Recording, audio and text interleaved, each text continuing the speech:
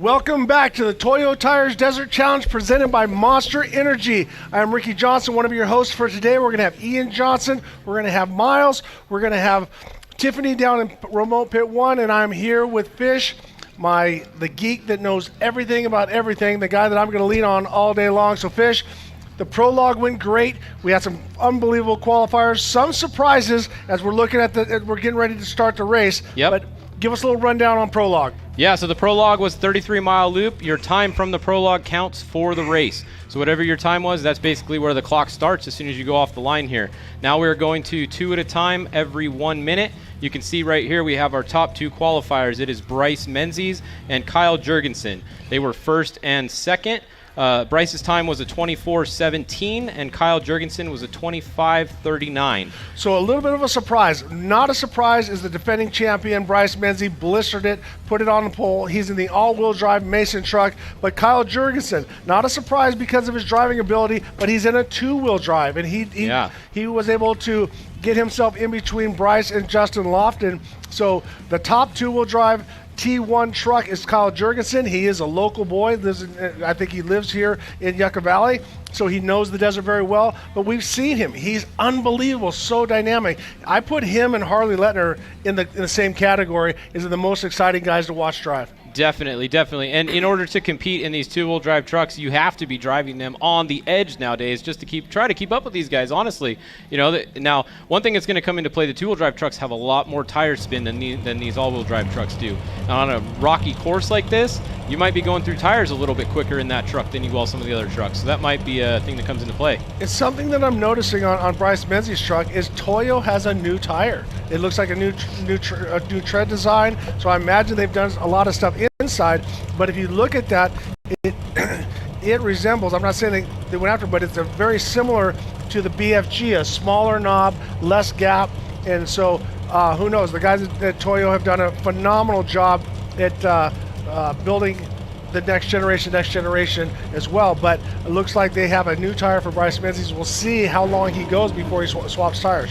Yeah, that's going to come into play in their strategy. Now, a lot of these guys, they can do a pit stop and they actually get the tires done before the fuel nowadays. That's how fast these guys are. So every time, if you're stopping for fuel, you know, you might as well do tires because the fuel's going to take longer than the tires. So why wouldn't you change the tires? So a lot of these guys will run the same front tires the whole time and only change those if they get a flat. But as far as the rears, you know, you might change those when you come in for fuel. I would anticipate everyone's only going to stop probably 1 time this race.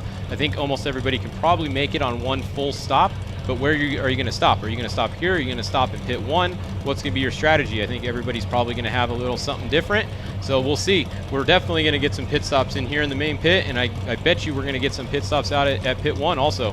So you look at that tire, a very similar tread design of what Toyo was running before, but it's smaller. It looks like the knob design looks like a scaled down version, a little bit more square to give you more turn-in capabilities. But a lot of times everyone thinks you always want just max traction all the time. But there's a fine line because if you get more traction, then that translates into the chassis, into the drivetrain and all the different stuff.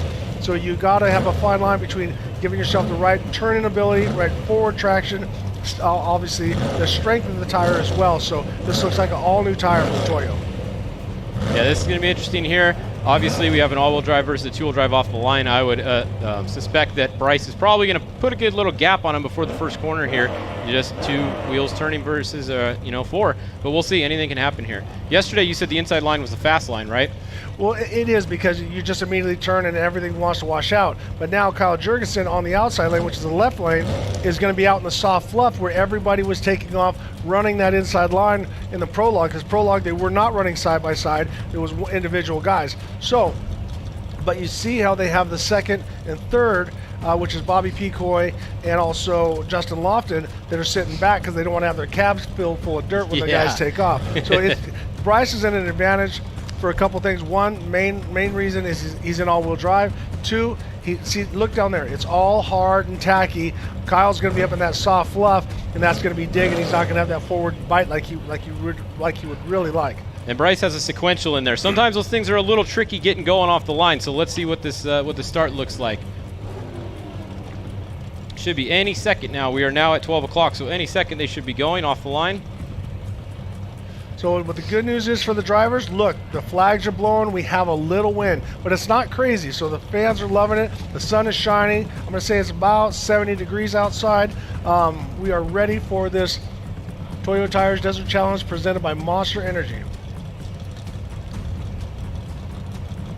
Yeah, definitely the little bit of wind is going to play a big factor in this. Definitely you guys can race a little bit closer together with the 1 minute starts. Everybody's glad to see that right now. Besides these guys, they didn't really want too much wind because whoever gets out front here, the less wind the better for them. But everybody behind them is glad to have it. It's actually looking like it's picking up a little more, maybe about 12 miles an hour now.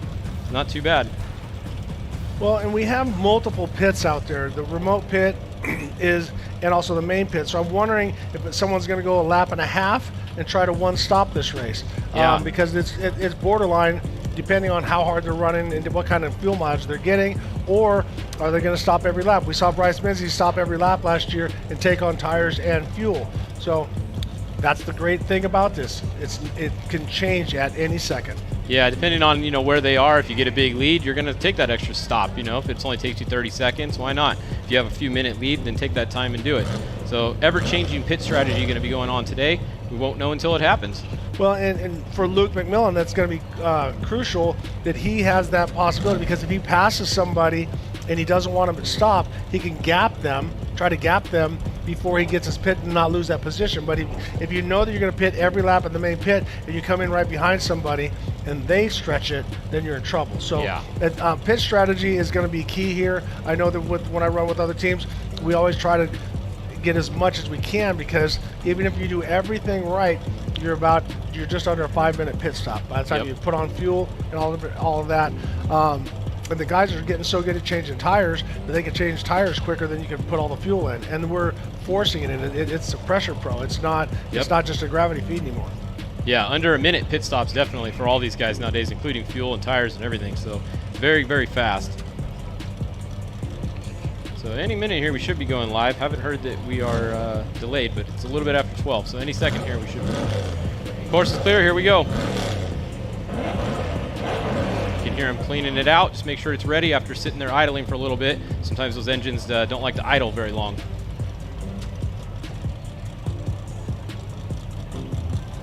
See the green flag up. Here we go. There we go. All right, Bryce Menzies on the inside. As you see, Kyle get a little bit loose, and that's the all-wheel drive advantage right there. So Kyle's going to settle in, but we're going to get to the dust here in a minute. So, Kyle pushing a little bit wide there. Off course some. Back on track. Now remember, we are starting every minute. Okay, it's not 30 seconds. So right there, the dust is already playing a factor, and Bryce Menzies is in the captain's seat. Our defending champion is now leading. Yes, 2022.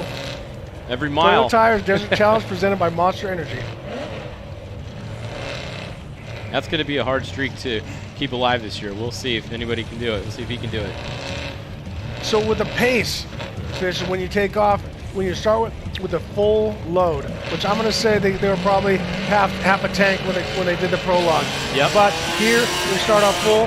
It's a little bit, it bottoms out a little bit. Justin Laughlin, once again, on the inside, gets the jump on Bobby Picoy with the all-wheel drive Mason. But to finish my thought is that you have to be a little ginger when it comes to the G-outs and stuff until you burn off a few gallons, because it's roughly 8 pounds per gallon. Yeah. And so anytime you burn that off, then the truck gets lighter and starts to perform better. Yeah, definitely a big weight difference in how much fuel's in the back of that truck. So the top 4 are off the line. Next is going to be Adam Householder and PJ Gomez. And remember, your prologue time counts here. So as soon as Bryce started the race there next to Kyle Jurgensen, even though he was side by side, he was already 1 minute and 20 seconds ahead of him on time, just because that's how much he beat him by in the prologue. So if anybody's going to win this race today, they're literally going to have to pass Bryce Menzies and put time on him in order to win this race.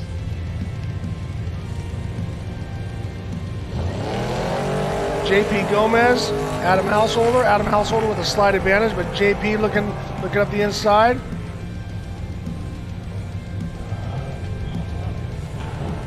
Takes it easy. Adam Householder takes 5th spot as they leave Hammertown. Next is going to be Cameron Steele and Luke McMillin, who was the unluckiest person this morning in the prologue, twice. Well, every racer is superstitious to some degree or another. So you can either look at it two ways, like, man, this is just a bad day for me, or you know what? I got my bad luck out of the way. The rest of the day is going to go awesome. Yep. That's the route that I would choose if I was Luke McMillin. That's pretty much your only option at this point, because in a few seconds here, he's going green.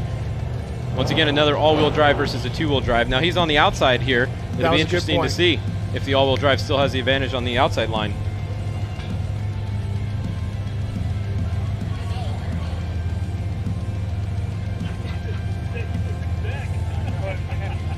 Watching Kyle Jurgensen as he navigates his way in second place. Green flag is up, and they're off. Cameron Steele with the jump. Look at that inside line. But Luke McMillin looks like he's got him on the inside, going to push him high a little bit. Oh, he's going to push him out. Yep, come inside. There he goes. Inside line definitely has better traction. Now here we go. We have a P2, the first one. Christopher Plavardi is on the inside. Can he stay in front of Eric Harden? So This is going to be interesting. He's got the line. We just saw Cameron Steele get the jump on Luke McMillin, but can he hold it around through that first turn?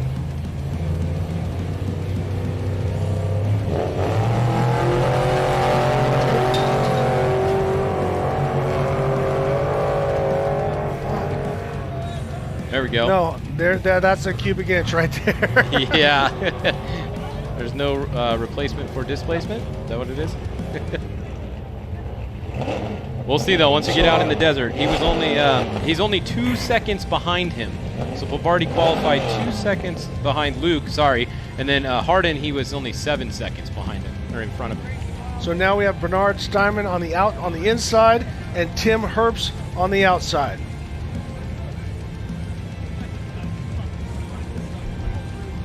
Now this is two Herbst Smith built trucks right here. They both have the Gibbs motors in them.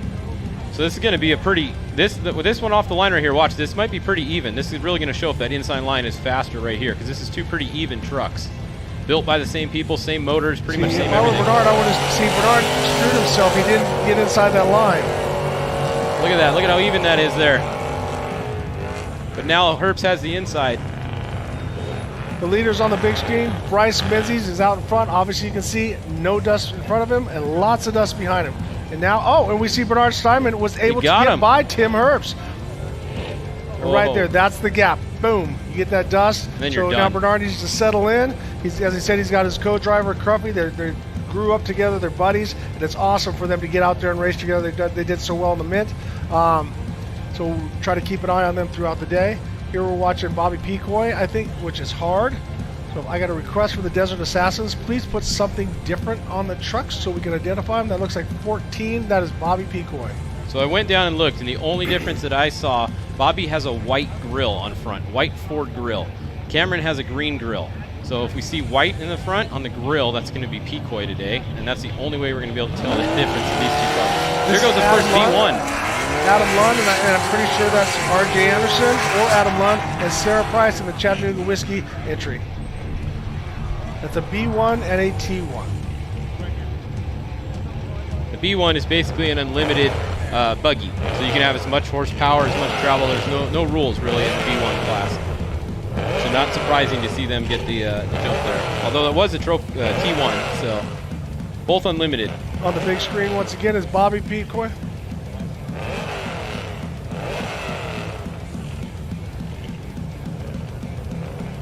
Kyle Jurgensen is the driver that's in second place, chasing Bryce Menzies, who is our current leader physically, and we can't really get into corrected time, but he's leading absolutely because he had such a big lead going in. So yeah. Kyle Jurgensen would have to be a minute plus to he's gonna have to pass him.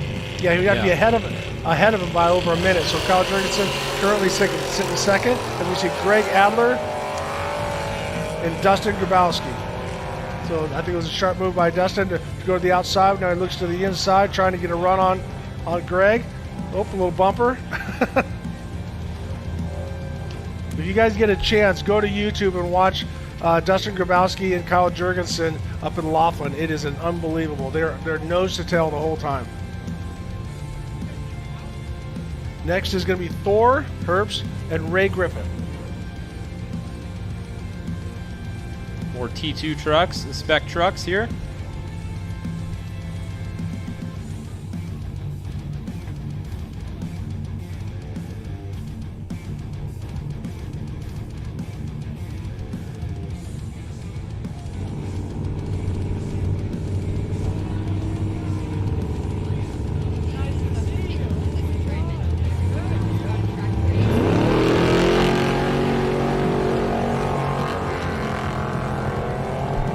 All right, so there we go. Herbst versus Griffin. Hole shot. Goes to the inside, protects the line. Harden looking up the left.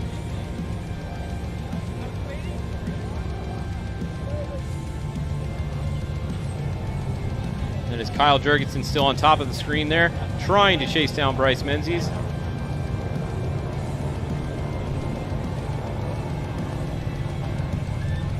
That is our leader. Or no, our leader's already well past there. Once again, Kyle Jurgensen in the Brenthal entry, the T1.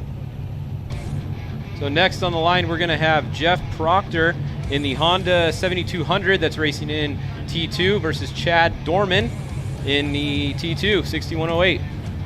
This ought to be interesting here. We have a sequential on the inside versus an automatic on the outside. Sequential V6, a little bit narrow, a little bit lighter. You can see that Honda accelerates hard getting off the corner. Dorman looking to the inside. Yeah, Proctor truck's going to be hard to get around, that's for sure, until you get in the bumps. On the straightaways, you can see right here, he's already pulling on him. That truck's going to be significantly faster on the straightaways. Just in the bumps, how is it going to hold up?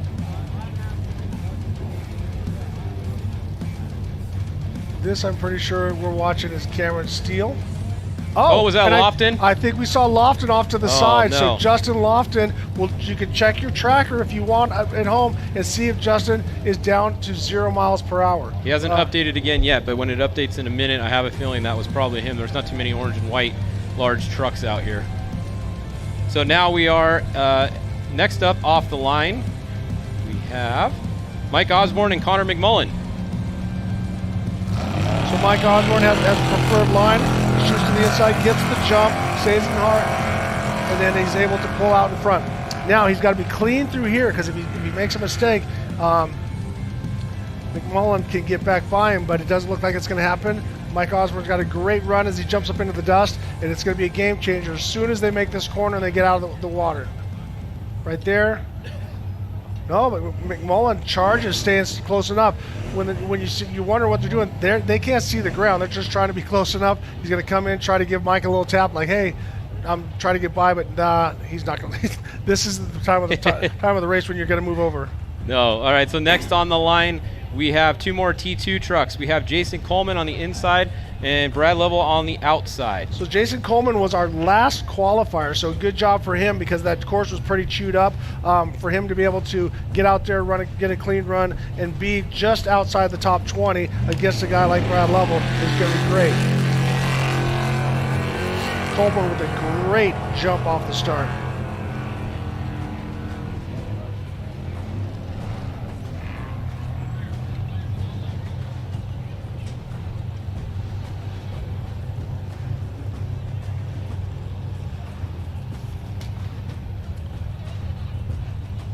Jason Coleman with a clean start.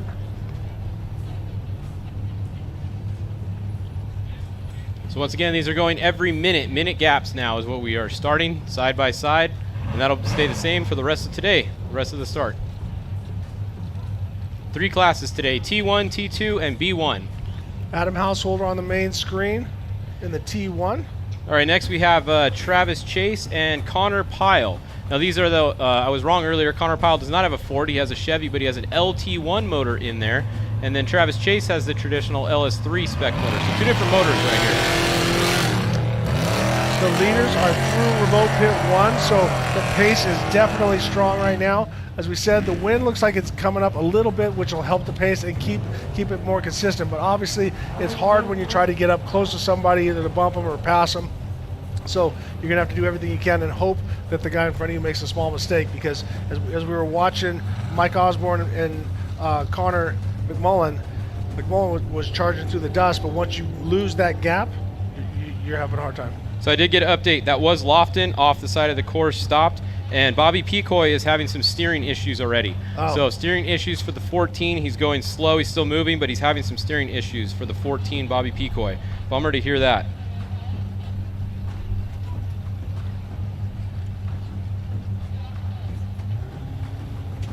Also, it looks like the People's Racing truck might also be stopped.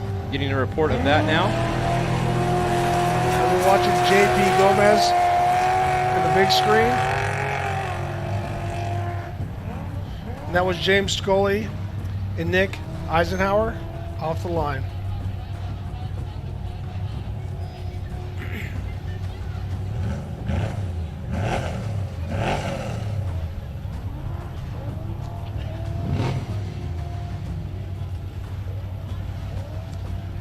Kyle Jurgensen on the main screen. He is already past main pit, as we can see the Method Race Wheels helicopter doing some filming.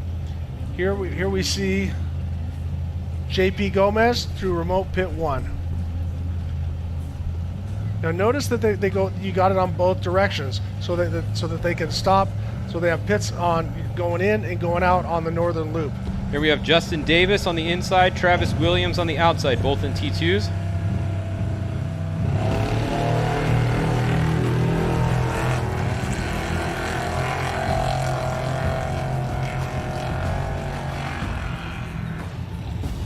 Looks like Justin's car might have loaded up a little bit, wasn't able to get a good run, but now can he make it back as they're coming up in there? That's what these things. These cars are so identical. He has to jump back in line and just try to stay with him. On the tracker, I am showing Ray Griffith at 0 miles an hour. So the 6153 Ray Griffith is at 0 miles an hour right before Heartbreak Hill. So he is having an issue right there. Bummer for Ray.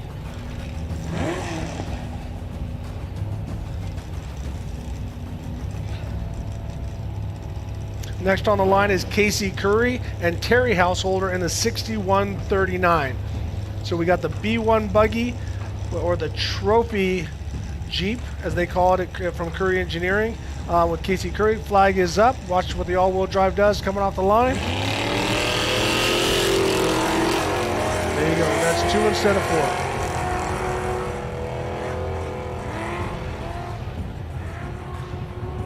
Vincent Munoz and Kevin Thompson. We don't know if that's Kevin in there or Harley. We believe that Harley's in the car. That whatever driver qualified has to start the race. It's pretty much that across the board in every series that you go to. But yes, we got Vincent Munoz and Harley Letner / Kevin Thompson in the 70 concrete. Vincent Munoz on the inside is in a T2 in Harley because they had a flat and had some other issues. Kevin Thompson was back a little ways. Yeah, I was going to say that's the only reason why we see Harley back this far, because usually he's in the very, very front, if not the top 3.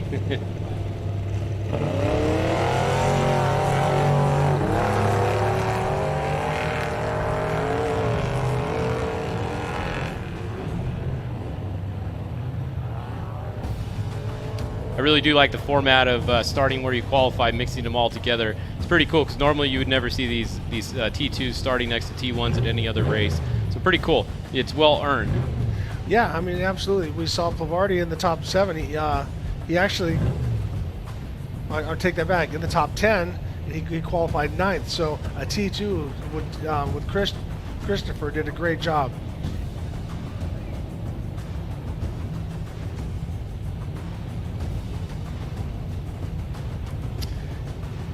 Kevin Smith and Tracy Graff. We also saw that Tracy Graff got a flat, so he didn't qualify quite as high as he wanted to.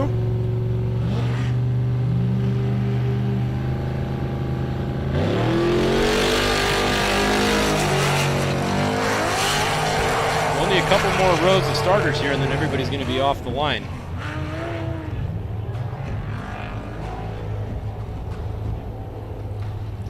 Next on the line is Charles Dorrance and Jeff Bader. Charles Dorrance in the 299, and Jeff Bader, who qualified 38th, is in the both of these guys are in T2 in 2:61. Here we're watching Eric Hart on the big screen. Just got an update from Justin Lofton. He just texted me the something with the transmission. So bummer for Justin Lofton. Sounds like he's out of the race with a transmission issue. And then Bobby Picoy has stopped, it looks like, with a steering issue. So 2 updates for you guys there. That's the thing. To qualify, you have to run so hard. You got to take your chances. Sometimes you hurt your equipment just a little bit.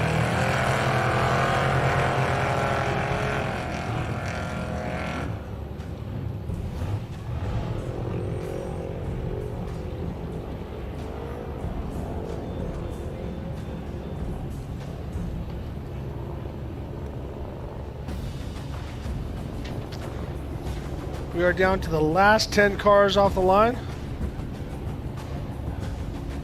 Bryce Menzies at mile 19. You can see him being chased by his father in their helicopter. They're filming.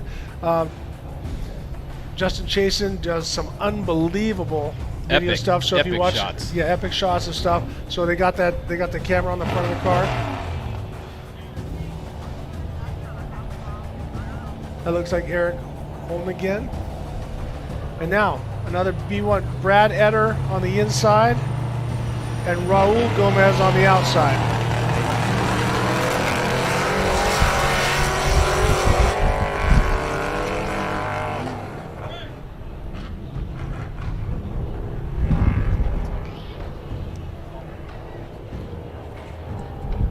All right, there's Grabowski, Dustin Grabowski through the main, remote pit, not main pit, remote pit 1.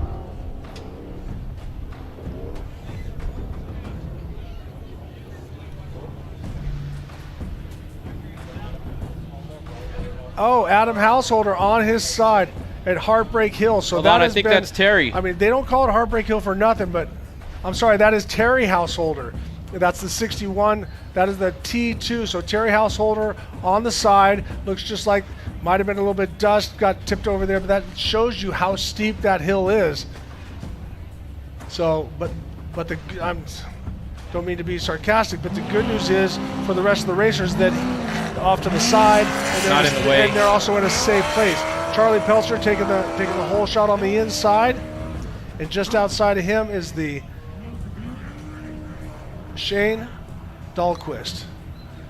Okay, update. Go ahead. Mile 20 just got a live split time for you guys. Kyle Jurgensen is only 20 seconds behind Bryce Menzies at mile 20. That was as of 1 minute ago. Physically, he's 20 seconds behind him, so he's hanging in there. No, he's definitely going to keep him honest. But once again, Bryce knows, so they have to start watching the back door. What's Luke McMillin? What are the other people doing? Because Luke, I think, it was so far back that everybody would have to pass him. Luke probably doesn't have to pass Bryce possibly to win. Let's see what the times were. We're about to do the math.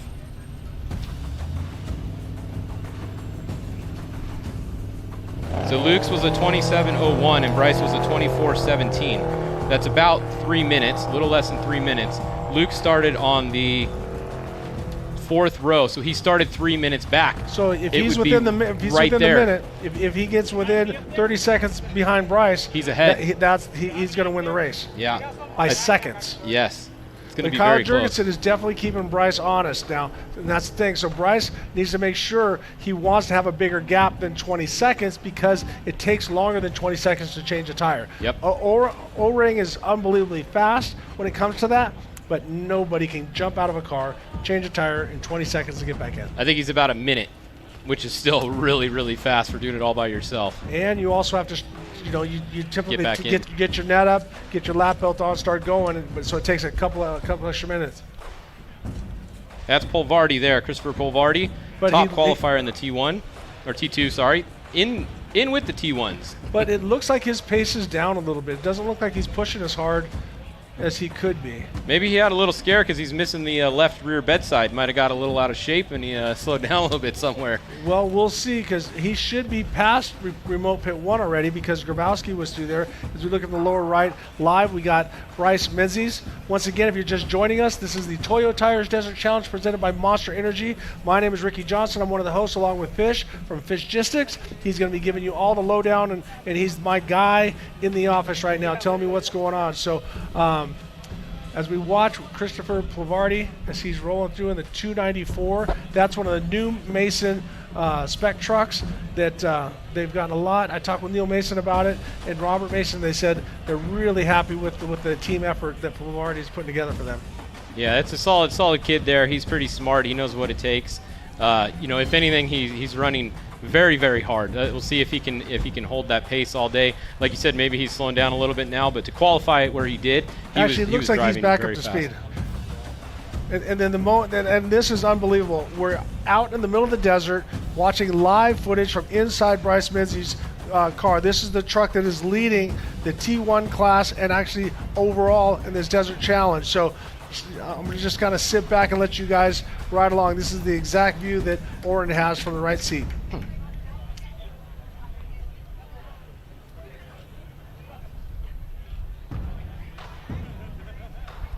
And I definitely retract my statement about Christopher Plavardi. He is on the gas really hard. he's gonna have to be, Well, he wants to go. He doesn't just want to win his class. He wants to get as high up overall today as he can. Well, that's kind of the beauty of off-road racing. It doesn't become personal until it becomes personal at the end. You just have to race yourself and be the best you that you can be the whole time.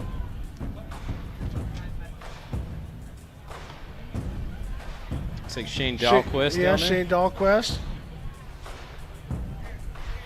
So I'm checking the tracker, and it looks like the only people I see stopped right now is Bobby Picoy. He is stopped at pit 1, so that is not good. Justin Lofton, we know he is stopped. And the 6153, Ray Griffith, he is stopped. Also the 6139, Terry Householder, as we saw, was on his side just by Heartbreak Hill. He is stopped. Other than that, everybody is still moving according to the tracker right now, so that's good news. Alrighty, so if you're watching the show and you want to know how to track the race, go to ultra4racing.com, click on live track, race tracking, where all the information is. You'll find an interactive race map where you can unofficially download the times and the leaderboards. So we're going to be putting the leaderboards up as much as we can, but remember, when you click on that, make sure you look at the timestamp of when they were done, because you might think one driver has passed another driver, he's further along, but remember, they do not all load at the same time, and they're going to load at different places. So you might see somebody going 100 miles an hour and somebody going 10 miles an hour, but you got to make sure that where they're at on the track. And you never want to see red on the bottom of the number. If you see red, that means they're at 0. If the little red is halfway filled in the bottom, that means they're stopped. So you never want to see red. And we also want to encourage you guys to shoot some questions out to us. I'm not going to get it personally, but our producers will. They'll shoot them to us, and we will get them to you as quick as possible. So what's unbelievable is I'm watching Fish over here. He's got his computer, he's got his phone. We're getting texts from people that are in the pits, people that are out there spectating, people that are watching. So if you have some information to us, get that out to us as quick as you can.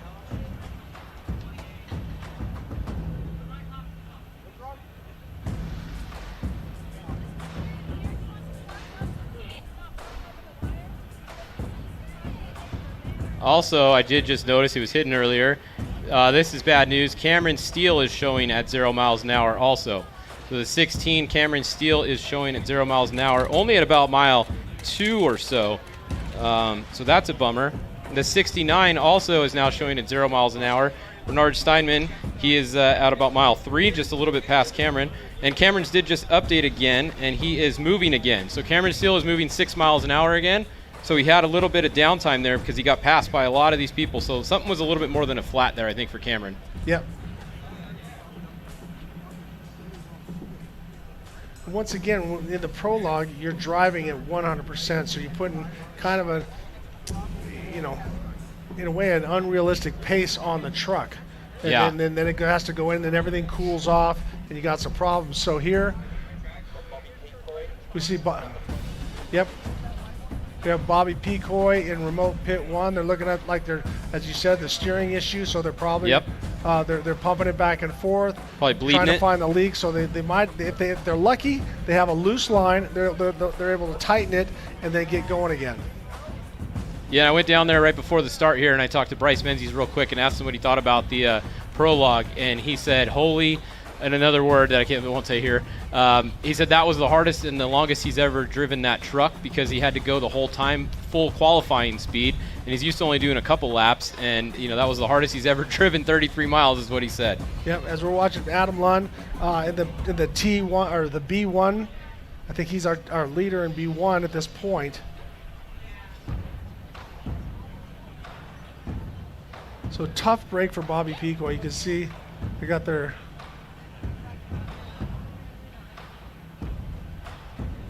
Bobby's out of the truck. So that's not a good sign when the co-driver's got his helmet off and the driver's out of the truck. But typically when you come in and have a situation like that, you got to communicate back and forth with the crew exactly what happened. Did you hit something? Did it start to fade slowly? Was it instantaneous? Whatever it was. But the Desert Assassins are hard at work trying to get Bobby back into the race.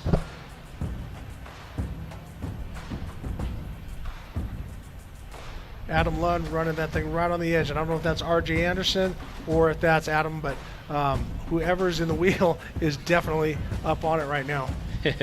Yeah, it's these B1 cars, definitely a little bit different. Rear engine, got a lot of weight transfer. Definitely don't go as good through the big bumps. They're very fast through the tight technical stuff, though.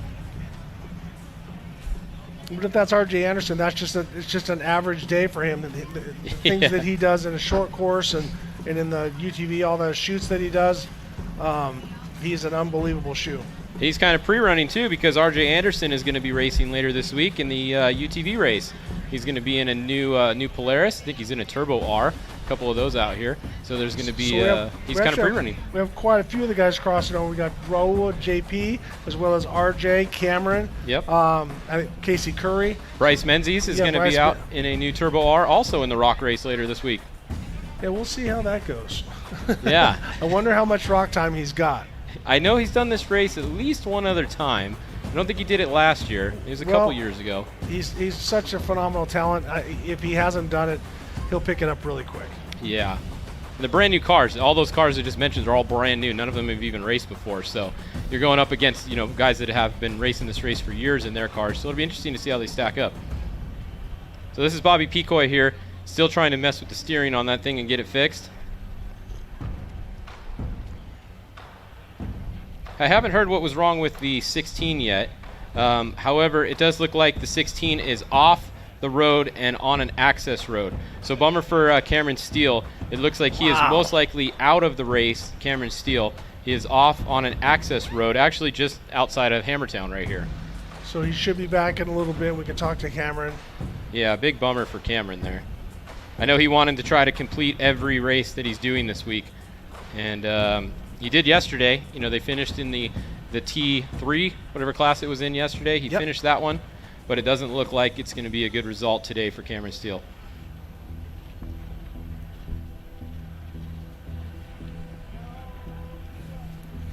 Up front on the tracker, it is still Bryce Menzies out front.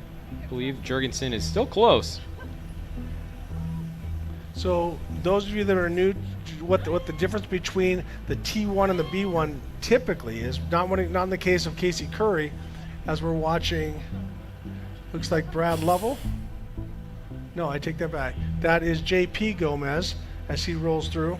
The buggies are independent front and rear suspension, and also the transaxle in the back, so everything moves separately. With the trucks, all of them are a solid rear axle with a spool, so you're constantly driving. So you have to have a slightly different technique on the buggy versus the truck. I think you can drive a lot more so-called brutal and harsh with the solid rear axle. Yeah, in the for truck. sure. With the buggy, you have to finesse a little bit more with the throttle, and then how you throw it around. So just got an update. Luke is now 4th on the road physically. It's out on course. And I did also confirm it is RJ in that Class 1. Okay, so that is R.G. Anderson, but we're looking at Sarah Price as she goes through Cougar Buttes, the 4-wheel parts Cougar Buttes. And that's her now on the main screen. She's done a lot of racing in the T2 class, but now I think this is probably her second or third drive in a T1. So she's doing unbelievably well. And this is going to be great because I think she can stay motivated absolutely the whole time because it's a short race and it's multiple laps, so you get to remember what you've been over. But she's so meticulous with her notes and her pre-running. I'm pretty sure she's very, very ready to go. And that's Greg Adler in the ORW entry.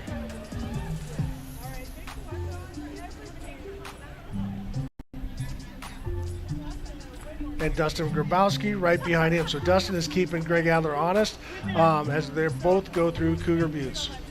Now, once some of these cars come through about mile 45 or so, I will get some split times for you guys also. So halfway through the lap, we'll have some corrected split times to let you guys know. Hey, this camera is at mile 19. This is Bryce Menzies as he's rolled. Oh, I take that back. This is Luke McMillin. Bryce is way past that as we see Luke McMillin. I just saw this. No, that is, once again, that is Christopher Plavardi, the first T2 truck on there. So I was fooled by the shape of the Mason hood, but that was Justin Plavardi. All right, we have some leaders past mile 33. The running order is Bryce Menzies, Kyle, then I'm told a big gap back to Adam Householder, JP Gomez, and Luke McMillin. So that is the physical running order passing race mile 33 as of just a couple minutes ago. And then Hardin just came by now also. That's Greg Adler. You can see right behind him is Dustin Grabowski. So Grabowski is doing a great job staying just at the tail end of the dust, but that T2 is definitely staying.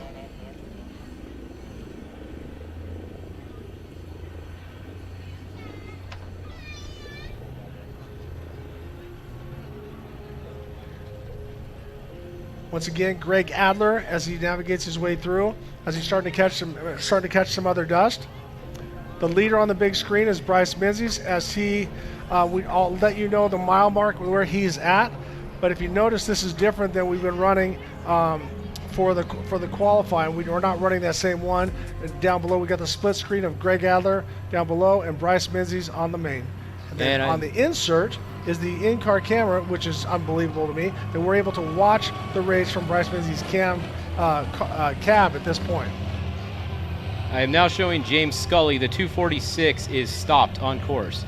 So that is not good for Ryan Millen and James Scully. They are stopped 0 miles an hour on course at about mile 31. Or 19, actually. It's really close where 31 and 19 are, but I think they're on the 19 side stop. Greg Adler putting it to it. He's not running a conservative pace.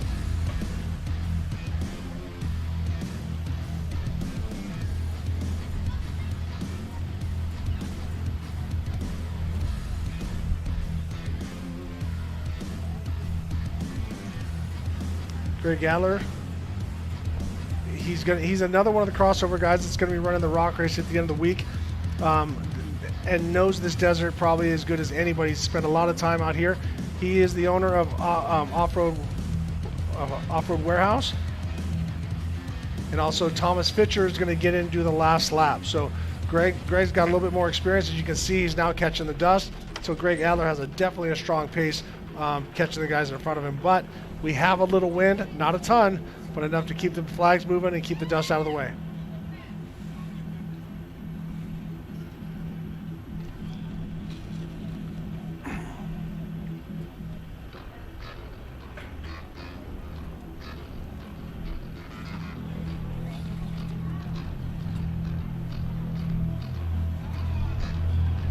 Once again, watching Greg Adler as he charges through the desert. You can see how hard he is as we scan back. And here's going to be Dustin Grabowski, who's staying right at the end of his dust, which that's the best thing he can do, because if he tries to rush any harder, he's got to wait for Adler to stub his toe, which you could be waiting a long time. You know, Greg's a consummate pro as we're watching Bryce Menzies as this is our current race leader. Yeah, you don't want to risk, running in the dust this early in the race and get a flat tire, or even worse, break something on the truck. When you can just kind of wait it out a little bit, Let the race come to you a little bit.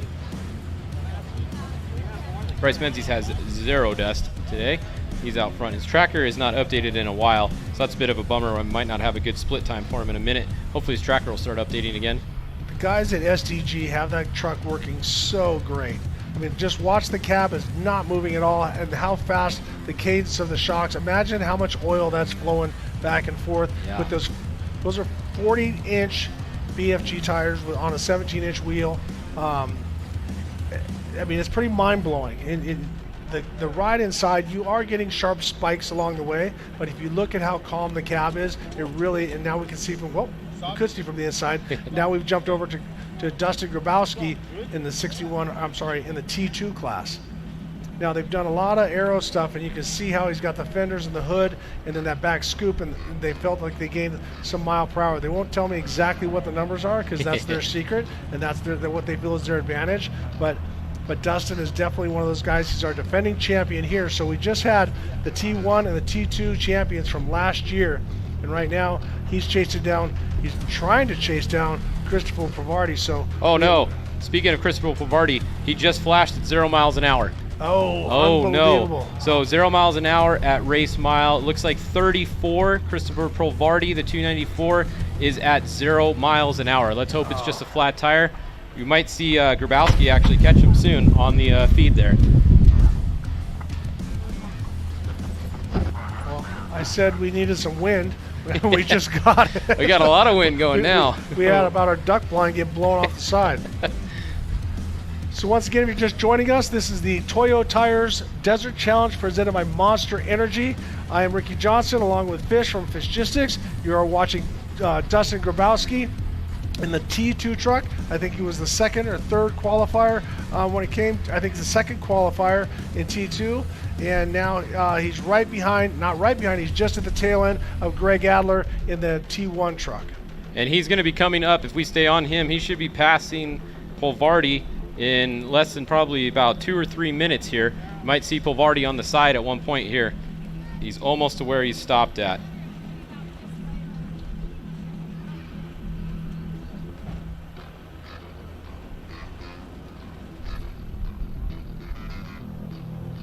And Pavardi is going again. Okay, Pavardi looks like is a flat back running tire as we're watching Bryce Menzies, our current race leader. Pavardi's doing 74 miles an hour again, so probably just a flat tire change.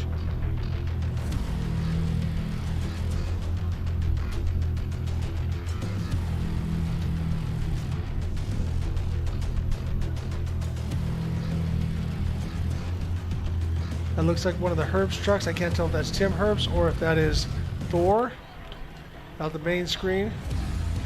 Below, they're down at Cougar Buttes. Now, when they run through Cougar Buttes, they're not running all the technical stuff that the rock racers go through, but that just gives you an idea. If you're familiar with Johnson Valley and where everybody goes wheeling and stuff, the guys do the off-road truck race does go through Cougar Buttes. That's how far south it goes, or actually that's how far north it goes before it does a turn and starts to head back. Okay, so we have another truck 0 miles an hour. Tracy Graff is stopped in pit 1. So not good news for the 58 of Tracy Graff. Stopped in pit 1 currently, 0 miles an hour. The 65. So Justin Davis has been working really hard through the dust trying to get by. I think that's Eric Harden. And he shoots to the side trying to get a run at him. Oh. We got him. He let him go. All right, the 65, Greg Adler, is now at 0 miles an hour in the exact same spot that Pavardi was. Wouldn't it be ironic if they hit the exact same rock? It might have. He's in the same spot. So there's Harley running for Kevin Davis, and then Kevin Davis right behind him. The Heatwave truck.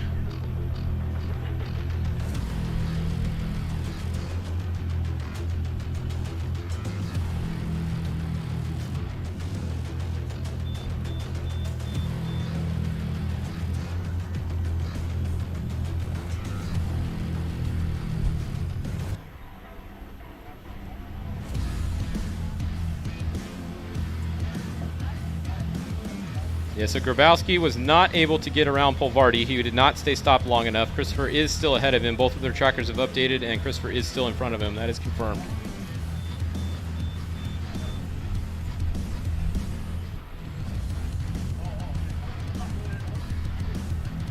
can see that wind moving There's it your now. gap. You can see about every minute where they have to work their way through. You see the next dust cloud, the next dust cloud, but you also see how much that's hanging that you cannot get. If you're behind somebody, you can't get within a quarter of a mile because the dust is blinding. But we do have a consistent wind coming from the north, shooting south. So hopefully that helps some of the drivers as we're watching on the main screen one of the Herbst trucks. I can't see if that's Thor or if that's Tim. That looks like that is Thor 264. So Thor Herbst running in the T2 class.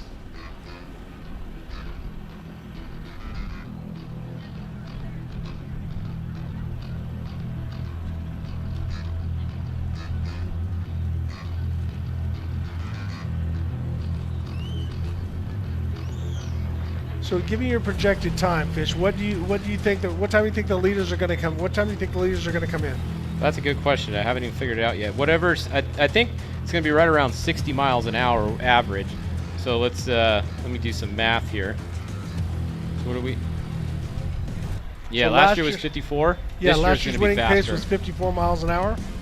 I'd say 60. What is it? 83 miles. So that's 83 minutes, right? Yep. Times 3. 249 minutes. We started at 12 o'clock, so 249 minutes after 12 o'clock. Okay. What time is that? That was a good guess. On the big screen, we're watching our leader and defending champion, Bryce Menzies. 4:15. That's my prediction. 4:15. Once again, we're back with Thor Herbst as he navigates his way through. Once again, we talked about this, that this course is unique and everybody that comes here likes it because it's something a little bit different. You know, down in Mexico is Mexico. We've been running a lot of the same stuff because it's limited on where we can go.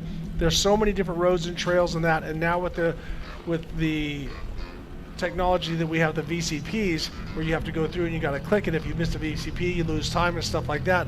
So it's very difficult to know exactly where you're going because there's so many trails out here.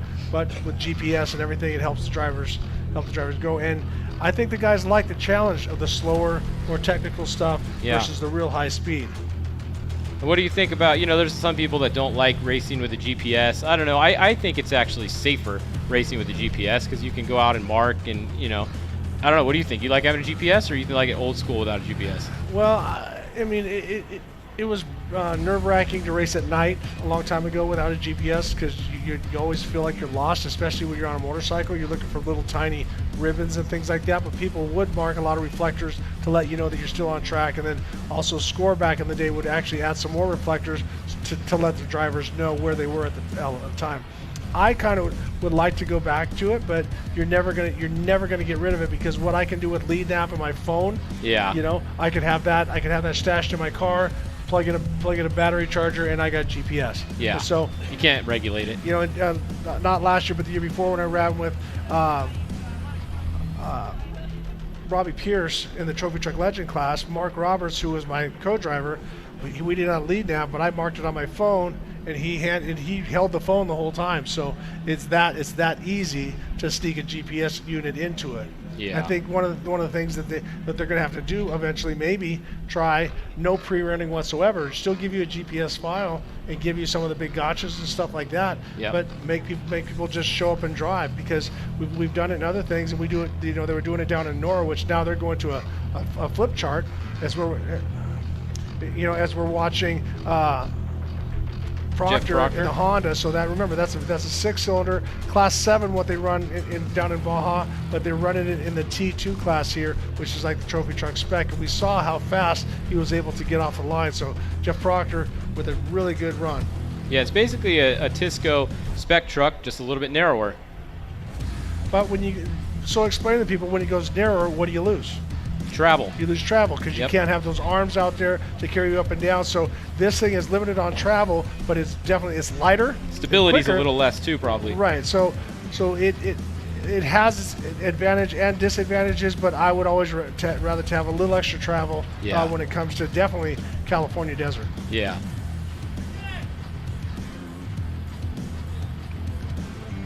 Yeah, kind of, weight and more travel definitely makes the bumps a little easier. Back, the Geyser trucks were not light trucks when they were first designed, some of the first T1s out there, but they would go through the big holes really, really well. And then some guys tried to start building lighter trucks, and they didn't go through the holes as well. So they're a little faster, but you know, they just have their on and off. So I don't know, personally, I'd rather be able to go through the holes better.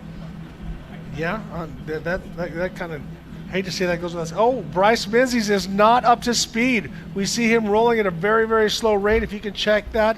And we see Kyle Jurgensen also. They might be in a speed zone. I could be way... I'm sorry, I'm okay, thank God. It's a power line speed zone. We see everybody cruising along. Yeah, mile 50.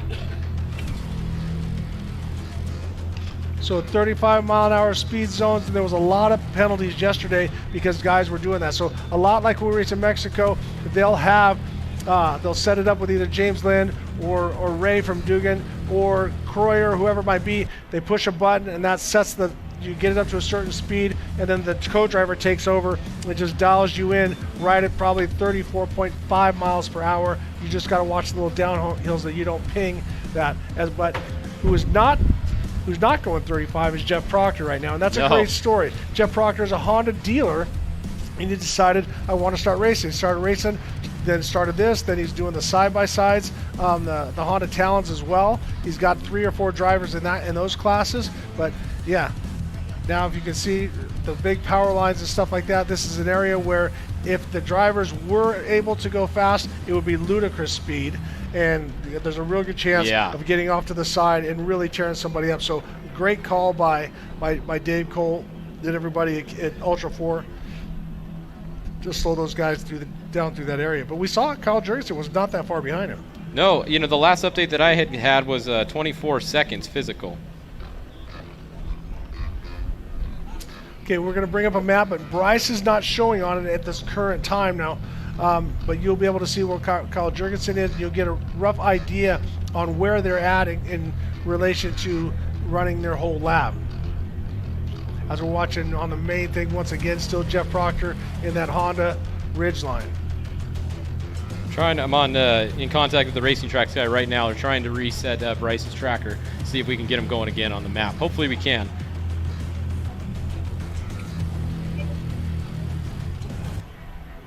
As you're looking down there, that is not in slow motion. That is Bryce going 35 miles an hour down the pole line road where he has to make, so for safety reasons, they had to slow those guys down there. But what it does, it basically gives them like a little transition, gives the drivers a chance to take a drink, and yes, maybe take a pee. So so those that you don't know about that, yes, the guys do relieve themselves. I don't want to get too personal with it, but it is basically a condom with a hose on the end of it, and you pee on the floor of your car. And you hope your seatbelt didn't pinch it. And then stop and go. Now he's back up to race P, so race speed. So Bryce Menzies, our current race leader, is through the speed zone and back up to race speed. Yeah, Adam Householder in the 24 is hanging right up there with the top guys too. He's up there close with Jurgensen and them in that front pack. Also, Eric Harden is showing us now on the pole line road also. So those are going to be some of your first front runners up there.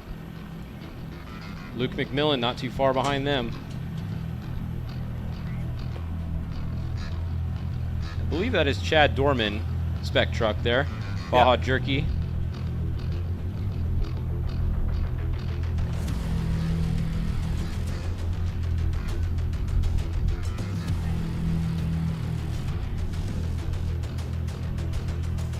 So yeah, confirmation from on course that about halfway through, the 103 is the first one car to go by, and that is Adam Lund, RJ Anderson driving.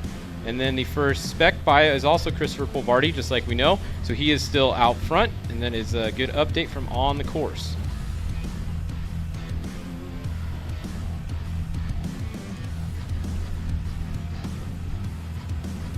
There's Bryce Menzies down in the bottom there. So now we're watching the map. As you can see, this is Kyle Jurgensen, and in front of him, notice there's the pole line road. It has Kyle going 29 miles an hour, and now Kyle is out. It shows him back up to speed. He's at 50. Here we're seeing Eric Harden, obviously at 29 miles an hour, trying to keep that vehicle slow. And Adam Householder, once again, also at 30. But now here they should be a little bit higher. Here at 50 miles an hour, that's Christopher Pavardi. And behind him is Robert Johnson, which is Sarah Price in the Chattanooga Whiskey entry. Along with Adam Lund, that is R.J. Anderson, who's running that B1 entry. Mike McMillin, running 50 miles an hour. And right behind him, Luke McMillin. So Luke McMillin is in his dust. And once again, I don't know when these were pinged. You have to go back and look at the timestamp. So just looking at a couple split times here on the Racing Track split times page, Adam Householder is actually fastest to mile 45, not including Bryce Menzies because his tracker's not working, so we don't have a split on him. But out of everyone else, Adam Householder got there in 38 minutes and 44 seconds. And once again, you got to add in his prologue Bryce time Menzies is out. Oh no, is that Bryce? That looks like Bryce, like they're changing the tire, or it looked like both drivers were out. If we can get that camera shot, just look up a little bit. It is. Looking under the middle of the truck. Yes, they're looking, so. Drive shaft, maybe? Look, the window is down. Bryce and Oren is out of the truck. Jurgensen already went by. Jurgensen has already gotten by. We see that it might be a drive line because yes, it is. I'm pretty sure. It looks like Oren is in the back pulling the drive line off, and so they're going to have to change it. So Bryce is under there doing what he can. There it is. So his helmet is off, and unbelievable. Bad chain of events for our defending champion, Bryce Menzies. So they'll assess it. They'll do what they can. They can get no outside assistance other than other drivers. So they can't land the helicopter and work on them, only if it's a safety issue. And they can't drive a chase truck in there at the time, so they got to have somebody, an official, to pull them out. So right now, this is not good for Bryce Menzies. No, that's not good at all. Now the drive shaft, the rear drive shaft, it's not that hard to change, but in a race like this, it's going to be hard to make up that time. Exactly. What do you think? A drive shaft change is going to be a couple minutes at least, probably 5 minutes or so? That was the pass for the lead. That was Kyle Jurgensen. Didn't look like Jurgensen, but I could be wrong. I think Jurgensen would have already been by him a while ago because he was only 24 seconds behind him. Is that at where Adam Householder was, Bobby Picoy was out, and so was Justin Lofton. So he had a huge gap between him and Kyle Jurgensen. So we're going to see them. Now, is that a piece of the drive shaft that was on the ground right there?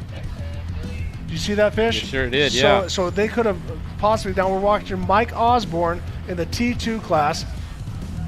He's running with Drew Becerra in the right seat. Obviously, Drew's been riding with a bunch of different guys, as I said, as a driver himself. But also, he's one of the top mechanics. There is the drive shaft right in the middle. Look at that ding in the white. Look at the white part. See that big old ding?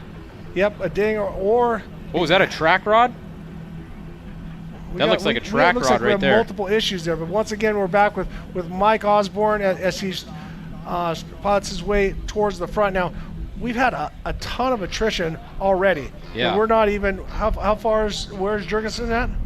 Jurgensen is now your leader. I know, but what part of the he's close to mile 55. So only 50 miles into this, so they have to do 3 84-mile loops, and we're only 50 miles down, and we haven't lost completely, but the problems are Bryce Menzies, Justin Lofton, Bobby Picoy, also Terry Householder was on his side, so we've seen a lot of different issues. I just got an update from their helicopter. Bryce Menzies has broken an upper link and a drive line. So that was the upper link right next to the drive line. Drive line probably took out the link, or the link took out the drive line. I think the upper link broke, and then that spun the rear end, yep. And then that probably pulled the drive line off. So that's not going to be just a fix and go. When you rip it apart, there's a good chance where you bolt the rear end. Sorry, slow down, Rick. When you bolt the drive shaft to the rear end, if it pulls one of those ears off, it's not going to work. Yeah. Andy McMillin just said on his truck it takes roughly 10 minutes to change the drive shaft. So there you go. Andy McMillin just gave us that update. The same exact truck as Bryce. But it's not just a drive shaft. They need an upper link. Yep. So add that on to roughly 10 minutes plus the upper link, and there you go. The plot thickens, man.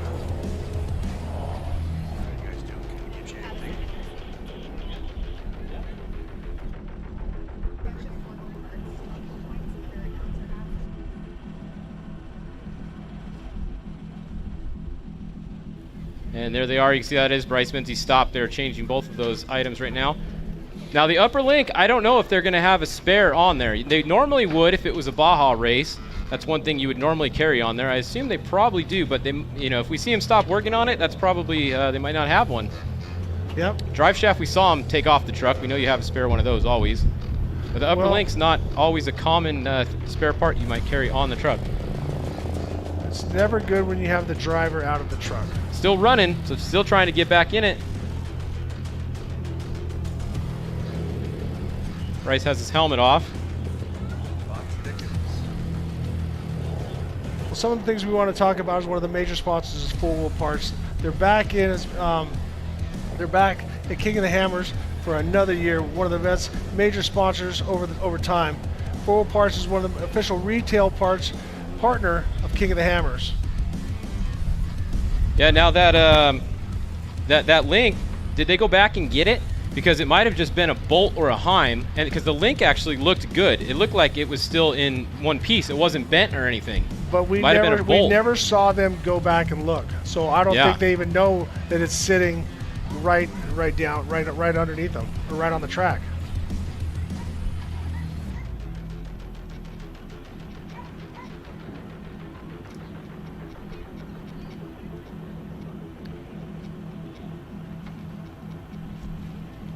So by now, Luke McMillin has also been by there. So it looks like the running order on our tracker now, which is probably pretty close to accurate because Bryce was the only one that wasn't updating.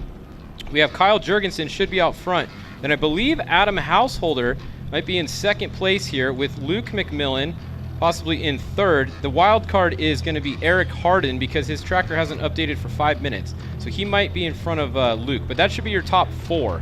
It should be 27, probably the 24, then the 79, and the 83. I think that is going to be your running order right now by my best guess.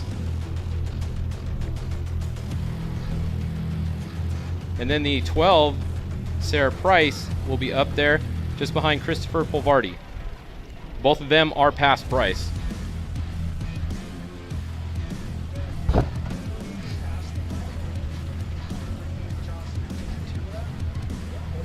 Now on the tracker also, it does look like Dustin Grabowski has gained a bit more time on Christopher Polvardi. Remember, the T2s are running in their own class today, so even though they started with the T1s, they are racing themselves in the T2 class. So it looks like a pretty good race going on between Polvardi and Grabowski, with Grabowski closing in a bit.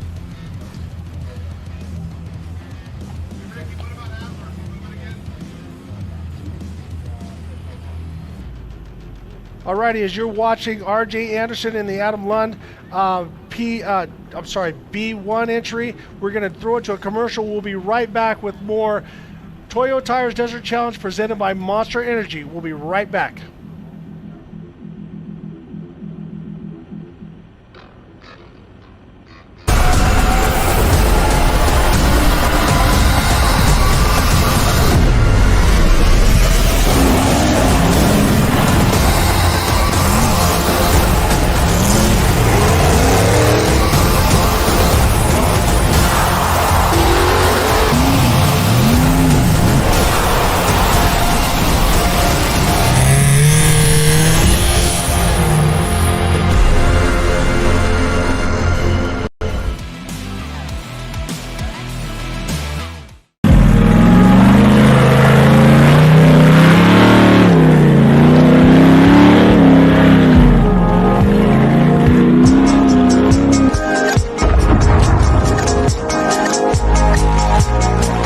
Thankful to have VP Fuels on board.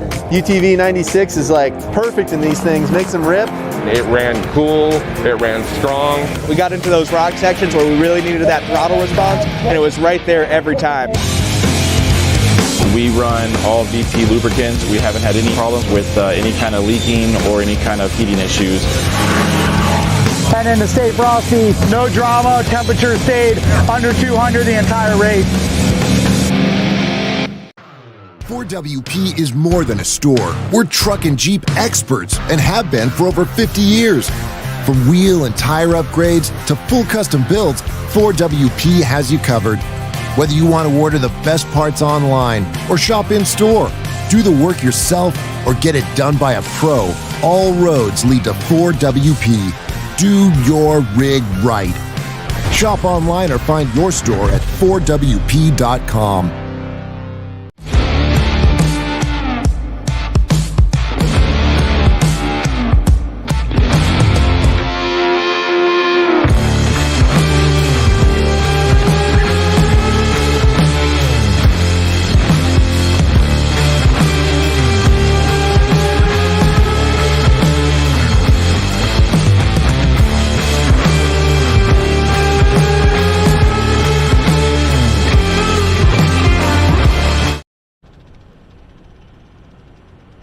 Welcome back to the Toyo Tires Desert Challenge presented by Monster Energy. I'm Ricky Johnson along with Fish from Fishgistics. We have so much going on. If you just joined us, we've had the leader and previous champion, Bryce Menzies, was not running away with it, but had a pretty strong lead. But Kyle Jurgensen was keeping him honest. Then something happened with the upper link and then also something with the drive shaft. So co-driver Oren and Bryce are out of the truck working on it as quick as possible. We've had Justin Lofton, who is out of the race. Also, Bobby Picoy, who qualified so well, was out with power steering, so we've had quite a few issues. At this point, I'm going to pass it off to the other Johnson with the great hair. That's Ian Johnson. He's going to be taking over for me for about an hour and a half or so, or until he wants to get out of here. But I'm going to pass it over to Ian. But Fish, keep us, while we're making this transition, where are we at with everything? Where's Kyle Jurgensen, and how is the rest of the race going? All right, well, our current leader is Kyle Jurgensen. He's around mile 60 right now. Behind him, it looks like it's Adam Householder, and then Luke McMillin. Eric Harden is up there. Christopher Polvardi is up there, and Sarah Price is up there. Just going over and looking at some split times that we had on the Racing Tracks page at mile 45 or so. In the T1 class, Adam Householder was actually leading on time. He was beating Kyle Jurgensen by about 45 seconds. Eric Harden was second on time, and Luke McMillin was third on time. Kyle Jurgensen was fourth. Over in the T2 class, around mile 45, we actually had Dustin Grabowski was ahead on corrected time, even though he's physically behind Christopher Polvardi. Jeff Proctor was second, only about 12 seconds behind Grabowski. Chad Dorman was third, Jason Coleman fourth, Travis Chase fifth, Mike Osborne sixth, and so on. Remember, those are on corrected time, but you have to add in their prologue time to it too. So lots of math to do today, but that just kind of gives you a rundown at mile 45 who was where on corrected time. All right, Fish. Once again, this is Ian Johnson taking over from the man, the myth, the legend, Ricky Johnson. Fish, I got to ask you a question. For everyone who's watching at home, this whole T1 Desert Challenge here in Johnson Valley. This is new to a lot of us. It's only been happening for a few years, but this is multiple laps. We see that all-wheel drive trophy truck on the side of the course. Is that a fixable repair to get back in this race, or is it over? Which one are you talking about? Lofton? Bryce. Oh, Bryce. Oh, yeah, that's fixable easy. The thing is, in a race like this, he's probably out. He's out for the win now because it's going to take you too long. By the time you get it fixed, you're not going to have as much time as you would in a longer race to get back up there, maybe make up some time. So he's probably out for the win, but yeah, they'll get it fixed. They'll go, do the rest of the race. And now we've got Luke on screen right now. We're watching where are we at? There have been so many leader changes. When we factor in that prologue, do you even have any math in your head as to who do you expect to bring this race home today? Well, obviously the favorite had a problem already. That's why I asked the question. Luke is the second favorite, so I'd say this is back in Luke's playbook now. When Luke drove by and saw Bryce on the side of the course, both of them probably looked over at each other and gave themselves a little high five because their biggest competition of the day is sitting on the side of the course. Is out. So this is right now. He's probably sitting in that truck right now thinking this is it. Yes. Now they're back in the game. When he sees that, when he's in this position, is he going to pull back a little bit, or is he still going to be pushing as hard as he can? No, I don't think anybody's pulling back today until maybe the last lap. I mean, right now there is no lead that's comfortable because you can get a flat tire at any point, cost you a couple minutes. You can get a drive shaft like Bryce. Bryce was leading, had no dust, and had a drive shaft and an upper link go out. You never know. You can't slow down because if you slow down and then you get a flat later and you lose by 30 seconds, you're pissed because you slowed down. And we talk about this every year. That's what these races come down to now, right? Seconds. Seconds in these hundreds of mile races. They end up finishing within seconds of each other. So, like you're saying, they'll push as hard as they can. But you've been out there. You've probably seen this course. Here, as usual, here at King of the Hammers, everything changes annually.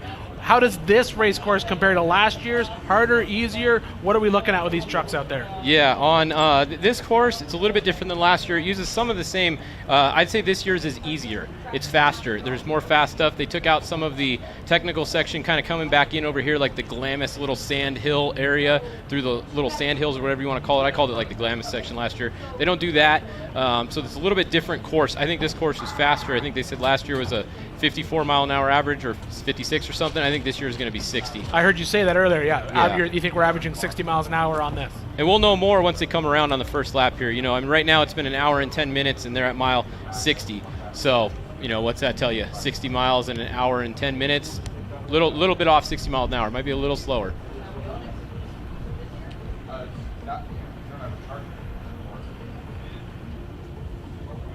Yeah, just like Fish was saying, we are expecting leaders back in here into Hammertown anytime now. Pit one first. Oh, sorry, pit one. Yep. Sorry, yeah. Leaders get through pit one first, then we'll actually get some physical idea of where they are on the course. We'll be able to do some math. Well, Fish will do the math. I won't do the math.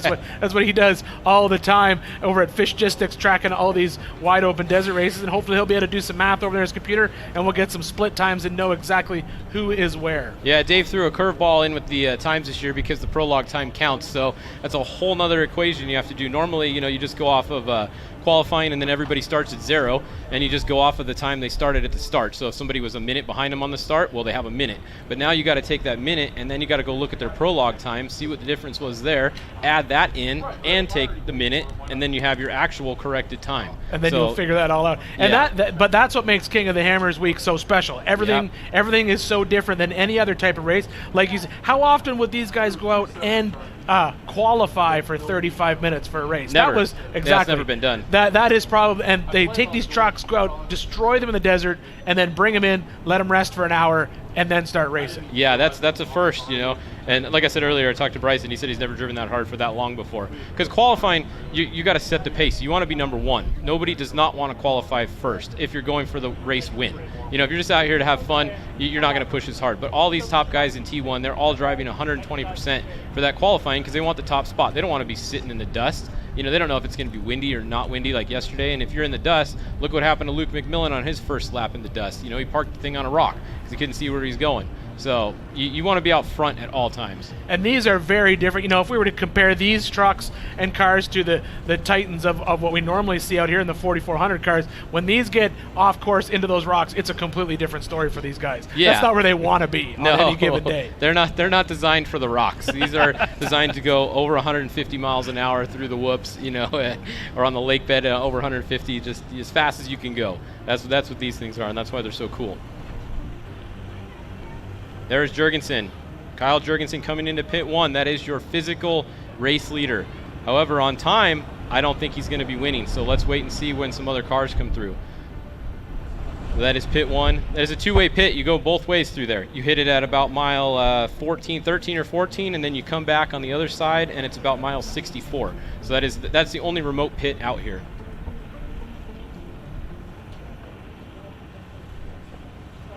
Yeah, and as Fish was saying, then we'll have to add in their actual qualifying or prologue time in there and then factor in the split because this is a timed race. Although he's physically through the pits first, it's all about when they left Hammertown.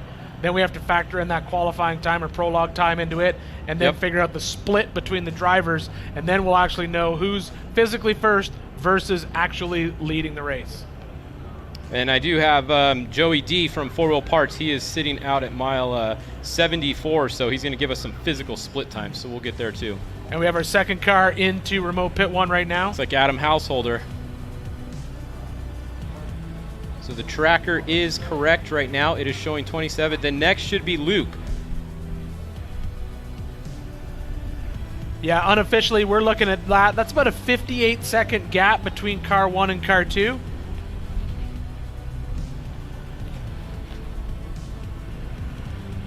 So now Luke should be coming through the pit not too far back here. Pretty close, actually. Probably within a minute or so.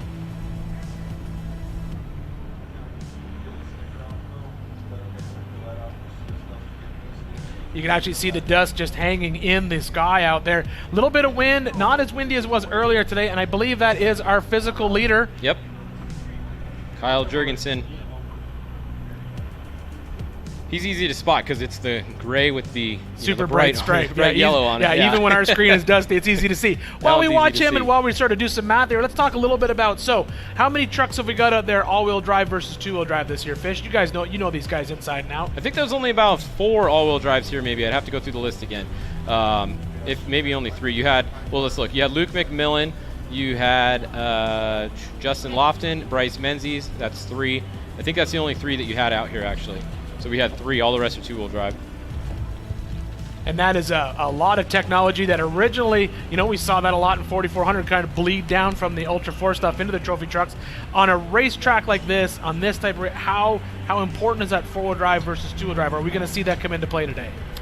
On this track, honestly, not as important as some other ones because there's not as much tight and technical stuff. I mean, look at how fast these guys are going most of the time here. That all-wheel drive is not much of an advantage on this section right here.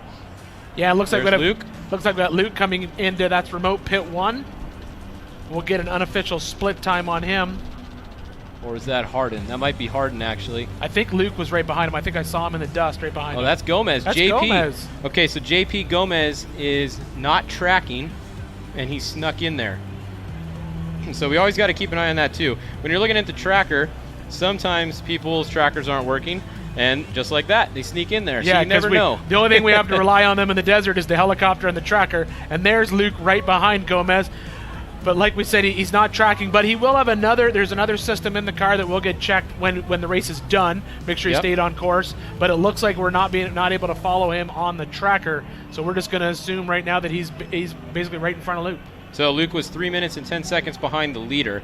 He started 3 minutes behind him. So he's lost 10 seconds so far in the race, plus whatever he lost in the prologue. In the prologue, yeah. Yes. So we'll look at those split times, and then as they come in, we'll have to actually look and see what's happening in that prologue, how much time they had in there. A lot of math going on today. So Householder, we saw him come through there second, right? Well, he started 2 minutes behind Jurgensen, and he was only about a minute behind him when he came through there. So that would put him a minute in front. And then if you go look at the prologue time, Jurgensen was about a minute in front on the prologue time. So literally, it goes back to almost neck and neck on corrected time right now between Kyle Jurgensen and Adam Householder for the corrected time lead, within seconds of each other right now. Yeah, and that's a conversation we have every year about this. This is a multiple lap. I think it's 83 miles per. Times 3? Yeah, times 3 laps, plus the 35-mile prologue in there that now we got to throw that math in there. And this will come down to, when we cross the finish line, adjusted time, we'll be looking at seconds away from each other. And when they do come across the line here, we will get an actual time for them on our timer also. So that'll help us a little bit rather than just guessing. We'll see the actual physical time here. And when they do, we'll read it off to you guys for sure. And it'll pop up on the screen once we have some guys done with lap 1. Yeah, we're just basing it off of unofficial split times as we watch it through our feed that's coming into us from the camera crew coming through remote pit 1. Obviously, we'll get actual split times when they come back through Hammertown, finish that first lap. Then we'll be able to sit down, take those numbers, look at the prologue, look at everything, and then we'll have a better sense of who's actually physically leading versus time leading. And as Fish said, these races come down to seconds, even though we're talking about 200 and some odd miles that they're out there racing. Yeah, it's really cool racing nowadays, especially the 6100 T2 class out here. All the 6100 numbers you see, that class is even closer than the T1 class usually. At least more cars close. The T1 class, sometimes it's 1 or 2 close, 3 maybe at the front. The T2 class, you'll have 10 guys that are within a minute at the finish line at the end of these races. So it's really, really important. Every second really counts, specifically in the T2 class nowadays. You can't make any mistakes and expect to win. Now, for those watching at home, Fish, let's just brief you a little bit. We've got, out on course today, we've got T1, B1, T2. So T1, obviously, those are unlimited. That's just all the bank you've got, or all the investor money that you can throw at it. T2, what is the difference between those trucks? That's the spec truck. So it's basically a T1 chassis with a spec motor in it. Most of them have an LS3 in it. It's a sealed engine. You're not allowed to do anything to it. You are allowed to rebuild it now. So there's going to be, like I said earlier, if I had a T2, I would buy 10 engines, grab the best part out of all 10 engines, put it into one, get it tagged, and now that engine, I guarantee you, is better than those 9 other engines that you put back together. So there's a little bit of strategy coming into play in the T2 class nowadays. Absolutely. And then B1s out there as well. Those are basically buggies, Yes. rear engine type Yeah, IRS mostly. cars. Now, the one exception to that out here is Casey Currie. Casey Currie's in his trophy Jeep, which is a solid axle rear end. IFS but he doesn't front. have any fenders on the front, so it's kind of like a buggy. He calls it a trophy Jeep. So he's running it in the B1 class out here. He could run in either one, and nobody would probably care, Yeah. but he's entered it in the B1 class out here. Absolutely. And he would be probably the only all-wheel drive car in that class. Yes, the only other all-wheel drive car that's around nowadays is the RPI car. It's a Lumacraft Class 1 with a big block in it that they built, and it's an all-wheel drive, but it's not out here. And speaking of that, I think we're seeing one of those B1. Is that one of those Yep. B1 cars coming through pit 1 That right is now? most likely the 103. Couldn't see there. That should be the 103. Adam Lund with RJ Anderson driving today, and right behind him, that is Christopher Polvardi. So that is, and check it out, he's coming into pit. That's the first. I believe that's the first vehicle we've seen stop Yes. in that remote pit on the way back. So I don't know if that was a planned pit stop or not, but he is leading, and that is Christopher Polvardi in the 294. You just saw him pull into remote pit 1 and come into his pit stop. We'll see how long he's in there for. He's in there for about a minute or so. You know, it's kind of planned. If it's more than that, then it's not. And right now, that's our current leader on screen. Right now, you can see the helicopter following him through the desert, making quick work. That's our T1 truck leader right now, current physical leader. Like I said, we're still going to be, there's still going to have to be more math done as they get back into Hammertown. We work in not just split times this year, we're also having to factor in that prologue or qualifying lap as well. Yeah, and the guys doing the timing, got to give a little shout out to them, because that was kind of I know I heard Dave say they weren't used to doing that, so I'm glad that they figured out how to do it. I think they actually just assessed basically a penalty of whatever your prologue time was, and that's how they got the timing to work. So if you are looking at the live scoring, I think as soon as they come through, it should be correct on with the prologue time. So we will include their prologue time when they come through. I believe so. Yeah. On the live timing page. I believe it will. We'll find out, because it's been about a minute, or it'll be about an hour and a half. So if the time is an hour and a half, it's not included. If the time is 2 hours, then we it's know included. it was included. Yep. Yeah. Yep. And that's just all part of the fun here out in Johnson Valley. Here we are as part of the. And speaking of remote pit 1, I believe we've got Tiffany Stone, who's out in remote pit 1, probably with some action going on in the pits. Tiffany, what do you got? Down here at the pit, I had a chance to talk to some of the teams, and it looks like Justin Lofton is out with the transmission. Griffith has a rear end with the possible axle. They're not too sure. Also got a chance to talk to the Menzies team. Right now, Bryce is upper link, and he also has some drive shaft problems. He's out in the desert still. They're able to fix it. They talked to Sean over at the Menzies camp, and he also mentioned that he has all the tools and everything to fix it. Lots of the trucks have already gone through for their second loop through remote pit, so everything's happening. Still going to keep you updated on the Pecoy and Steele situation.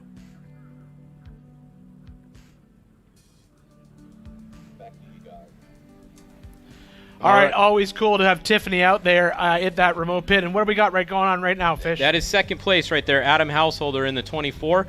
Physical second place coming through. Now at race mile 75, I just got some splits. It was Jurgensen first, and then Householder was a minute 24 behind him. So minute 24, remember, like I said, started 2 back. Give him a minute. He's a minute behind. He's about 24 seconds behind right now on corrected time. So Jurgensen is leading over Householder by 24 seconds, if I did that right. I think I did. We think we did, yeah. He's either losing by 24 seconds or he's winning. Yeah, Pretty either sure way, he's losing. really close. Yeah. We're talking about 24 seconds here Yep. over, and we still have 2 more laps to go after this one.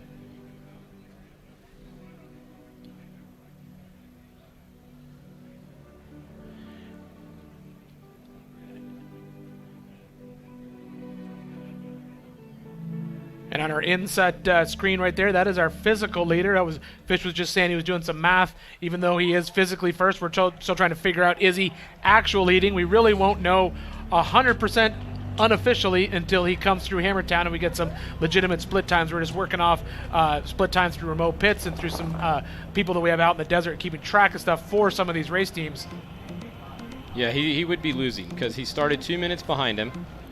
and he's a minute 24. That would mean he's up by 45 seconds or whatever it is, and then he lost the prologue by that much time. So yeah, losing. Very close though, and we're gonna have to keep an eye on 3rd and 4th place and Luke McMillin when he comes through. Yeah, we'll be watching all of these cars as they come through Hammertown. As we said before, there's a lot of play here because even though these cars are out on a 3-lap race out here, Dave threw the curveball last minute, decided we're going to include the prologue or qualifying time. So these guys went out, pushed super hard qualifying. That was some guys 35-minute, I think was about an average qualifying time for them. And now they have to factor that into, that's almost like their joker lap or extra lap in this race. And so we have to factor that in with their actual lap time when they come back in, plus the difference when they left the starting line, because it is a staggered start and they're also being timed. So lots of play here in Johnson Valley, but just it's amazing. It's only day 2 here racing in Johnson Valley, and we're full of people, full of spectators, and amazing racing going on here in Johnson Valley, California. Yeah. And I think I just got another one. Okay, so I believe it's JP Gomez, probably is 3rd maybe right now, 3 minutes and 17 seconds behind the leader at race mile 75. So his tracker's not working, so like I said, we're trying to get you guys split times. I believe that would be them. Joey D says it was so hard in the dust to see, but it should be Luke coming next. So if it is, then we'll know that was JP. Yeah, when we saw that up in pit 1, we saw JP come out of nowhere, and we did not see Gomez on the tracker. That's because we believe his tracker's not working. That's not unheard of in this race. We're basically pinging off satellites in outer space. It's got to go all the way to space and all the way back. You never know, it could have got lost in transit. So we're watching him. We saw him on our live stream and your live stream at home, so we're just going to work off some unofficial split times. But he was right in front of Luke as they went through remote pit 1, and we're just trying to decide, is he physically 3rd or in a different position? We won't really know that until they come through Hammertown here and finish that first lap. And the good news is that the tracker is not the same that we use for the time. So there is an actual physical transponder on there. So just because the tracker's not showing on here, when they come through start finish, we should get the transponder time, which is the official time. Yes. Those work about 99.999% of the time as long as they're on the truck. Yeah, we've got lots of things at play. We're using trackers, and obviously we're watching it here on the live stream. But as Fish said, there is a physical tracker on the vehicle that's used by the race side of King of the Hammers, not just the entertainment side, which is where we are. But we can see Bryce still on the side, and that's surprising. Would you expect this repair to take this long? Yeah, the upper link, depending on what happened with that upper link, that's a whole nother ball game. The drive shaft is relatively easy. It's just some bolts. You take it off, put the new one on. That's pretty easy. Like Andy McMillin said, 10-minute fix in his same truck. But that upper link, it might have destroyed something else. It might have ripped the bolt out of the mount. You never know what might have happened with that upper link that they're now trying to assess. And then the question then also comes into, is this different than we've seen it when you race traditional desert racing, we see, and you run the extra parts out with your helicopter, and if you're the big baller in the sport. But you're not allowed to do that. What are you talking about? Nobody does that. Just drop some stuff from the helicopter. But how much spare parts are these guys carrying on these trucks? I know they're going to carry spare drive shafts, but are they going to carry something like a spare link?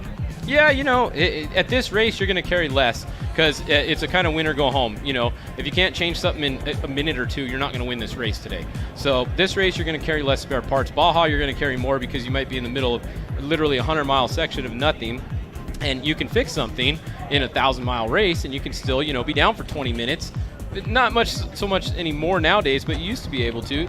You used to be able to change a transmission and still go out and win a race. Can't anymore. So they don't really carry a lot of spare parts on there. Yeah, this is more like a drag race for these guys, even though we're talking 80-mile multiple laps. And we just saw our physical leader going through Means Butte. Looks like Jurgensen's going to be coming back into Hammertown here shortly. We'll see him come through here, and then we'll actually get some actual transponder time on him, and then we'll know exactly what's happening. That is remote pit 1.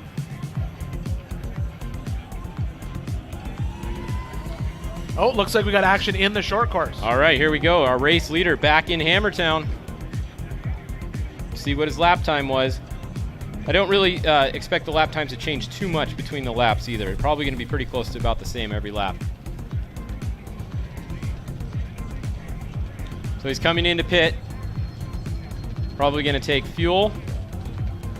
They're changing the rear tires, it looks like. They got the rear tires ready. Checking over the front, messing with something on the front there. Cleaning the lights off a little bit. See, they put the cone up on the hood. That means do not go. Driver does not leave until that cone is off the hood. Make sure no one's under the car. All right, and I believe we have Miles down in the pits right now, coming at you live. Miles, what do you got for us?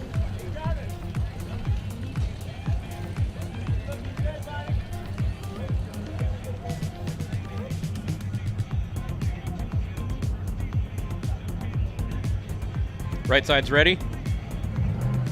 Here they go.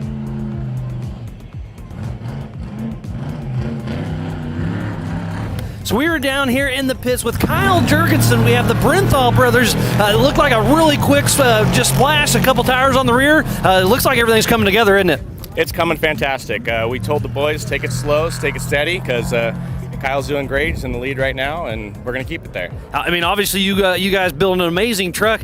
Bryce Menzies was out front having a smooth run, but hey, that's racing. Anything can happen at any second, and you got Kyle in here and out in, what was that, under 1 minute with fuel and 2 tires? Pretty impressive. Yeah, we probably did about 85 gallons and 2 rear tires, and got him in and out just like you should have. That's awesome. Well, good job, and we'll see what happens. Looks like Adam Householder's coming in, so we'll try to run down and get a little chat with him. So thanks again. I appreciate it, man. You bet. Thank you, guys. Well, while Miles runs across the pit, that right now we have Householder coming in, and that is our physical second vehicle back in Hammertown. Yep, any second here we should get a time. Okay, I got a lap time for Kyle Jurgensen. It was 1 hour and 26 minutes and 53 seconds. So 1:26:53. His total time, okay, we do have a lap sim on here, is 1:52. So that is including his prologue time. So we will be good on having corrected times once we get some more guys through the start finish here. And Householder should be through as soon as he's done with his pit. Yeah, once he gets through that pit, then he'll cross through the start-finish line. That transponder will trip, as Fish said. We'll then not only have their lap time, we are including their prologue time, so we'll be able to tell where they are in the race, overall versus physical. As we said before, this is a timed race. We're racing against our, and I believe on screen right now, that's the Gomez truck that we were unable to track. That's JP. We lost him on the tracker, so it looks like he's headed back into Hammertown pretty soon. So he's probably running third physical is what it looks like. And then Luke McMillin is most likely behind him. Yeah, and when we saw the helicopter shot, it looked like Luke was literally in his dust. So Luke's got to be right behind him as he comes back in Hammertown. As we said before, Gomez Brothers Racing was not pinging on the tracker, but there's a different tracker that tracks his actual lap time. So we'll get a physical lap time from him when he actually comes through the arch as well. And who do we have here? We got our next car coming in. I believe that is the Gomez car. Yeah, the last shot we had him, he was coming through just outside Hammertown. Now he's on the short course. Yep. That Householder that was in his pit back there? I believe that was out. Now this, you know, the reality is it looks like he's going to go through the arch first, so his tracker will ping first. Yep, and they pit over here on the left. And his pit's on the other side. He's going to pit after, so his lap time may reflect a little bit different, but once again, we're going to be looking at overall time. You can see Gomez pit at the end of that row right there, and they're ready to go. Looks like they're doing maybe 4 tires from the looks of it. So the fact that these guys are pitting after 1 lap leads me to believe they might also pit after lap 2. If you were going to try to do a 1 pit stop, you would probably most likely go to pit 1 and then do it. All right, and while it looks like Miles is down there with Gomez Brothers. Miles, what's going on? I can see him breathing heavy. He was running. They're definitely putting some fuel in the back with Gomez Brothers Racing down here. They got tires out, but they got the hood off. Looking at something up front, not quite sure what's going on. As Luke McMillin does not stop, so Luke McMillin's going to be on fire going out there. That 4-wheel parts all-wheel drive T1 is really moving, but Householder's right behind him, so it goes physical out on course. Jurgensen, Luke McMillin, Householder, JP Gomez is in here. Looks like they're putting some engine oil in this big block, so not sure if he's losing it or what's going on. It sounds like they're just a little bit low on oil, but so they're going to get it topped off, keep going. They haven't started on the tires quite yet, but they do have 4 of them ready to go. We'll see what they do once they get everything lined out.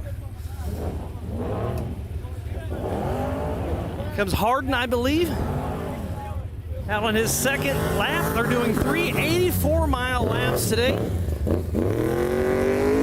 This course is getting beat up. They are really slinging the dirt everywhere out there.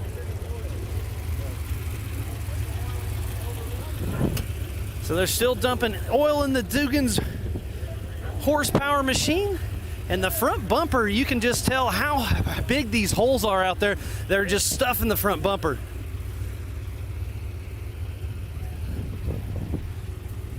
So while we wait and see what happens down here, we'll throw it back up to Fish, Gistics, and who else is up there?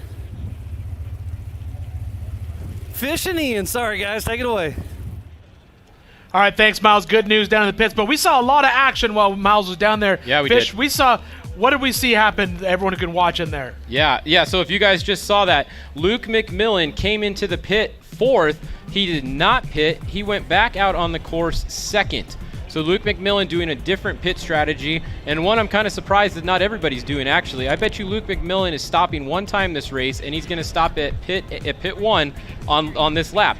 If he does that, that's the only time he has to stop this race. These other guys that just stopped right here, I don't think they can make it all the way to the finish, so they're going to have to stop again at the end of next lap. So I'm kind of surprised a lot of these guys stopped right here and didn't do their main pit out at remote pit 1. You know, the reality is they have to drive through that remote pit 1. They have to slow down. You don't have to slow down as much here in Hammertown. You saw that with Luke going through on that short course, hammered down and right back out. So a lot of pit strategy coming into play. And like you said before, Fish, these races come down to seconds. That makes a huge deal out here in the desert. And right now we've got a few... It looks like the 19, Tim Herbst, has rolled over in the short course. Oh, that is terrible news. That's terrible luck for him. And we heard Miles say that the course down there is getting torn up. These trucks, they go in there, they do a lot of damage, and you have to be real careful. It's super soft out there. These aren't natural berms. They're created just for this race. But while we watch that, Fish, we were talking earlier, but now we got some actual split times. Yeah, we do. What are we looking at in this race right now? All right, Kyle Jurgensen is your leader on corrected time. He is at 1:52.32. That is including his prologue time. And take that back, Adam Householder, this thing just jumped on me. It's not correct. Kyle Jurgensen is your leader, 1:52.32. Second place is going to be Luke McMillin on corrected time, 1:53.58. There we go, it just fixed it. So we have Kyle Jurgensen first, Luke McMillin second. He is about a minute and a half behind Kyle Jurgensen on corrected time right now. Eric Harden is in third. JP Gomez in fourth, only 5 seconds behind Eric Harden.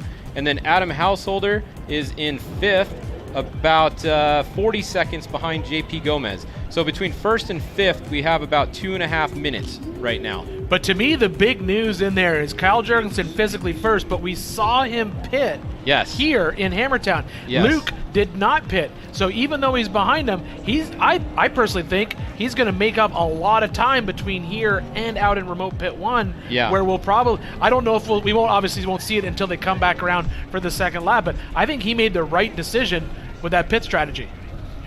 Yep. And there's the top 5 scores now on screen. You can see what we just read off with their times. And those are their elapsed times, including what we've been talking about all day, is that qualifier or prologue lap, call it a joker lap if you want, that got thrown in there. They had to include that. So that's lap 1 plus that. So this isn't lap 1. They're doing this lap 1 in how much time, Fish? Lap 1 was 1:26 for the top, 1:26.53 and 1:26.57. So Luke McMillin was 4 seconds slower than Jurgensen on lap 1. So an hour and a half, and Fish called it earlier. He called said this race would end around 4 o'clock. Based on that math, it's probably going to end around 4 o'clock. Yeah, I guess 4:15 was my guess. So we'll see. It's probably pretty close. Yeah, we'll see. Yeah, we'll decide that when we get there. But you never know. We never know what's going to happen. Yeah, we see a little bit of action in the short course as well as out. Looks like that's Luke out on the big screen out there. It looked like that was Herbst who got righted in the short course, and he's back out. Yeah, that is Luke McMillin there with the 4-wheel parts. Truck, Mason Motorsports all-wheel drive truck, number 83, up top there. And we did just have our first T2 come through. Christopher Polvardi just came through Hammertown, headed out on his second lap. His first lap time was 1:31.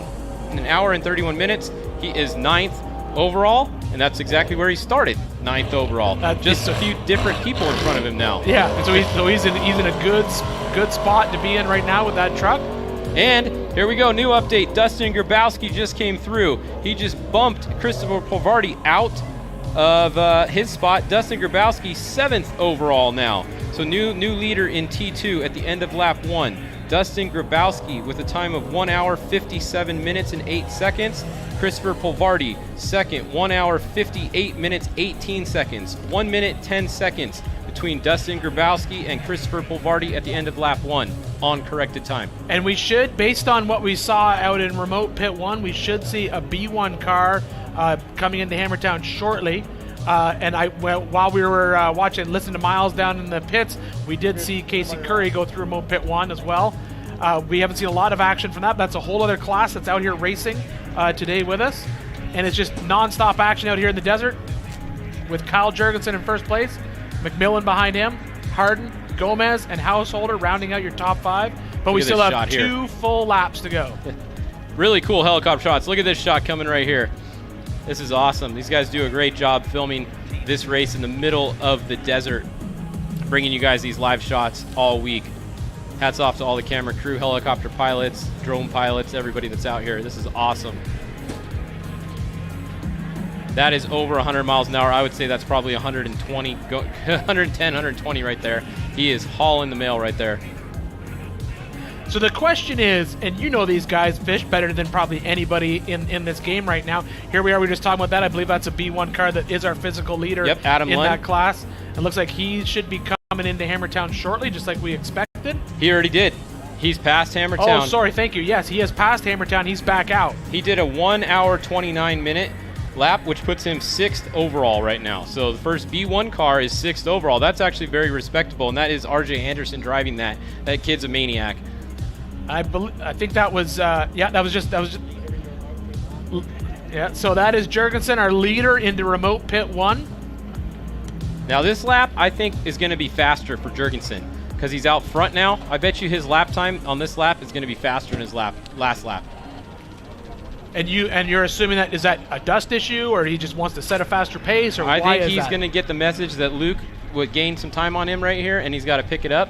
And he was behind Bryce, remember, off the start last lap for however many miles in Bryce's dust until he broke.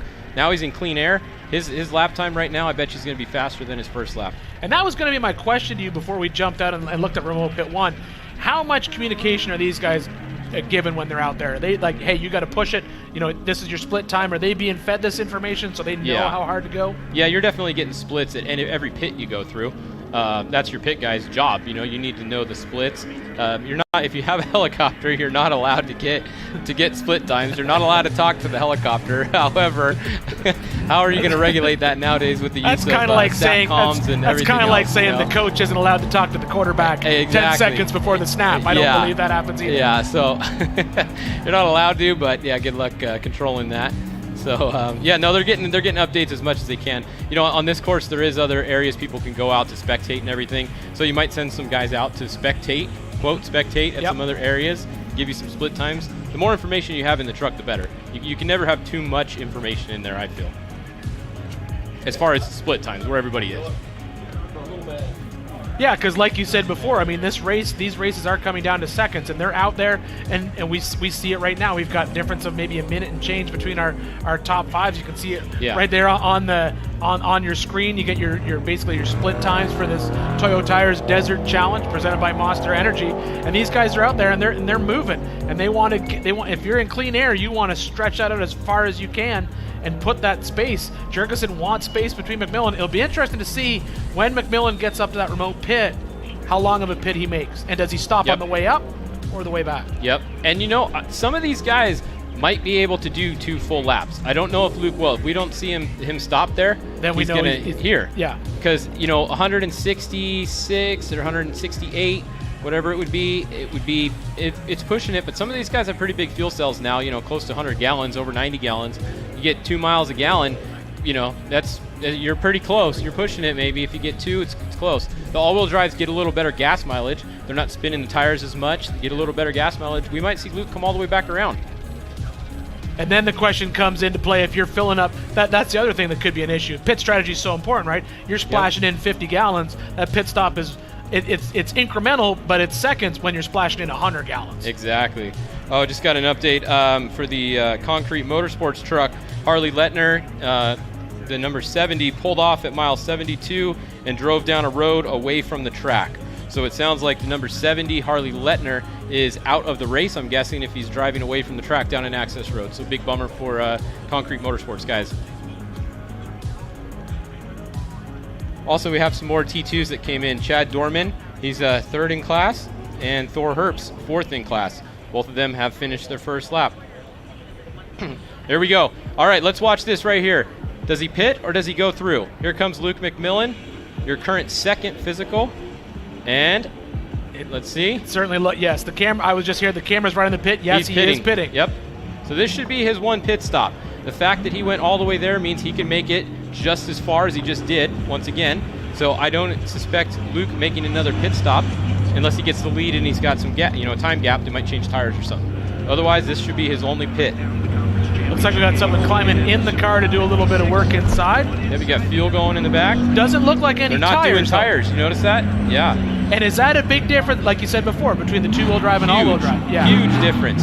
Just having those front wheels, taking the power, it keeps those rear wheels from spinning so much. It makes it huge. You would never see a 2-wheel drive truck do that. They would never stop and not take rear tires. But it looks like we got some action inside the cab of and that honestly, truck. that is unplanned right here. Oh, yes. This is unplanned. Yeah, absolutely. If he's climbing up in there, something happened when they pulled right in. And that might be why they're not doing tires also. Their plan might have been to do tires here at the end of the 2nd lap. So that's we'll see how long he's there. That's an unplanned pit stop right there, I think. It certainly didn't look like, well, I mean, it's hard to tell. They fill so fast now, these cars. But it looks like, no, the cone is still up, so... Uh-oh, that's not good. Co-driver's getting out. That's Jason Duncan getting out right there from SCG Shocks. He tunes most of these fast trucks out here, and he rides with Luke. I wonder if he tunes the other trucks as good as Luke, or and if he it has looks like I theirs assumed wrong. They have tires prepped now. When they first stopped, it looked like they didn't, but it looks like there is... Honestly, they're not in much of a hurry right here. They don't seem to be, which is kind of shocking, isn't it? Yeah, that might not be so good. He's in a little bit of a hurry, but not too much. It's hard to determine what is happening here, but it looks like they maybe had tires ready to go on, but then audibled that, didn't do tires, and now it looks like co-driver's out. It looked like he maybe pulled out a tool bag of some type. Actually, that's Kevin Croyer down there. It might be having something going on with the engine. That's their engine builder that was working on it. I saw him get a small tool bag out, and it looks like he's climbing into... He's definitely in the engine area. These trucks, the engines are set way back, basically right between that driver and co-driver. Here comes Jeff Proctor, I believe, in the Honda. Is it the Honda? Yes, it is, in the Ridgeline. Let's see where his time is. He lost some time because he was closer to these guys before. And yeah, he did. His lap time is now in 17th place, 9th in class. So Proctor was running a little higher earlier. He must have had some issues on the second half of that last lap there. Issues out on course. Is that JP Gomez still in the pit too? It looked like it, yes. Yeah, that's never good. Well, this is a big bummer for Luke. His bad luck just seems to continue today, as this is way long of a pit stop. Yeah, I think you're right, Fish. I think this was not a planned pit stop. I think maybe they were thinking, hey, let's get 2 laps in and then do a pit in main and stretch out. But now we've got multiple people climbing inside this car. It almost looked like maybe it was an ECU in his hand there. You got Brian Busby noticed that also. It looked like they might be changing the computer in the truck here. Speculating on the 83, that Luke McMillin, Jason Duncan. It's definitely something electrical or something inside the truck because they're not touching anything outside. Absolutely. No suspension. And it almost looks like it's one of these situations where it's here? like, if we don't fix this, we're not putting the tires on. Yeah. So let's just wait until we fix this, then we'll put the tires on. But now we also have more action in the pits right here. So Herbst pit. Herbst pit right there, and we saw that car, the truck on its side. It's probably short that course. one. Yeah. Now it's up in remote pit 1.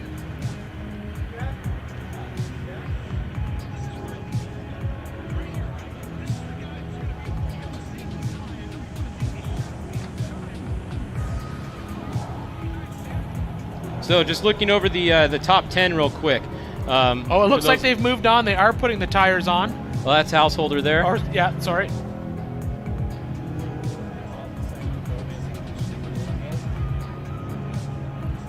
All right, now I'm hearing from Miles down in main pit. He was down with Gomez brothers, and these engines have what's called a dry sump oil system, so an external oil pump. It's driven by a drive belt off of the crank usually, and it sounds like they may have had an issue with the drive belt for the oil pump. We saw them put oil in it, but apparently they're having an issue with that system. It's probably not the oil pump, I'm going to say.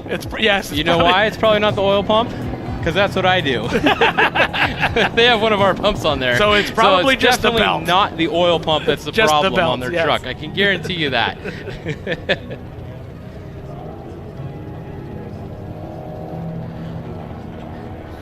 So it certainly appears, we've done this for a few years now. We've seen these T1 trucks come out here, but it certainly feels like this one, like everyone is struggling with a lot of repairs in the pits on this particular day of racing. Yeah.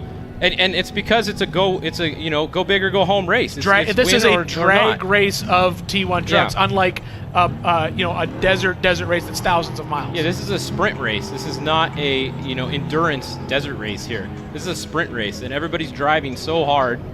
The track is so rough. It takes a toll on all this equipment. That's all it is. It really comes down to that. This race, you will need to do a full prep just like you raced the Baja 500 on your car. But this is, 83 mile laps. Yeah, which, we say that and it sounds like a really far distance, which it is. 380 miles is a long drive, but not for these guys. This is not how they spend the majority of their race life.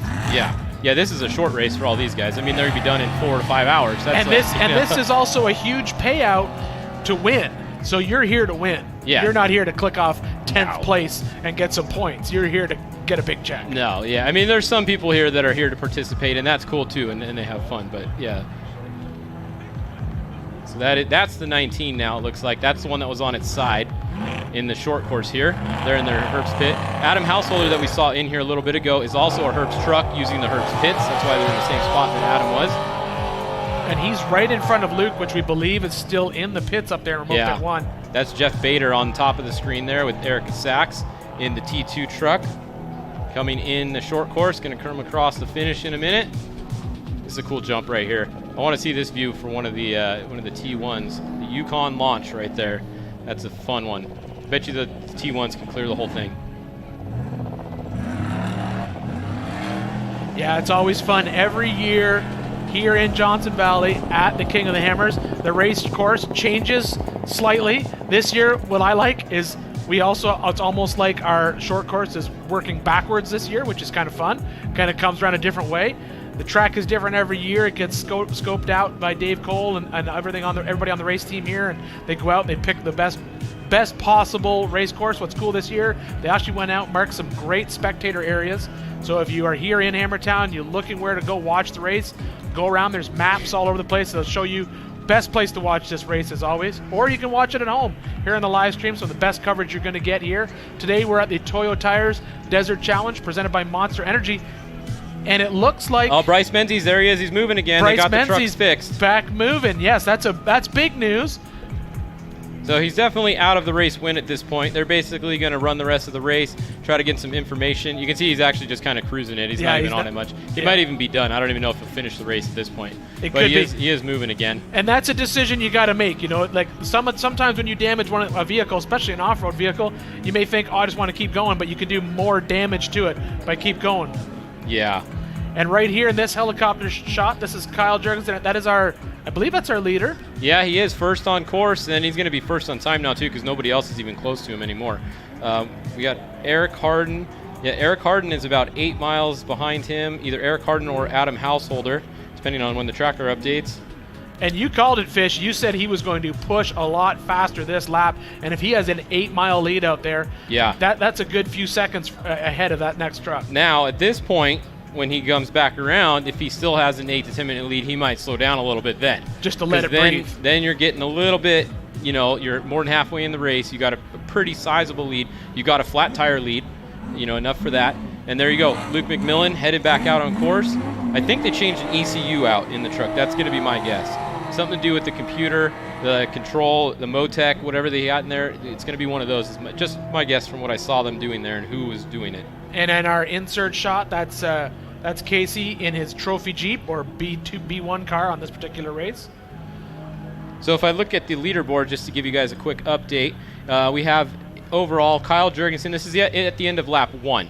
It was Kyle Jurgensen, Luke McMillin, who obviously we've seen now has fallen back, Eric Harden, JP Gomez, Adam Householder. That's your top 5.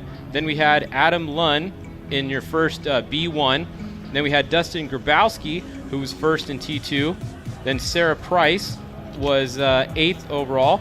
Tim Herbst was 9th overall after he got going again after being on his side. Christopher Polvardi was 10th overall. So that was a look at the top 10 at the end of lap 1. And now they're about halfway done with lap 2.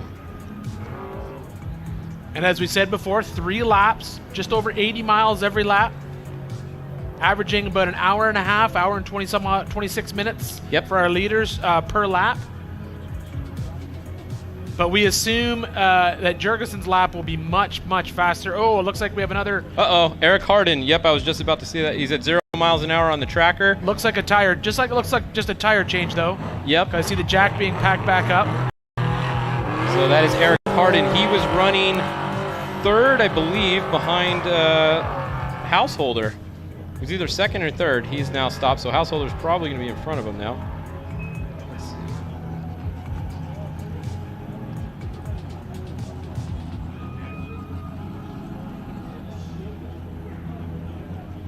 Yeah, so Eric Harden, that's who we saw. There's Kyle Jurgensen again.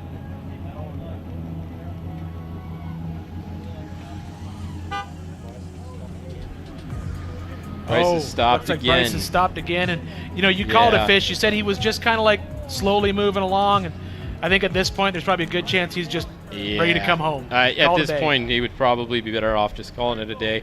A lot of times you don't want to give up in races, especially when you're running the whole series. But it just depends what's wrong with the truck. If you can't get back up to speed, there's no point in trying to limp around out here all day. Bryce is here to win, so. Absolutely. And that is our physical Jurgensen is race here to leader. win. Look at him. All right, and once again, we've got Tiffany Stone out at remote pit 1, bringing us an update from up there. T-Stone, what's going on? All right, Colby, we just saw Householder come through. Earlier I had a chance to talk, and you said something about the rear brakes, and then when he came in, he was missing a caliper. Explain all that. So he came into the main pit leaving with only 1 rear brake, now coming into our pit with an emergency stop for a 2nd rear brake failure that they actually stopped in advance before they got to us. They looked at it. Both rotor caliper was missing itself. They came in, we looked to just double check, make sure there's no leaks. He doesn't have any leaks, so we're gonna hope we can finish the rest of the race with just the fronts. I mean, it seems like just about everyone out here is having tons of issues. We're definitely not the only one. That's why we climbed from 5th to 2nd, and now it seems like we're set back into 3rd on the road. Not sure exactly where we're sitting on time, but hopefully we can pull off a podium finish at the minimum. And we were talking about it while we were here. We saw Luke come in, and Luke had been sitting for a while. Adam came in, Tim came in, everybody went, and we were talking every 10 seconds seems like a minute. And how was Adam feeling in the truck? With those guys, I mean, their heart's racing nonstop. So, I mean, when they came in, we told them to try and shut off the truck because the wheels were spinning so fast, and we couldn't. But because he had no brakes, he almost couldn't do that. So with that issue at hand, we had to kill it or else we couldn't change the tires. So it makes stopping much more difficult. It makes everything much more difficult in the sense that their stops in the future are going to be crucial and they can't stop. I mean, my heart's still racing. It's crazy. Awesome. Well, thank you so much for the update.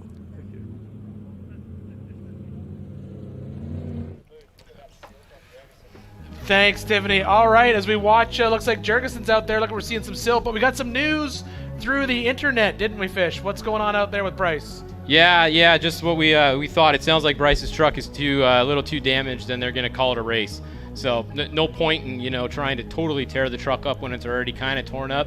So just take it back home and get ready for the next race. So unfortunately for Bryce, his very impressive streak of 2021 of leading every single race mile of every race that he did until he broke is kind of still alive. Yep. Because he was leading again until he broke. Well, so, they always say I was winning that race right up until I wasn't. Yeah. So I mean, I guess it's how often you do it. If you DNF one and then you come out and you win 2 or 3, okay, we'll forget We'll forget about the DNF one. But you know, Bryce Menzies once again just proving that when his truck is running, he has been unbeatable over the last year. Well, and especially we've seen it, especially out here in Johnson Valley. I mean, like you said, this race being a sprint, last year's race definitely favored all-wheel drive trucks. Yep. This year, you said it, Fish, seems to me maybe a little bit more of a level playing field for the all-wheel drive versus two-wheel drive trucks. And we're watching this play out right now as our race leader is pounding out through the desert. And yeah. you're assuming average speed of 60 miles an hour, which is incredibly fast for these guys out here. Yep. And you know, a lot of times people before would think that the all-wheel drives would break, but if you do look at the all-wheel drives that broke today, it wasn't anything to do with the all-wheel drive system. Part of it that broke, you know, Justin Lofton, the transmission went out. It's the same transmission that Harley Lettner has in his two-wheel drive, so that's not with the all-wheel drive. In the you know, Bryce's truck, the rear broke. It's not all-wheel drive. You know, the front was still working. Actually, he might have been just driving it in front-wheel drive there, for all we know.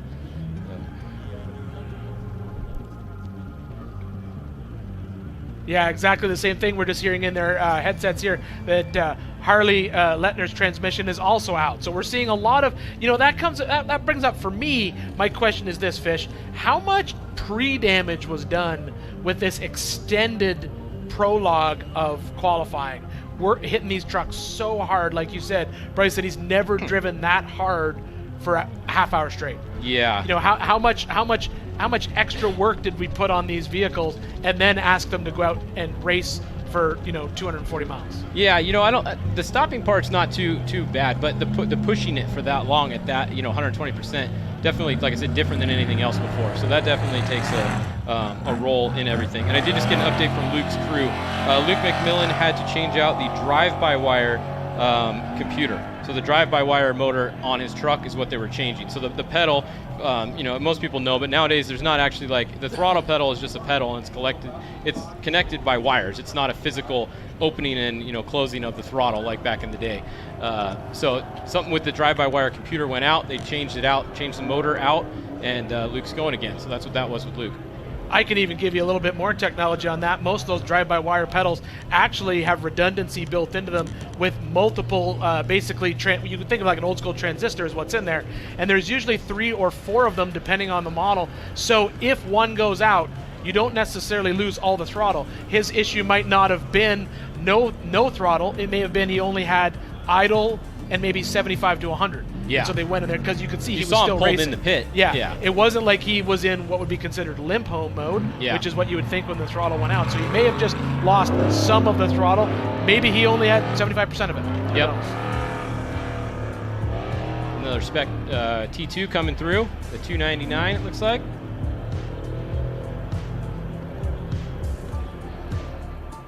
So looking over at the scoreboard, none of these T2s that are coming through have taken over the top spot. It is still Dustin Grabowski out there, and Christopher Polvardi is still in the second spot in the T2 class. Those are the 2 fastest guys out there in the class, and it's going to be hard to overtake either one of them if they don't have any issues, that's for sure. Yeah, they are well ahead of the pack, mixed in with a lot of T1 trucks out there, which shows you how fast they're actually moving. Yeah.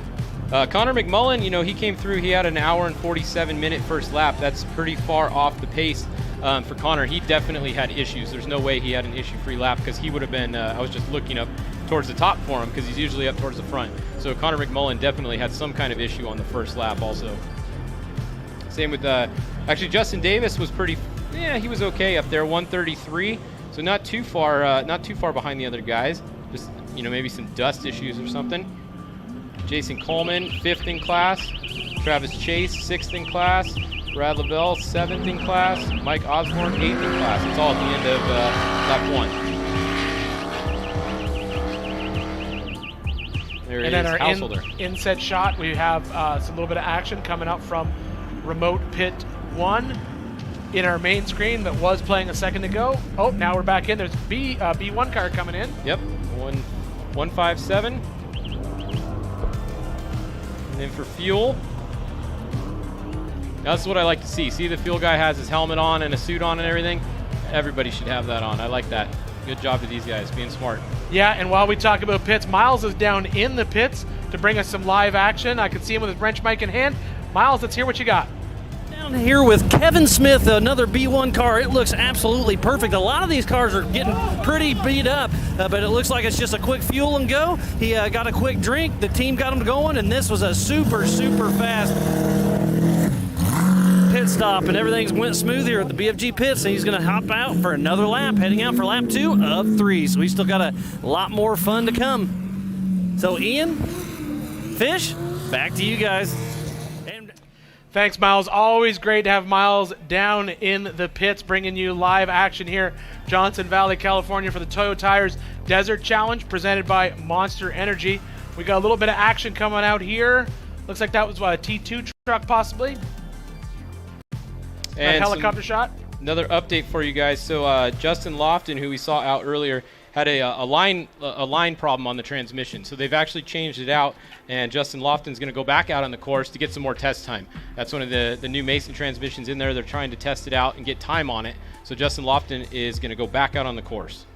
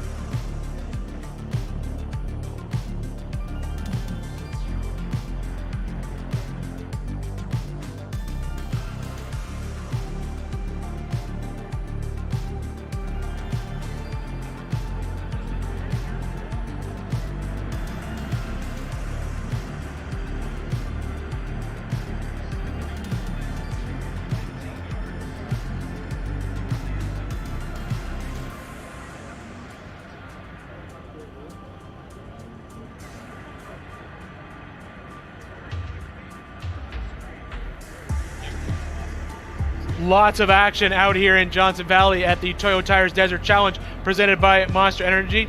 I'm Ian Johnson, and in the booth with me is Fish from Fish Logistics. It's always fun to hang out with Fish because he's the guy in the know for these T1, T2 trucks and all this awesome desert racing. If you want to catch up on this, you can watch him basically keep you honest in any race all year on his YouTube channel.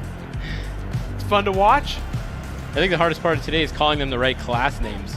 Yes, don't call it the wrong class name, Fish. I'll slap your hand if you call it the wrong class name. Yep. Every race they do, there's a different name. No two series gotta have the same have their own name. Yeah. You gotta remember what race you're at. I think we should just start naming them like the Lear jets, the G6s. That's just add the 6 is like you just add 10 million times that. That's what the plane's. Well, there is a G6. The Geyser. There you go. The Geyser TT is a G6 model. There you go. That's the name of it. So that must be a $6 million truck. That's how we should name them. So yes, we're seeing lots of action out here. Once again, this race, multiple laps, just over 80 miles per lap. We've had multiple trucks in all 3 classes today come through Maine, and we have leaders in all 3 classes. Fish has been keeping us honest on that. The biggest thing here is you got to factor in the prologue lap. Prologue is basically their qualifying lap, the lap that basically they went out and ran like they've never done before, a 35-minute qualifying lap that's included in their overall race time, which has never happened before, right, Fish?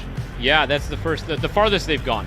Usually they qualify at races, and your qualifying time, it sets the order, but the time is never carried over before either. So if you have because it's so short. Yeah, it's so short, and even still though, if you broke in qualifying before, it didn't really matter. You just start in the back, and then you're not behind. You're on corrected time. But here, if you break, you're basically screwed, and you're out of the race if you're down with any problem, really. Yep. And we've seen some amazing footage out there of people braking that we didn't expect to see break. We got Menzies out. You were just Fish was talking earlier about we have a truck out, but they're testing a new transmission, so they're just going to continue with the race to get data, because this is not their only race this year. They have many races these trucks race in. Yeah. Yeah. So looking at the tracking map here, Jurgensen, he is just putting time on these guys. His gap physically is over almost a 10-mile gap now, it looks like. So I would suspect that Jurgensen, once he comes through the remote pit again, he's going to start slowing down a little bit. I would if I was him, because he's got a really big lead right now. You don't want to not necessarily slow down a lot, but you don't want to take any chances. Just be a little easier on the truck. Yeah, and he, I hate to say it, lucked out. We saw Luke pushing hard, catching up to him, and then he had an incredibly long pit stop up in that remote pit 1 where they had to change a computer for his drive-by-wire system. So now he has a huge lead out. So you're right, he can just let that truck relax a little bit out there, not drive it right on that ragged edge like he's been doing so far in this lap. He'll get that information and maybe just sort of lean up a little bit. So another update from the McMillin crew. It was a wire that was on the motor that was kind of going out. They had the alarm start flashing on the Motec in front of them. So they came in. Kevin Croyer said, let's change it now so we don't have a problem later since you're in the pit. So they spent the time. Took them about 10 minutes. They got it changed out. So they're kind of hoping that now the guys in front of them have a little bit of a problem. And if they do, they're right back in it. Yeah, and we talk about this in 10 minutes here, 10 minutes there, but the reality is this is still, we still have 2 full laps of racing. We still have 160 miles, and if we've seen one thing today, anything can happen out there. And anybody can break. Yes, anybody can break anything, and especially it seems that today has just been a day of breakage, even though, as Fish called earlier, he said the course is a little bit easier, but I'm speculating, as a guy who likes to build junk like this, that pushing those trucks so hard in that prologue, that qualifying lap, just like Fish said, you're out there at 120% for 30 some odd minutes. Bryce Menzies said it's the hardest he's ever driven the truck for that long to qualify. I think that took its toll on a lot of these trucks, and a lot of the parts of these trucks, and we're seeing that play out now that we're actually in the desert on the race. Yeah, for sure. That is definitely coming into play today. So Jurgensen is at about mile 45 on lap 2. The next closest car is not quite to mile 35 yet, according to the tracker, which is, I think everybody's working pretty well. JP Gomez was not tracking, but he was in the pit for a long time, so he's not going to be one of the ones towards the front quite yet. Yeah, we saw JP Gomez pull into the pit. We saw Miles went down, was talking to them. Miles saw them put oil in the motor, but then he never left the pit. We got some updates from Fish's little sort of secret internet network. He keeps looking at his phone. He's got like Super SEAL Team 6 working with him out there, and they fed him and said, it sounds like there may be something wrong with the basically pulley feeding his dry sump oil. No, there's nothing wrong with the pulley either. Because nothing wrong with the pulley or the pump, but it could be the belt. Something else. It's the lines, definitely the belt or the lines. No, the belt comes from us too. It's definitely the lines. The lines are the fittings, something like that is definitely what the problem is. So he had an issue with his oil delivery system, but not the pump. Not the pump. And they were diagnosing that in the pits. Correct. But the problem is we don't see him on the tracker, so we don't know exactly where he is. Yes. And we'll know more later. But as we said before, we're just keeping a track on what's happening in remote pit 1 versus our main pit. That's where we get physical leader data, right? Because right now we're still showing on our results up here, we're showing McMillin in second, but we know for a fact that's not true. Correct. That is Jason Coleman that we're looking at right there going by.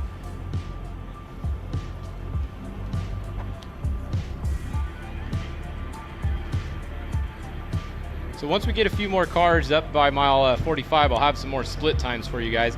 I don't have any physical split times until they go by up there. Good news is the next few cars by, their trackers are working, so I should get some good split times for you guys in about 10 minutes or so. Like I said, Jurgensen has about a 10-mile lead right now on lap 2, so he's kind of just on his own right now. Whoa, look at that. Oh. That is checking up at its best. Yeah. Barely got it back on the race line in time. Yep. Can't quite see who that was. It's hard to tell with the glare. I think it's the Baja. I think that's Chad Dorman. Baja Jerky. Baja Jerky truck, yeah. I think it's Chad Dorman. Yeah, I certainly, we've seen these trucks move so fast through the desert, and, we've been talking about that all day, and we watched Luke out there, Luke McMillin in his 4-wheel parts sponsored truck. It's important to remember, as you're walking through Hammertown, you're going to see a lot of cool stuff here, but, head on over to the 4-wheel parts booth right now. My good friend Blake Wilkie's Trophy Bugs over there. That thing is super cool. Take a look at it.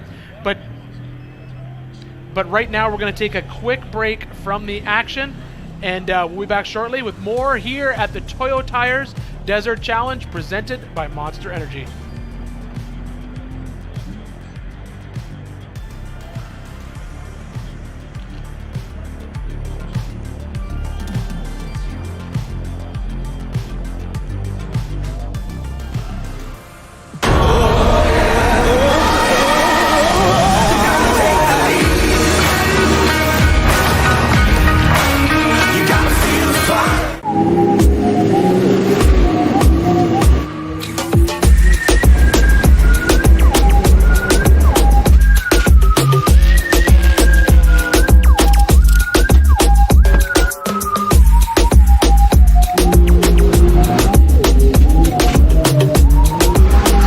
Conquer the elements, handle the most extreme environments, and dominate the desert and trails with King's new 2021 Ford Bronco 2.5 OEM Performance Upgrade Kit. All kits are 100% designed, manufactured, and assembled in our Southern California facility. See why we're the first choice for experienced off-road racers worldwide and order your Bronco kit today. Is an absolutely mind-blowingly good rider. For gold medalist in Moto X Freestyle, This sport changed my life, everything. I'm very lucky to have a husband that is happy doing what he loves. When I look back at riding freestyle and look at some of the baddest dudes in the world, Taka's right there on the top. If without freestyle motocross, I don't have a hope for my life.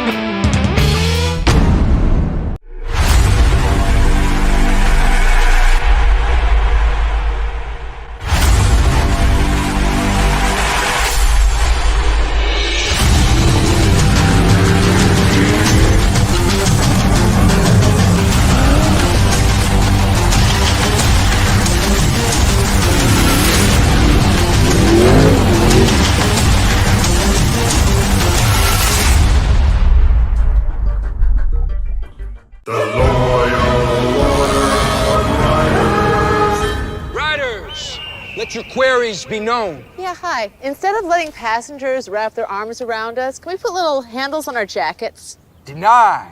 Can you imagine? I want a new nickname. Can you guys start calling me Snake? No, Brian. Denied. How about we all get quotes to see if we can save with America's #1 motorcycle insurer? Approved. Cool. Hey, if Brian's not going to be Snake, can I be Snake? No. Bronco, an American classic, returns. And it only gets better when it's outfitted with the right gear.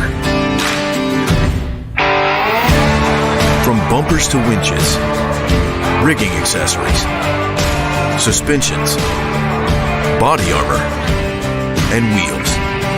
You need a full array of gear to outfit your Bronco for adventure. Get them now at warn.com. All of today's racing action brought to you by Toyo Tires. All right, everybody, welcome back to Johnson Valley, California. We are here live at the Toyo Tires Desert Challenge presented by Monster Energy. I'm Ian Johnson. In the booth with me here on the lake bed is Fish from Fishgistics, and we are talking everything T1, T2, and B1 cars out here on this race. If you're just joining us, you've missed a lot of action out there in the desert today with multiple race leader changes, but right now it is all about our current leader.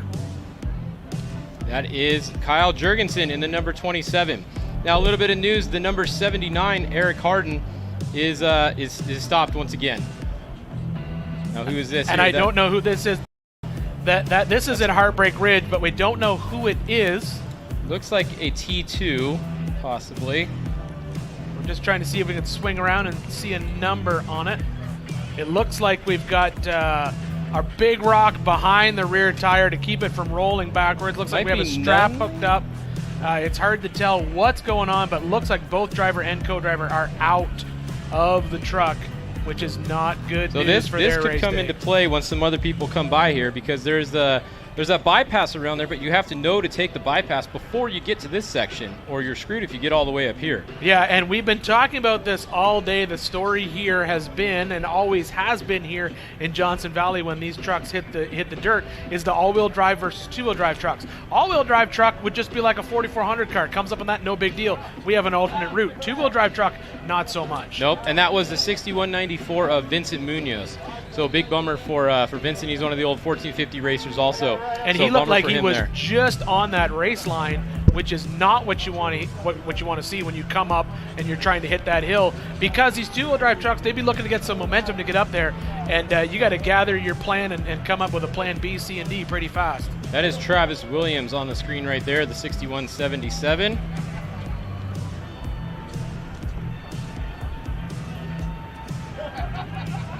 So just looking where Vincent Munoz was, the 58 of Tracy Graff, who was down earlier, is coming up to that spot. So that could get a little exciting there.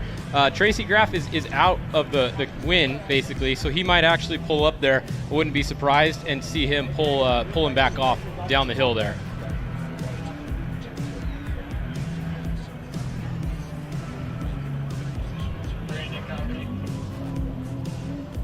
As we watch this action here, you know, I'm sitting here in our little booth live on Hammertown looking out. Across from me is the 4-wheel parts tent. As I said before, my good friend Blake Wilkie's Trophy Bug sitting out front. For those of you here in Hammertown, if you're looking for parts for your rig or just some product, that tent is open every day until 5 p.m. It's right across the stage. There's multiple giveaways going on with them all week. They have $100,000 in inventory on site.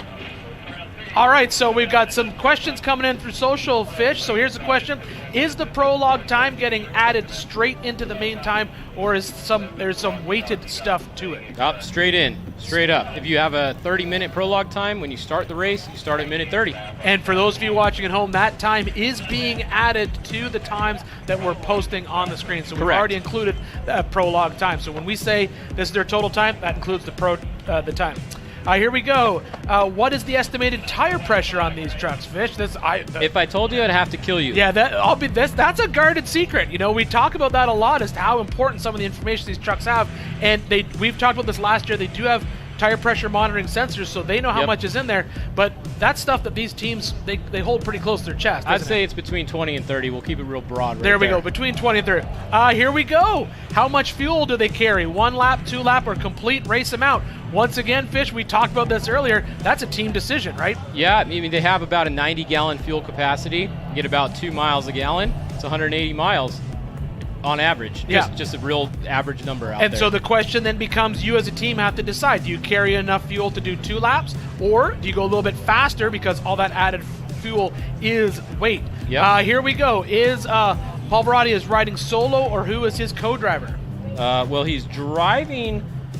He's not riding, he's driving. And he does have a co-driver. He doesn't have a second driver. He will drive the whole course, but he does have a co-driver. Yeah, I guess that's probably the question. That would be I think that's the question there. Is he going to do the whole race? Because a lot of these, I believe so. Yeah, a lot, because you've said it before. These are sprints. Yes. Not came up before. New rear tires every lap. Going to depend on the track. Just depends. We saw Luke has not changed his tires yet. He's on lap 2. Yeah, that also comes into play on whether or not it's a 2-wheel drive or a 4-wheel drive. How many gas stops for this race? Well, 1 if you're smart. Yeah, that's the next question, right? So they can fuel in main pit, remote pit. Yeah. There are 3 laps, so technically you could stop 6 times. Not the best race strategy. Pretty much not a race strategy at all. That's just that would be a participating strategy. That's a participation trophy strategy right there. Yes. But so it really it's just going to depend on what they do out there. That is one of those things that comes into strategy, and we'll see that we'll see that play out all week. That's the greatest shot. Oh, that was out of control right there. Yeah, that was ended up on the side. Yep. And is that Sarah driving that? That is Sarah Price. That's my favorite trophy truck because Chattanooga Whiskey is right down the road from me in Tennessee, and I know the owners really well, and I partake in their product regularly. Well, where is awesome. It's in Chattanooga. You didn't bring us any? I did. I flew. They wouldn't let me bring it, but I can ship it to you, Fish, if you want some. All right. But I would say it's one of my favorites, and Sarah Price has been driving that for a few years. It's good to see her. But as we saw there, she got a little crazy in that one. That was section. the perfect spot for the camera to freeze up because it was like right as she was getting sideways. Billboard time. Yep, right there. All right, so as I was saying before, 4-wheel parts here in Hammertown, open every day. They're doing KOH VIP experience here. There's a lot of stuff. I have pages and pages of 4-wheel part stuff I could talk about. Look at we'll that. be hitting this all week. But, that is Vincent Munoz getting towed backwards. And that is a householder hood. I saw a householder come through remote pit 1 earlier without his hood. You had stepped out of the booth for a second. I was going to bring it up. Okay. But obviously, that got picked up somewhere on the track. Yep. And now he's being towed off that race line, and that's incredibly important for everyone else coming through. Yeah, you got to clear him out of the way. Actually, right now is a really good time. There wasn't that many cars coming there right now, so this is a good time for them to do that. There was only about 2 cars that were coming through there to even be in the way of that. So great job to the course retrieval. Guarantee that's volunteer out there. Absolutely. Big thanks to all them out on the course doing exactly that. Got the volunteers around the course. It's fun. They get to go out there in their cars. You know, a racer breaks down. They're bummed. They don't really want to see you, but they do want to see you because you're out there to help them. Or pick up your hood and maybe bring it back to you because if he's carrying that hood, expensive. That was not a planned removal. No, that was removed in the. And here we're watching Casey Currie in his B1 or Trophy Jeep, as he likes to call it, out there on course. That is, I believe, our only all-wheel drive B1 car in this race. We've talked before about how that has played out in the past on this race course, race day, whether or not all-wheel drive versus two-wheel drive, and it certainly seems that this year we've seen a lot of carnage. We did see an all-wheel drive truck look like he was running away with it, but had some issues, and now we have a two-wheel drive truck is out there physically first on course. So just looking at the tracker here, this might be kind of crazy, but I think that Christopher Polvardi might actually be second on course physical. We have Kyle Jurgensen out front at 14:24. That's right now. Then we have Christopher Polvardi at 14:24, 6 miles behind him. Then we have Dustin Grabowski, 14:23, a couple miles behind him. Chad Dorman. So where's the other T1s? We have Luke McMillin. Okay, Luke McMillan's tracker hasn't updated for 5 minutes, so he's going to be up somewhere around the 294. Either way, we either have a spec truck second or probably third on course right now. So Luke McMillan's already made back up a little bit of time. It looks like he's made up a little bit of time. Like Fish said, the tracker doesn't update instantly. It updates over time. So we're just watching that here in the booth as we watch basically our race leader put some serious miles on the rest of the pack. And we may have a spec truck or a T2 in this case, basically in that mixer of basically our first 3 trucks on course. Yeah, that's going to be interesting to see when they come back around here. All right, so what we'll do right now is we'll bring in our map onto the screen. I'll have Fish talk through exactly what he was just talking about. So if we start here 27. 27, that's our physical race leader. Yep. And then this might be second, might not, because Luke's hasn't updated. Christopher Polvardi, you can see it just updated, 14:24, recent. And then we have Grabowski, also right around 14:23, so that's a recent update. But then right here, these ones weren't recent a minute ago. So Chad Dorman is recent. Let's see, Householder is recent, so he's there. But then this one, is this Luke here? Yeah, Luke, it hasn't updated since 14:20. You always got to look at that. Yeah, it's been a while since that one's definitely up. That's been 5 minutes. But, so he's basically 5 miles ahead of where he is. We expect him to be a little bit further ahead than where he's in. That's at and least 5 miles. And then Adam Lund behind that. And then Mike Osborne. And that basically rounds out that sort of top group. But the big question for us is where our race leaders are. We really won't. We'll be looking for actual split times when they come back through main pits here in Hammertown, where we can actually take their times, take their lap times. But you called it, Fish. You said that he was going to get out there. Our current race leader was going to put some miles, and he's put some miles down in that truck. Yeah. Yeah, this is going to be his, it depends if he slows down or not. Like I said, this was going to be his fast lap. The next lap, depending on where Luke comes through, he might slow down a little bit, he might not. I don't know. We're going to have to see. It's going to be exciting to see these times at the end of this lap. And that's the exact same spot Sarah Price was a minute ago. It looked like we're having camera froze.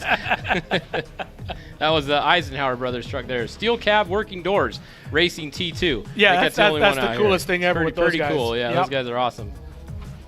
So look back at Hammertown. Check out that flag. We got some wind today. There is some wind getting the dust off the course. Yeah, but we got a lot of, you can actually see it out there. You can see the dust being picked up by these trucks. But the wind is moving it off course, but you don't want to be in that dust at all. And that's why we saw these guys pushing so hard during that qualifying or prologue lap that has now been added into their lap times. So I'm trying to find the first, let's see what's going on with the B1 class. We had about, 6 of them on the entry list. I'm trying to find one. It looks like the 103, Adam Lund with RJ Anderson is, they might be 4th or 5th overall actually on course right now. So the Adam Lund car, 103, is having a pretty good run in the B1 class. Behind them, it's a little ways back. I don't even see one anywhere close on the tracker yet to the next B1. It's definitely a big gap. Yeah, Casey Currie's probably in that mix too. We've seen him come through a couple of the pits, so he's got to be in that mix with that B1 group. Yeah. Yeah, some of the trackers update right on top of each other, so you have to wait until they update again. So while we watch a little bit of action here, let's talk a little bit about our, they got the 4-wheel parts King of the Hammers Boxo Tool Box giveaway. So just so you guys who are here in Hammertown, this is open to all fans of 4-wheel parts. Anyone who's in attendance, you can win a free $5,000 value. That's a custom 54-inch, 12-inch Boxo Tool toolbox with a whole bunch of tools in it. You can enter all week long during the King of the Hammers week. You'll be contacted after King of the Hammers, so you don't have to take it home from your lake bed. They'll probably ship it to you. Sign up at the 4-Wheel Parts booth. The 4-Wheel Parts booth is right across from the main stage. It's easy to spot. I'm going to give a little hint. It says 4-Wheel Parts on the top of it. You don't have to buy anything, but you probably should because they're here. They've been here forever. As long as King of the Hammer's been happening, I remember seeing 4-Wheel Parts out here on the lake bed. So it's good to have them back, and it's good to have them doing some giveaways for everyone here in Hammertown. And you're going to be here watching on the main stage anyway. Just turn around and go enter to win something. That's one of the guys giving me split times today, too, is Joey D from 4-Wheel Parts. He's out on course giving me split times. So big thanks to Joey D for some of these physical And he's splits that are only coming giving in. those to Fish. He's not giving them to any drivers at all. There's no rules being broken. Those are just being sent to Fish, and Fish is. Exactly. I take his phone away in between, make sure he's not sending that information out to anybody else. All right, so Kyle Jurgensen should be getting back to the remote pit in about 5 to 7 minutes, maybe, coming back through. So we'll probably see him come through. He's at about mile 57 or 58 right now. The remote pit's at about 64. And that's where we'll be getting some of our unofficial split times. That's what we've been doing up here, basically being in communication with everyone up in Remote Pit 1, just basically speculating on those times and then coming back. But the official times we don't get until they come back down through Hammertown, and that's when it gets added to their lap 1, added to the prologue, and then we'll know exactly where they are in the race. But right now, unofficial, we have to say unofficial because it's unofficial till the race is done. Unofficial, current race leader, Kyle Jurgensen at 1 hour, 52 minutes, and 32 seconds. That's his lap 1 and his prologue included in that. We won't know where he stands until we get him back here finishing that second lap. The attrition rate is really starting to come in now. Just looking at the tracker and scanning around on Hammertown, there's a lot of cars that are I see a lot of bubbles way off that red line. A lot of reds back in here. Yeah. We'll see. We've seen it a lot today. We've seen, and it seems to be, it's just one of those things. It's the $1 transmission line. Maybe not $1. It's a little more than that. Yeah. Let's say it's a $50 transmission line or a $100 transmission line. We've seen that. We've seen drive shafts, link mounts. It's just, and sometimes that's just what it is. It's the smallest part takes you out of this race, and then you're done. But we saw McMillin out there, we saw Bryce out there with an issue. They put it back together, but obviously they weren't going to be on race pace, so they called it quits. Yep.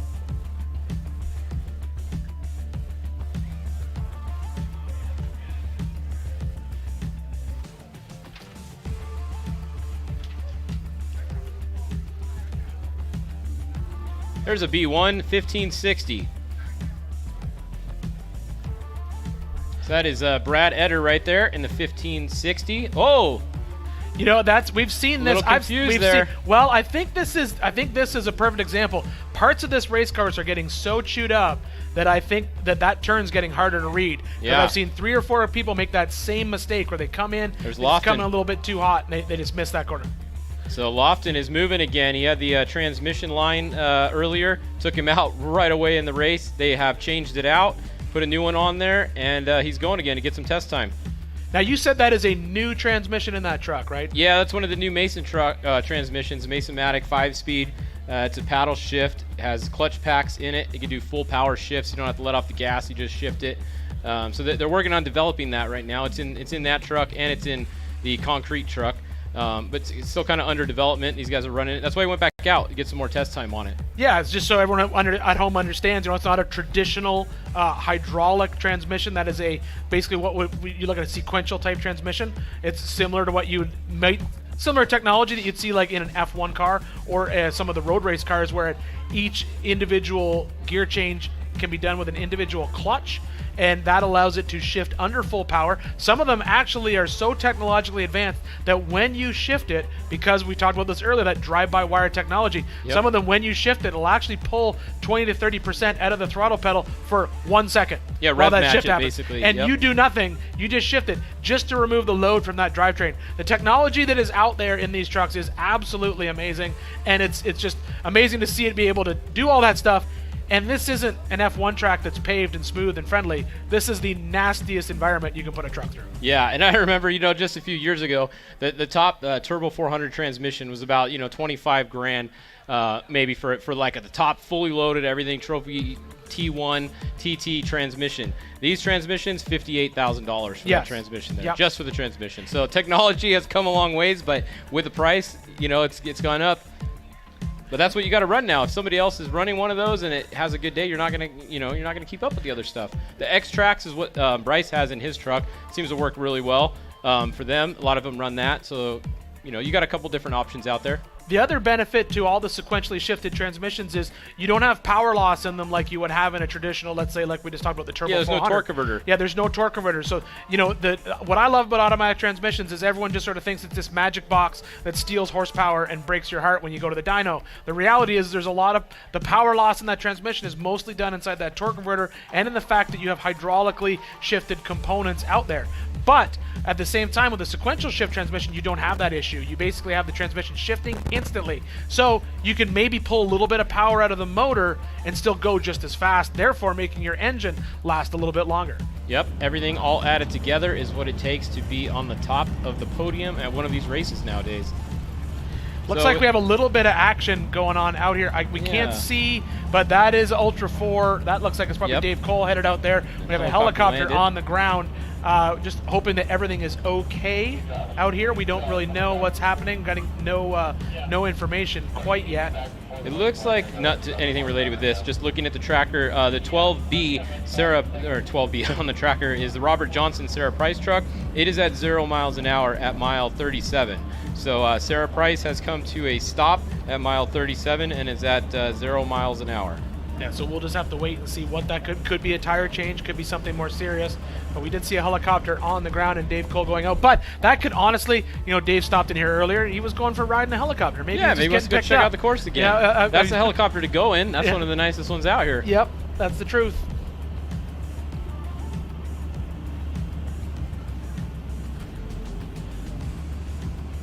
You don't see anybody else stopped on course right now. The only one that I see stopped on the lead lap is Sarah Price. And I take that back. Nick Eisenhower is stopped to 61.05. They are now stopped at about mile 29 or so. That's the truck that we were just talking about. An actual real Steele old school truck. As we look out on these drone shots here of Hammertown, this is their second day of racing. Basically the first weekend here at the in Johnson Valley, and it's just amazing to me how many people are here already. Yeah, this is a very busy. That looked like Householder. We saw him with the hood off. All right, so remote pit 1 should have Jurgensen coming in any second, and I'm sure we'll probably have the camera there of him coming through pretty soon. He should be there literally any minute now. The 27, our race leader, should be coming back in remote pit 1 on the end of his second lap, which is about mile 64, about 20 miles out of Hammertown or so. And they'll come through that remote pit. We'll see if they stop or if they just go through, and then what we'll see is them leave out. They'll be headed back down here into Hammertown. Not that long. Doesn't take that long to get from remote pit 1 back down into Hammertown. They get here pretty quick. Yeah, it's pretty fast. Then we'll get some actual split times from them, and we'll know where we're sitting versus our race leader on corrected versus physical leader in the race. And that's actually the T2 right there, Terry Householder, the 61 truck. Because that one was on its side earlier. It was flipped over, remember? So that would be the hood that we saw that was being probably carried by from the the rollover. Yep. Yeah, both the trucks look exactly the same. It's father and son householders. They're super cool. I really like Adam and his dad. They've been around for a while. Real nice guys. So cool to see them both out here. It's always fun when you got the father and son teams out here both racing.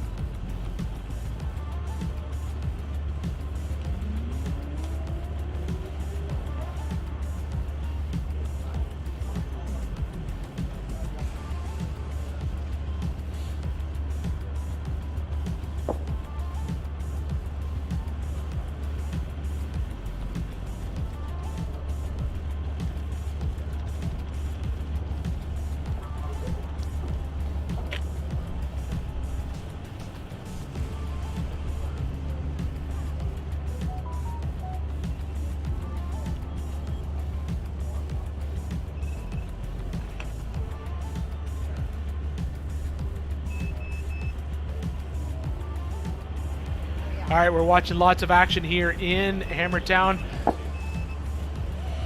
We're still waiting to see what happens. We're still waiting for live feed from Remote Pit 1. We expect our race leader to be through there any minute now. And then the question will be, as we watch him come through, we'll be actually doing some unofficial split time on our end to see how much time McMillin was able to make up on him, because he was right on his bumper and then had some throttle pedal issues up in Remote Pit 1. So we're just going to basically be watching to see what happens as we watch this race progress. We've seen lots of action out here in the desert.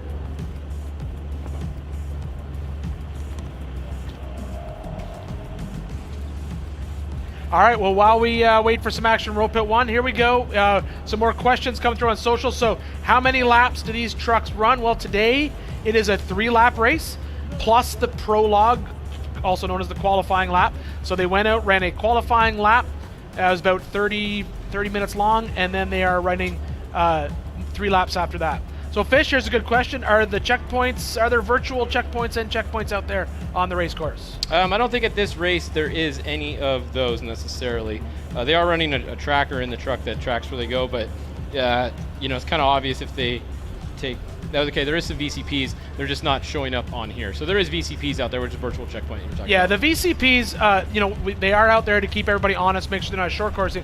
Those VCPs come into play definitely on next Saturday on the big 4400 race, where we put VCPs in the rock trails.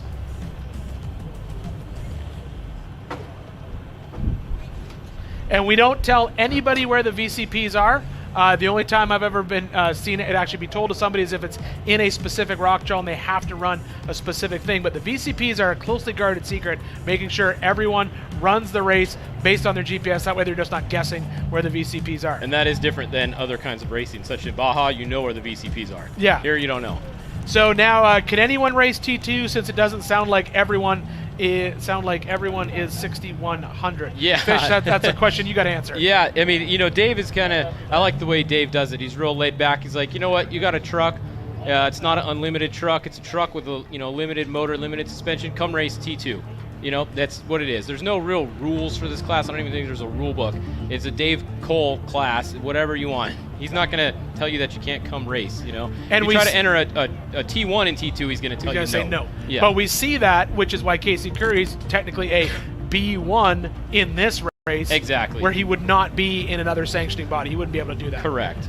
Do the drivers buy the tires or the sponsors give them out? No, you come to Hammertown and you just pick up as many free tires as you want. Yep. And then yes. I think it's probably a mix of both. It depends how good you are. Yes, if you're really good, they'll give you tires. These top guys are not buying tires. Yes. They're all getting tires for free. I'll actually take it a bit farther than that. A lot of these top guys, they might not be buying the tires. They may be running tires that are being checked and different compounds being tested and sidewall construction being tested to give feedback back to that tire manufacturer to sell tires to other drivers. So the question is, do they pay for the tires or not? It really depends. The top players in the game, that's just the reality of it. I don't think Menzies has bought a Red Bull probably in a few years. No, he's probably got a not. few cases of free Red Bull. Just like that, he's probably got some cases of free tires, but he also probably pays those sponsors back with some information.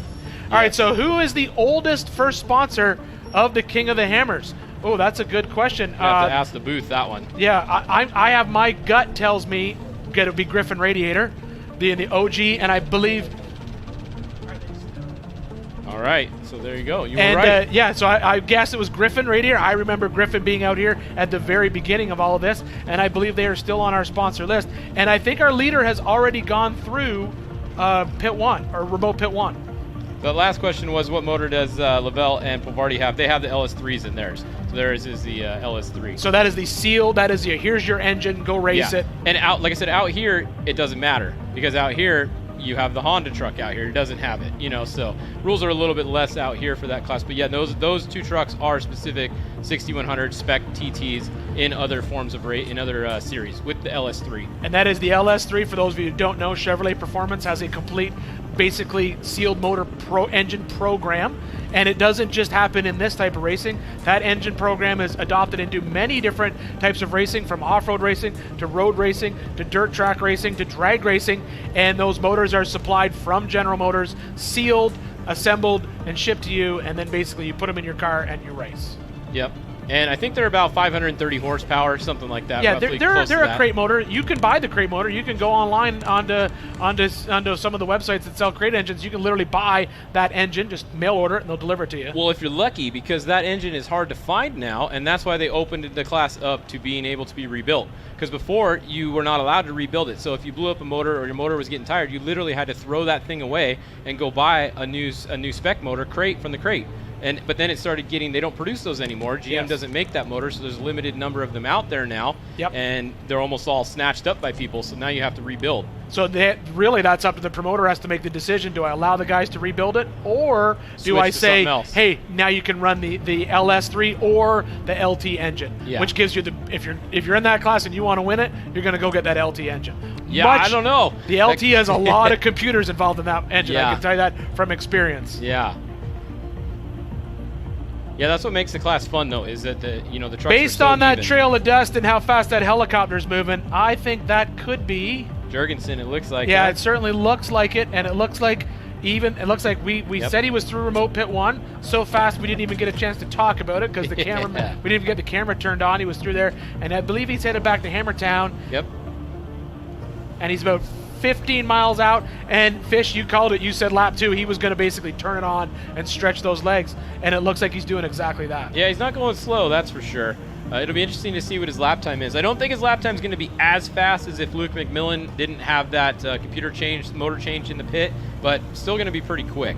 But the question then comes into play here. We're going to see him come in, and we say it's not that much faster, but in all honesty, if it's 5 minutes faster, Fish has said it all day. These races are being decided, by seconds or minutes at the end. So a 5 minute gap, a 5 minute faster lap 2 could be a game changer in this race. Yeah, that could be the difference. You never know what's going to happen. One flat tire, and or something like that, you're right back.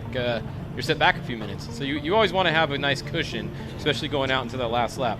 Now, we did see him pit at the end of lap 1, too, so I assume he's going to pit at the end of lap 2 here, and then he'll be good to go from there. Come in and just bring it home and not necessarily have to stop up in 1. Yep. But that he is moving. You can see that was a different lane choice right there. It was a split back there, and he went to the right. Now you see he's coming back in right here. Yeah. So his preferred line was to the right there, because there was no one in front of him. So if he wanted to stay in that left line we saw, he could have stayed over there. But for some reason, he wanted to go to the right.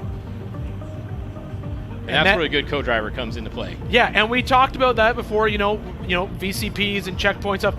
He is on the race course, and there is almost an invisible sort of sides to the race course. You can't see it. There's basically X number of feet to the right, X number of feet to the left, so the drivers can take alternate lines. Making a move like that is not a big deal. Yeah. Basically, he's still on the race course, even though he may be in a little bit different track. He's got 150 feet on either side of that truck to decide where he wants to go in the desert. Now that's for this class, and that's also in the desert. When we get into the rock trails next Saturday, that's a very different story where there's no way you can go 150 feet on either side of some of those trails. Can't even physically go over there. You'd be in another trail sometimes in that case. So that gets shrunk down a little bit, and the drivers are told about all that in the drivers meeting. But right now we are watching our physical race leader. Probably right now he's maybe 10 miles outside of Hammertown, and he is moving through the desert, putting some space between him and the rest of the cars. If you were to guess, Fish, what kind of gap are we looking at here? 10 miles. We're assuming it's approximately 10 miles, but we won't have an official split time till he comes back through Hammertown. Now we see a B1 car up. That's out near Cougar Buttes. As cool as trophy trucks are, I still dig the B1 cars, or that style of race car. I've always been a fan of that type of car. All right, so here we got the small screen. This is our second car through pit 1. Should be Luke McMillin. We're assuming that's Luke.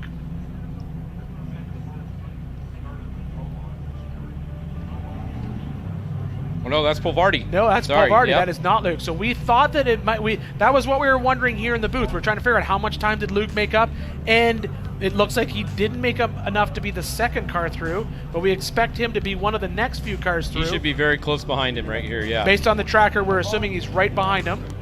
And that is your first place class T2 right there. And you called that earlier, Fish. You said we have a T2 truck up playing with the T1 guys. Yeah. So he has a good lead on the rest of his class. Yes, yeah. He was the one I said at the beginning of the day to watch. He has shown some speed in the limited time that he's been in this T2 class, and he is, like I said, he's the one to watch. So next year we'll see him in the T1 class. Maybe. Yeah. If somebody was smart, they would put him in a T1 probably. And right now we're watching. That is our physical first vehicle. Okay, here we go on the bottom. This is probably Luke. And he's moving. Is he going to get by him? Let's see. Yep, let's see if he gets by Polvardi, if he's still stopped in the pit or not. Let's see. Is that Luke? Oh, that's a Herbst? No, that's a Herbst truck. Is that Householder? It could be Householder or it could be Luke. It's hard to tell from this. That's not Luke's truck. No. That's the 19?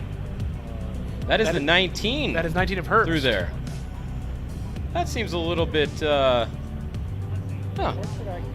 they were flipped over on the infield earlier. They got over so we're going to have to go to the huh? tracker and figure out what's going on with that. But that was not Luke. We assumed that was going to be Luke, was going to be the next car through.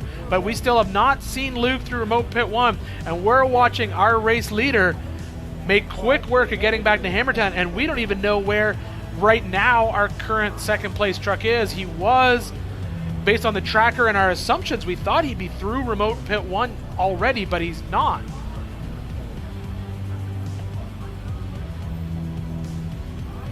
This could be Luke right here. All right, looking at it again, we have some new updates now. So I think Grabowski is most likely going to be next in the T2, and that is Grabowski right there. That's Grabowski right there. Okay. The tracker is caught back up on a few of these. So Grabowski, and then I think it's going to be Adam Lund is actually going to be next ahead of Luke. Luke dropped back on the tracker at least. Remember, we're looking at the tracker here. It updates at all different times, so it's kind of hard to tell. What we see right there is physical. So that is Grabowski. He is third. So the 19, even after being on their side on the infield, was now the second truck through there. That they made up a lot of time on that loop. Yeah, but we're still watching stopped. our current race leader almost back into Hammertown before we've seen Luke go into remote pit 1. And Luke was that was basically who was going to be putting pressure on our current race leader, but we might not have Luke putting pressure on him, may have someone else putting pressure on. Yeah. Yeah, everybody is having some issues today, it seems like. This order is anything can happen in this race. So right now what we're basing all of this on is our basically unofficial tracker that we're watching, same tracker you're watching at home. We will not know officially until we see some trucks come back through and head out on lap 3 before we know exactly what's happening. Yeah, so that is the race leader there, Jurgensen for sure. Behind him, second car on the road, physical, is Christopher Polvardi in the T2 truck. Third on the road is going to be the 19, right? Or was it second? Might have been second. I forget already. I believe he was second. Yeah, the 19. And first in class was Polvardi. Yeah, we've got some T1s and some T2s in the mix here, so we kind of got to sort through that while we're looking at this tracker. And then behind him was Dustin Grabowski, who we just saw come through. Then next, I believe, is going to be the 103. Probably going to be Adam Lund, RJ Anderson, probably coming through the pit next time we get a car through pit 1 on the way back in. Big gap, though, it's gonna from be that Luke. group. That's a huge... Looks like we got a B1 coming into pit 1. That's 103, you believe it is? I think so. That's my guess. Adam Lund. Or it's a lapper. Right behind him, that looks like that might be McMillin coming in behind him, is it? Yeah, this should be the 103. Yep. Yeah, that's 103. That's what we expected to see. So that's our first B1 through remote pit 1. And then next should be McMillin. Yeah, we saw him coming in pretty quick. So we'll see, does he stop? Does he just go through? That's going to be the big question. We got to watch that, see what's happening. And then Adam Householder should be behind him. It looks like he might be headed over to pit. He is. Which I would not expect him to do, considering they stopped on the way out. Just watch to see what happens here. They have something going on with that computer again or something, because look, they're not even touching the It doesn't truck look yet. like they're in a big hurry to do anything here, and if it may have just been a quick check and go. Bottle. There we go. Like he needed a drink. It looked like he took the water bottle. Looks like he took a water bottle and went in there. Surprised to see that stop, though, because of the fact that they stopped on the way out. They must have just been checking one more thing on the way through. Yeah, that was a little bit weird. I'm not sure what they did there besides a drink, but you would think his, I don't know, maybe his drinker broke in the truck and he didn't have any water, and he's like, you know what, I'm going to get a drink real quick. Screw it, I'm not out front, I'm going to stop and get a drink real quick. Yeah, to see what happens. So there's Adam Householder. That is the next truck coming in. That is, you can tell because he's still got the hood on, so that's how you know the difference between him and his dad now. Yeah, so this is the T1. The one without the hood is the T2. Yep. And it looks like they may be just swapping a spare possibly, or yeah, it looks like they're doing just changing a spare. So he obviously had a flat. They're pulling the spare off, putting a fresh spare in, so he can still have 2 spares before he heads out. Looks like they're not doing anything else to the truck. Not changing any other tires on it.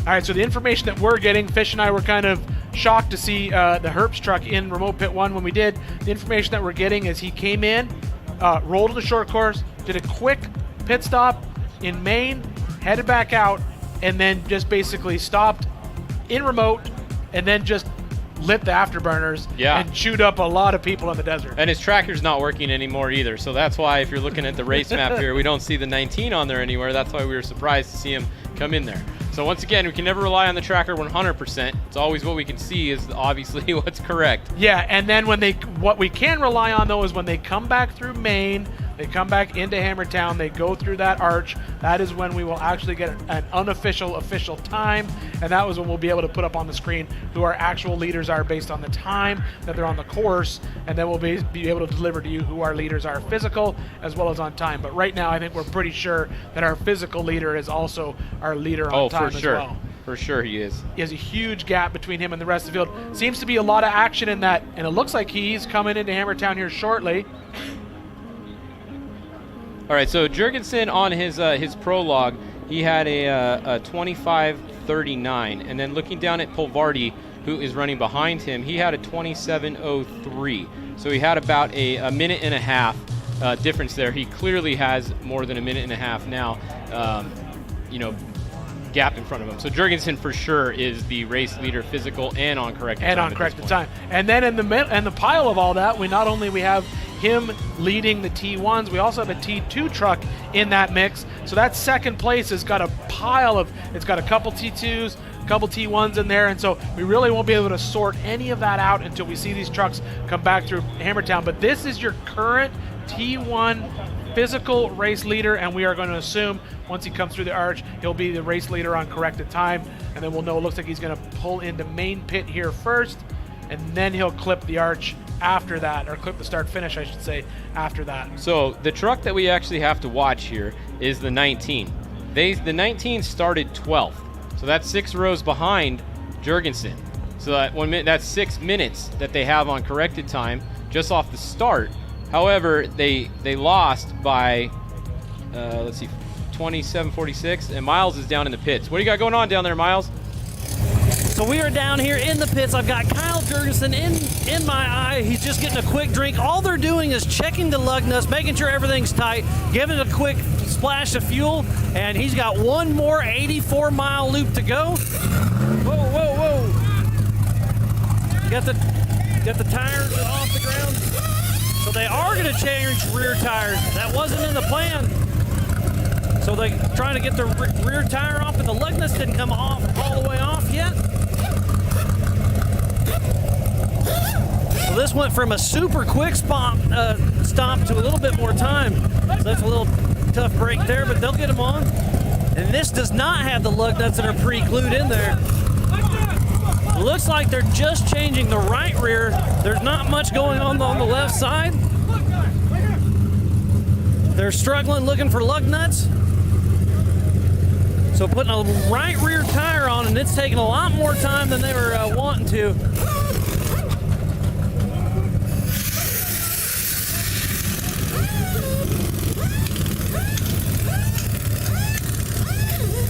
So they're loading a new spare on the back, getting it all racked up. They'll have to strap it down.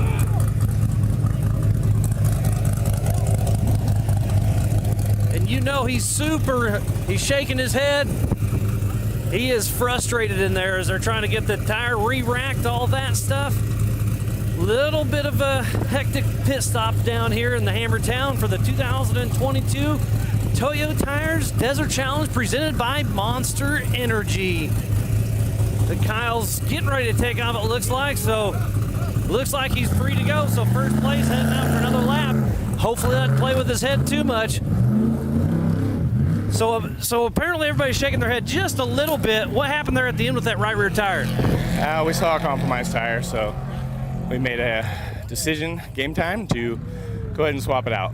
Yeah, and there's a little miscommunication going on there, but hey, you guys made it happen. And like you said, you got the lead. Take a deep breath. You still got time to make it happen. That's the idea. You know, we had the time. We said we were going to take a nice, smooth, and easy pit, and unfortunately, it took a little longer than we anticipated for sure, seeing that tire that was unplanned, but hopefully in the long run, it makes a difference of having a flat somewhere in the middle of the race course and changing it for another 30, 40 seconds out here. Yeah, it's a lot easier to change it with 10 people here in the pits than 2 people out. And normally the driver doesn't give it out on course. So 1 person versus 10, that was the right move, I think. We hope so. We'll find out in a couple hours here. Well, hopefully an hour and a half. That's about the average time for the fast guys. Yep, we're hoping for 4:30, somewhere around there.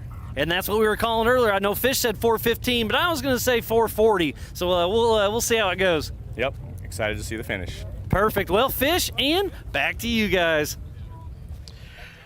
All right, Fish, what we've got right now is we have our race leader who came through that start-finish line, which means we actually have a time on him. So where do we have him right now? Well, he's a leader because he's the only one that come through so far. But his last lap was a 1:29.14, so it was not his fastest lap. It was 3 minutes off, actually only 2 minutes and 15 seconds or so off of his fastest lap.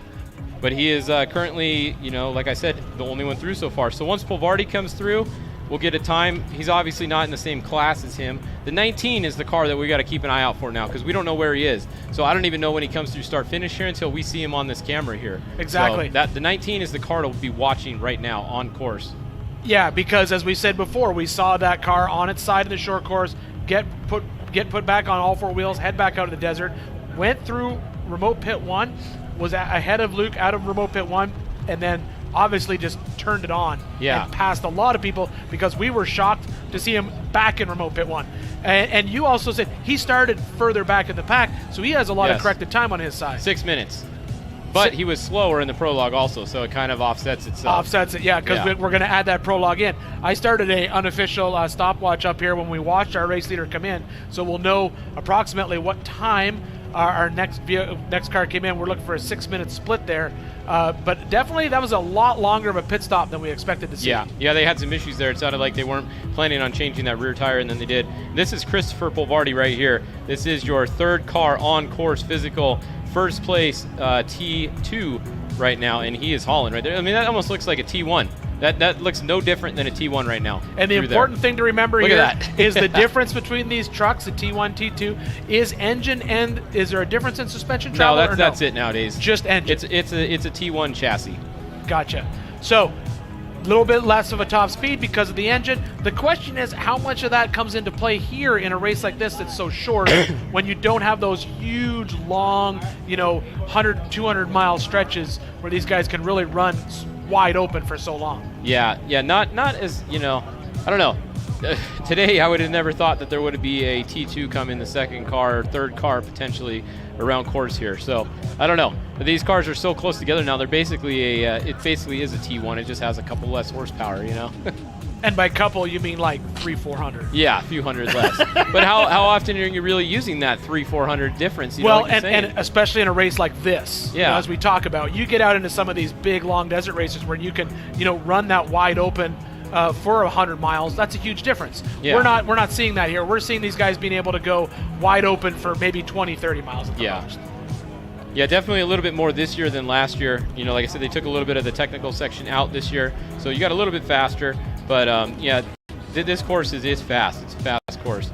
And right now it looks like if they go by the same times as they're going to be done about 4:25 or so, something like that next lap. But we'll see what happens on this last lap. We got 83 more miles to go. Yeah, and what we've seen a lot today, there's been a lot of carnage out there. We've seen a lot of action in the pits, lots of repairs going on. A few flats out on course based on the based on what we've seen happening out there. But we have Tiffany Stone up in remote pit 1, who's going to give us an update out there in the middle of the desert. Tiffany, what's going on? A little update from remote pit 1 out here. We just saw Jason Coleman and Brad Lovell coming in. Everything's going smoothly for them. Had a chance to talk to both of the teams, and pretty much what they did was just top off for fuel to make sure they can get back to Hammertown, change a few things. Did see that Coleman needed a right driver rear tire changing out there, but other than that, everything is going pretty smoothly here at remote pit. Everybody's just getting a splash of fuel to make sure they can finish this race. All right, so we are back, and we are waiting for Christopher Polvardi to come around here, or the 19. It's going to be the one of those two coming soon. Should be coming into Hammertown anytime, and then we'll get some more split times here for you guys. And the important thing to remember here is Polvardi, as Fish said, different class. That's a T2 truck, so he's leading his class. So he is leading his own race out there. Yep. We expect to see him or the 19 truck, and that looks like the 19 truck. Yep. But that looks like... Did he get around him? That looks like that might be Polvardi right there.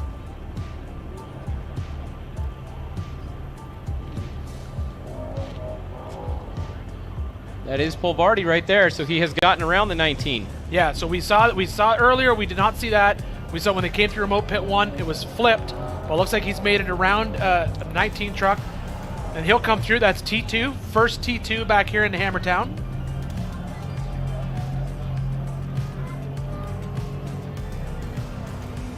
All right, so question is, does he come in and pit or not? We're going to find out really quick here, and I'm going to watch for his time too. Let you guys know as soon as we see a time between him and Kyle Jurgensen.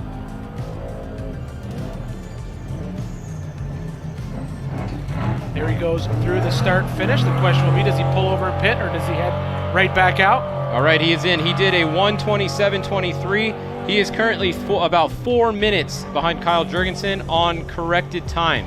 So only 4 minutes difference between the top T1 and the top T2 right now. He actually had a faster lap than Jurgensen did on the last lap. And that says a lot about him in that truck. You know, he's putting that truck to work. He's out there, no pit to start. And look at this. It looks like this is 19 coming right now through the arch. There's the 19. So that is number 19 coming through the Bronco arch back into town. And then I'll give you my unofficial stopwatch, the unofficial official. Oh, no, he rolled it again! Oh, in the same spot! That's the second time! At the same spot, too? That is terrible. Rolled it again in the same spot. And the difference between the two cars 9 minutes. There is a 9-minute split. Oh, no. How did he do that twice? That is terrible luck for him to come into Hammertown. Roll it right there. He's probably saying the same thing right now. What the hell was that? Did we really just do that again? All right, we'll take another look at this because obviously we saw it live, but we're going to have a little replay come back here at you. Here it is, Fish. All right. So he comes in, just caught an edge. It's just caught an edge. You know, Cameron Steele was talking about that corner right there last night during the Class 11 shootout. I heard him talking about it, how it kind of falls off. It doesn't really, that berm doesn't carry all the way around. It's kind of a gradual turn, and then it drops off, which is exactly what just happened right there. Did there, yeah. Yep. Yeah, he looked to be a little low in that corner too. And look at this in our screen right here. No questions asked. Look like that throttle pedal is fixed. Yeah. Or at least wide open might be working. Yeah. And he's making some serious time through the desert. That's Luke McMillin. That's who we expected to see give our race leader a little bit of pressure. But then he had an issue with his drive-by-wire throttle pedal up in remote pit 1. So let's see how long the 19 is over and if Luke can maybe get around him.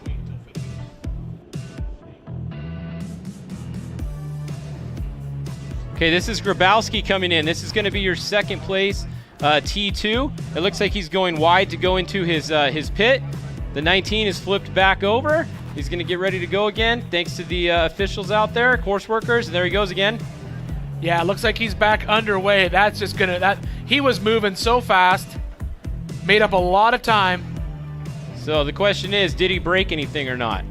That's what he's trying to figure out right now too. Good thing is he's right next to his pit, so he can just come in here real quick and figure it out. Probably gonna pit anyways, and they'll check it out real quick, and we'll find out. Now Polvardi's right there, or not Polvardi, that's Grabowski. If you see him right there in the pit, so he's pitting right now. He should be going out again soon, and that'll be your second place T2. This is your second place T1 right here. Luke McMillin should be coming in pretty soon.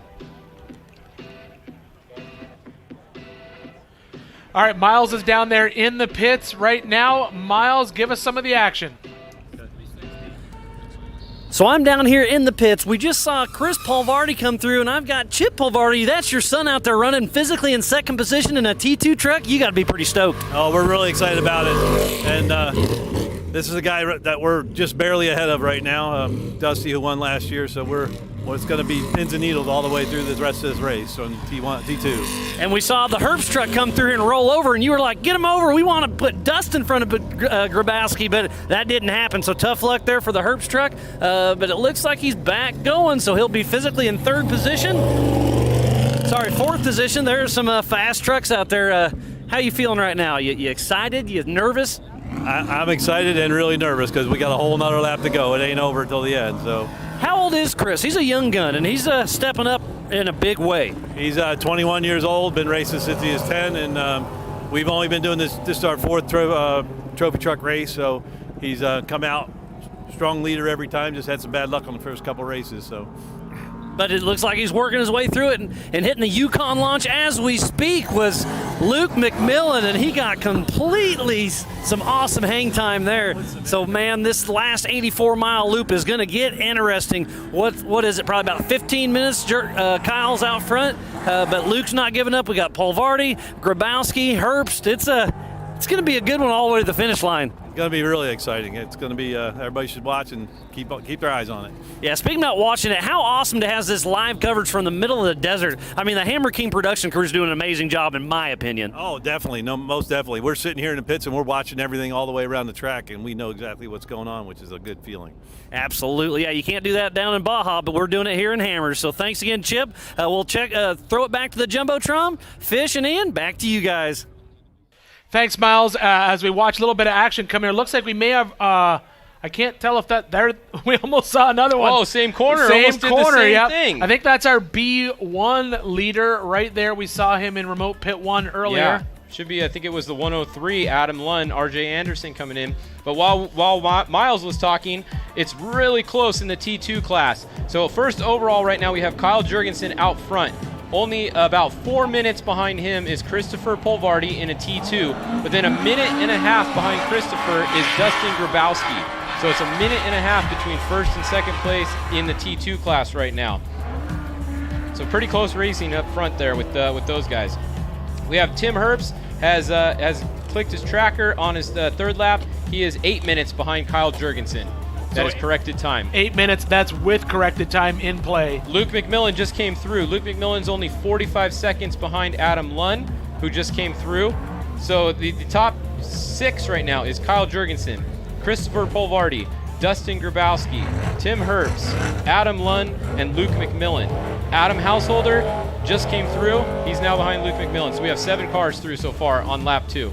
Headed out on lap 3. 7 cars out on lap 3. The question will be, how much time can Luke make up out there? He is in that all-wheel drive truck. He's 9 minutes back. He's 9 minutes back right now. Can he make up 9 minutes inside this lap? No way. You don't. No. Fish says no. That's impossible unless Jurgensen has a problem. If he has a problem, of course, anything's up. Yeah. Luke's not going to make 9 minutes on Jurgensen in 1 lap. There's no way. My question is, we saw Jurgensen in the pits. We saw him work on that right rear. What I noticed when they were taking the right rear off is they were struggling to get the right rear tire off of that and on. That took a long time. Is there an issue with that right rear hub? We don't know. We'll just have to see what happens. If they pull in and start looking at the right rear of that truck in remote pit 1, then we know there's something more than just a possible flat tire. There could have been something bigger issue, which will lead to Luke. He'll want to hear that. He wants to hear that information. Yeah, any information like that is definitely good.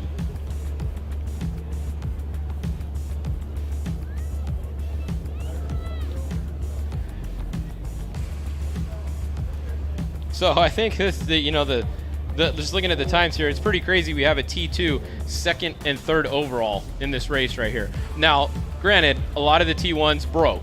right? We have a lot of T1 carnage out there. So you got to take that into account. The other question is, and we've talked about this a lot today, but it's a good thing to bring up is, yes, the T2 is a limited engine, less horsepower. So their pit strategy is probably they carry as much fuel as a T1, I'm assuming, but they don't burn as much probably out there because they have a little bit less power. So were they able to take advantage of that and possibly stop fewer times if they didn't have a problem, and that's why they're up in the mix with those drivers in that T1 class. Yep.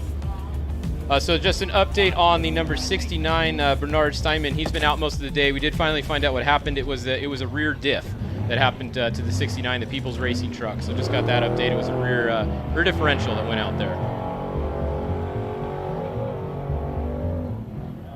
And it looks like we have No, that's not 19. That's the T2. Kids. That's 264 T2 Herbst truck headed back out.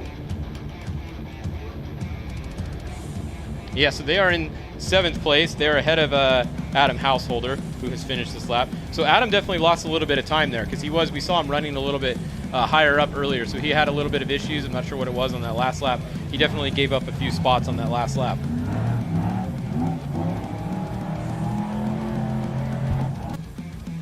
His last lap was a 1:38.30.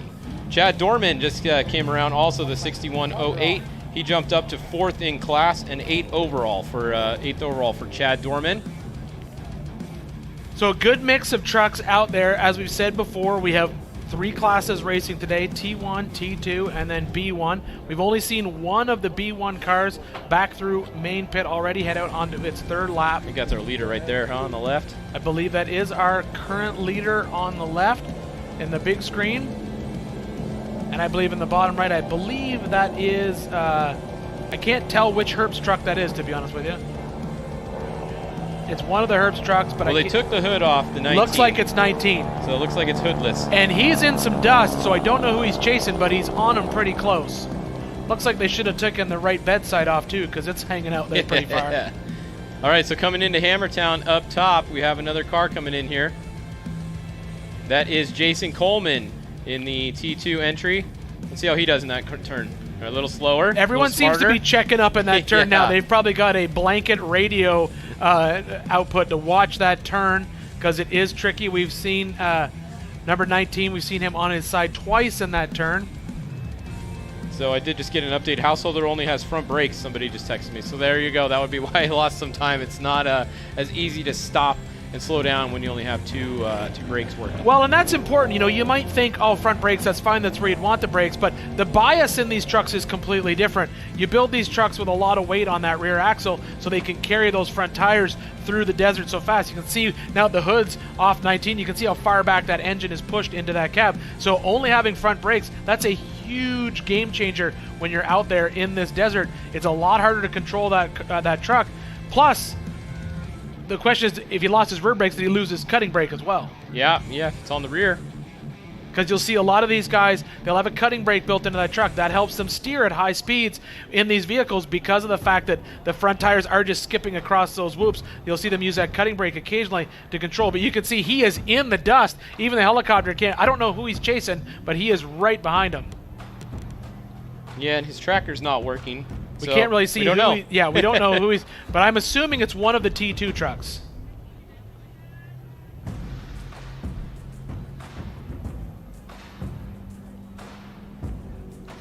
Looks like that might be Lovell coming into Hammertown right now. And then here's remote pit 1. There's Polvardi. That's your second overall truck right there. First place T2. And it looks like he's just cruising through remote pit 1.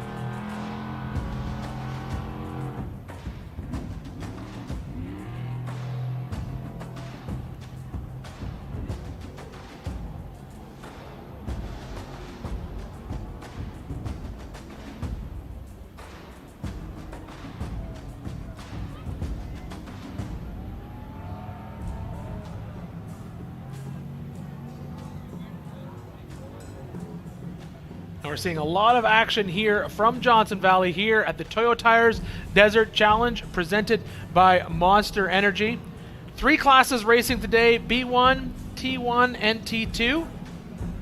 We have at least one, well, with multiple vehicles, but one of the B1 vehicles has made it through Maine and is back out on its third lap, final lap.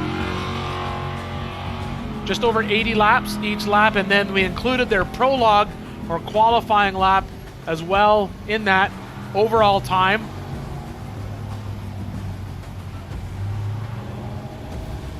And the 19 definitely doesn't look like they had anything wrong with it. It looks like they're at full speed even after those 2 rolls. You know, they were just pretty easy rollovers on the infield there. Don't really hurt anything besides the body, most likely. And your feelings, because he was reeling in first place, and to have the puller. Yeah, that's a little embarrassing right in front of everybody. It's down twice. Yes, that's got to be weird, especially to do it twice in one spot. Yeah, we definitely see that truck doing some work out there in the desert. The hood, we saw them remove the hood in the main pit, but he is definitely out there making up time.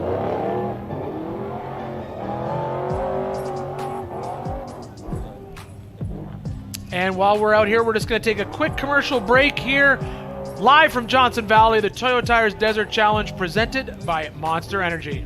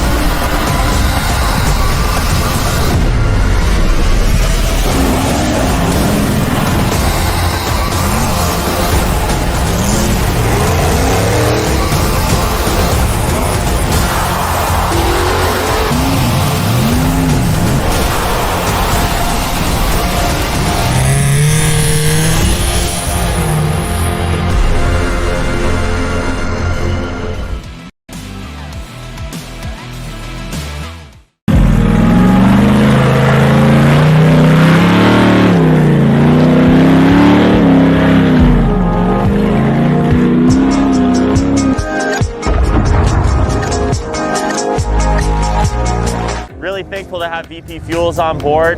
UTV 96 is like perfect in these things, makes them rip. It ran cool, it ran strong. We got into those rock sections where we really needed that throttle response, and it was right there every time.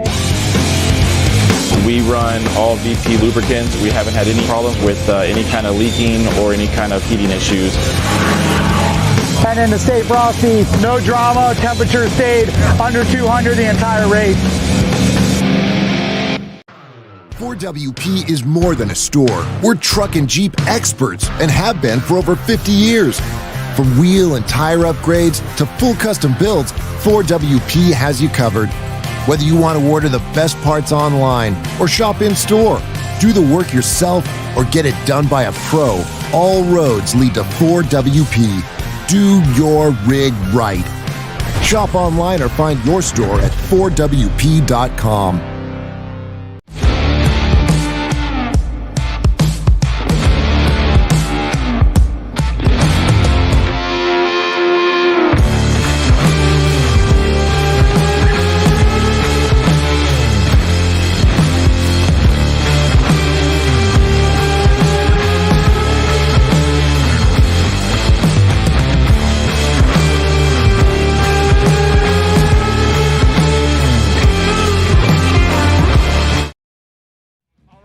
Welcome back to Johnson Valley here, the Toyo Tires Desert Challenge presented by Monster Energy. I'm Ian Johnson here in the booth with Fish from Fishgistics, and here we go. We have an actual current running order now that we've had multiple trucks through the start-finish arc. So let's run through them, Fish. These are your guys. Who is where in this race? We have Kyle Jurgensen out front in the number 27 T1, followed by Christopher Polvardi in the T2, running second overall. T2 entry, Dustin Grabowski, third overall. Then Tim Herbst, fourth.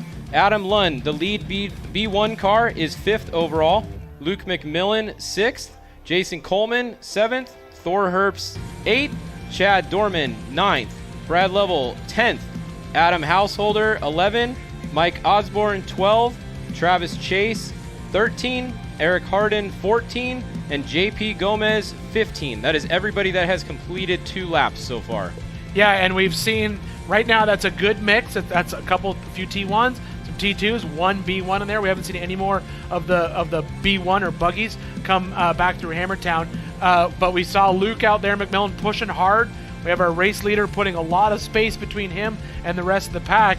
But the big news is those T2 trucks right in the mix out there with the T1s. Yeah, definitely. I mean, I've never seen a T2 truck run this high up in a race before. So it's, you know, the gap between them is definitely not as big as it used to be when the 6100 T2 class first started. And there's Sarah Price. She was in the big screen, now dropped down a little screen. She's out there, and she's a T2 Good as to well. see her going again. That's we a saw T1. Her, oh, That's she's a T1, T1. Sorry, yeah. But we saw her stopped earlier. We didn't really know what was going on, but it looks like there's certainly no slowness in her pace right now. She's picked up the pace, moving through the desert very, very well. All right, so another update on the 19. I think it might have been a different driver each lap, because Tim Herbst is currently standing out at remote pit 1. So if Tim Herbst started in the truck, he wouldn't have been in there for the second lap if he's out at remote pit 1 right now. So it might not have been the same driver that rolled twice. That's a good way to get around it. Yeah, you so it's probably Pat Dean is usually the guy that drives the other time. So probably one of them each rolled once, unless Pat Dean started, and then he would have done it twice. So it wasn't Tim Herbst twice for sure. There we go. We know that. So in our big screen, that's our leader right out now in Cougar Buttes. You can tell he's the leader because there's, you know, a drone, maybe a couple of helicopters, and someone else chasing him through the desert. But that is our physical leader right now. And according to on the third lap when he came through Hammertown, he is our leader on time as well.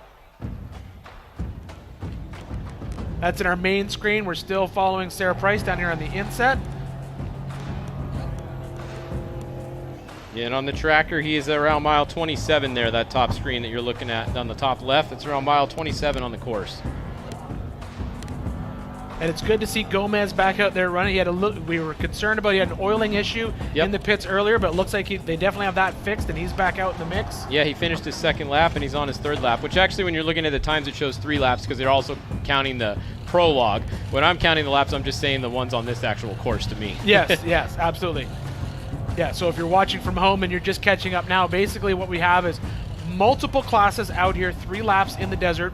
They went out early this morning and ran basically a qualifying lap, what we're calling a prologue lap. The difference between this race and every other race is the qualifying lap didn't just put them in starting order, it also included in their overall time, completely changing everyone's race strategy at the last minute. No longer were you just qualifying and then throwing that time in the trash. You had to qualify well and quickly because that is included in your overall time. And we saw a lot of drivers push their cars incredibly hard on that qualifying lap, and we've seen a lot of carnage out there.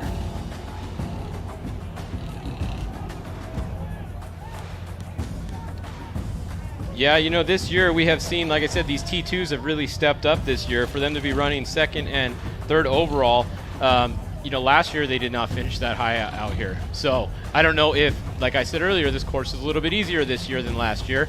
That might be a little bit more of an advantage to the T1s when it's a rougher course. They got a little more horsepower to get through the rough. So maybe that's what helped make it a little bit more even this year was the course. But I think you called it correctly earlier, Fish, when you said we've seen a lot of T1s go down. Yeah, a lot of broken ones. We've seen a lot of carnage in that, more carnage in that class, I think, than any other class. And yes, with the heroes of the sport. These aren't just like people that's like, oh, so-and-so broke. We're used to him breaking on that day. No, these were the guys who we were going to watch all day, just slowly being picked off with some unfortunate breakages out there and just little things that have taken them out of the race so far. Yeah, I mean, I was honestly hoping to see Bryce Menzies and Luke McMillin, you know, just on each other, 1 and 2 off the line, just neck and neck for the whole 3 laps. But that ain't going to happen. Yeah, no, but that would be awesome not happen. if it did, you know? Yeah, it would have been awesome to watch, but it did not happen today. Just, there's been a lot of carnage out there. What caused that carnage? I don't know. That looks like Greg Adler in the off-road warehouse truck. Yep, number 65 coming into his pit at the end of his second lap. Good to see. It's good to see him out racing. And right now I'm just hearing that we have Tiffany Stone up in remote pit 1 with RJ Anderson, and she's going to give us an update from the middle of nowhere.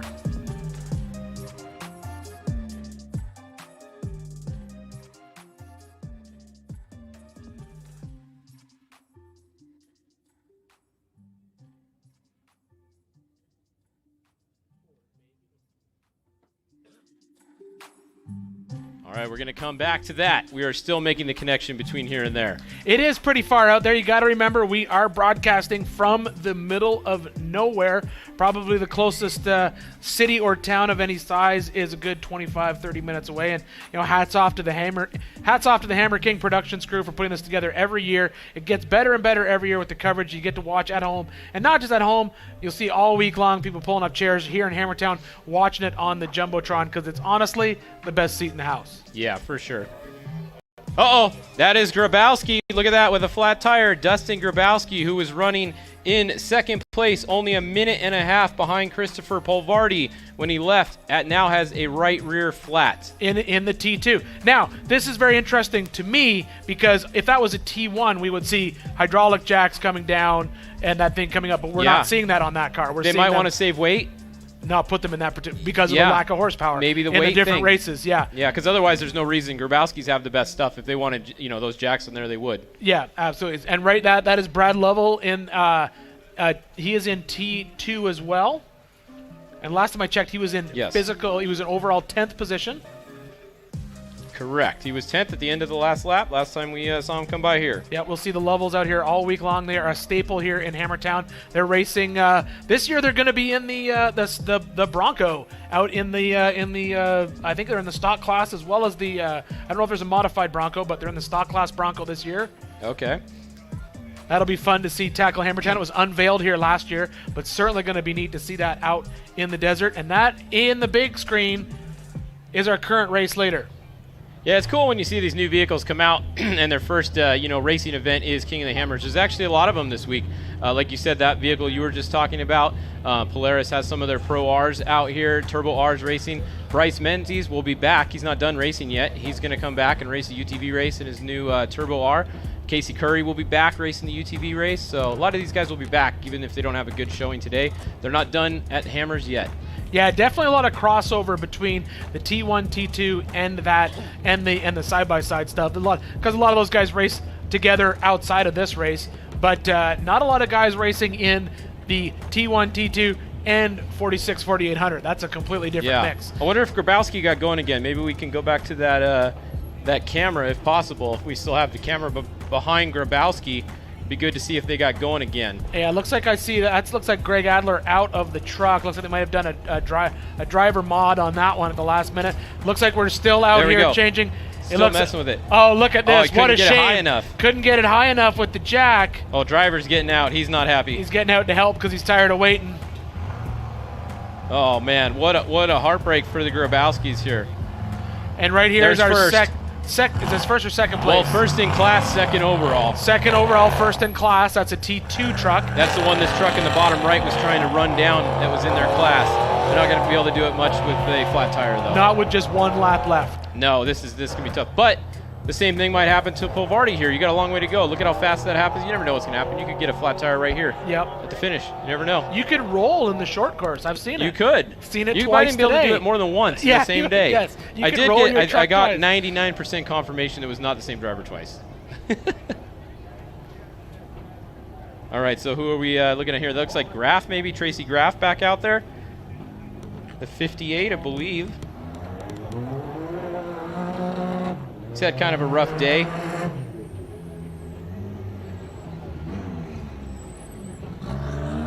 Or is that Bader?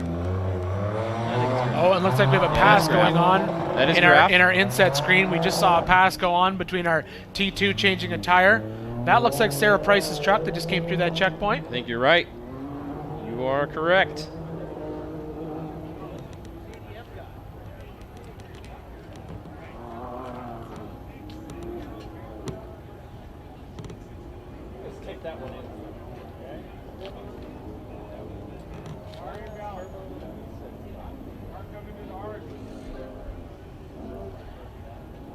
And as we've said before, we're watching to see what happens with the split times, what happens with the time that has to get added on because of the prologue.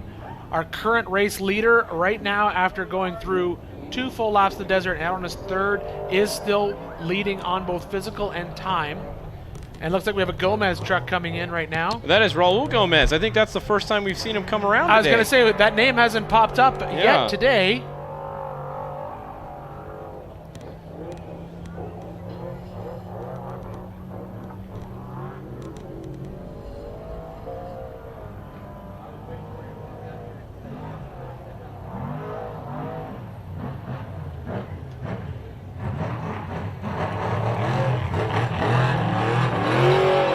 see if he comes in for a pit or if he just goes right back out. The Gomez pits are right around that first corner. Looks like he's going in for a pit based on how he disappeared from the drone shot there. Yep, looks like he's going in for a pit. Looks like they have tires ready for him. But as Fish said, I'm pretty sure that's the first time we've seen him today. Yeah, I think so. So not his day out in the desert. Yeah, he just finished his, that'd be, lap 2, so that is the prologue and that lap. So that's the first actual 83-mile lap that he's finished today. So he's heading out on his second lap. He's had a rough day out, whatever happened, but he's still moving and still racing. He's one of the racers that is racing more this week also. Yeah, the Gomez brothers are always out here. They're the fixture here in the Hammers. And it looks like that's Jurgensen out there. That's our physical race leader. Yes, it is. And we have another truck coming into Hammertown right here. Everyone seems to be checking up a little bit more in that first corner now. Another T2 coming in, it looks like, most likely. It's hard to tell the difference without looking at the number because, like I said, all these trucks are the same chassis. They're so nowadays. similar now, Same bodies, same tires, same everything. That is a 6173, it looks like. The Brenthal trucks. Something like that.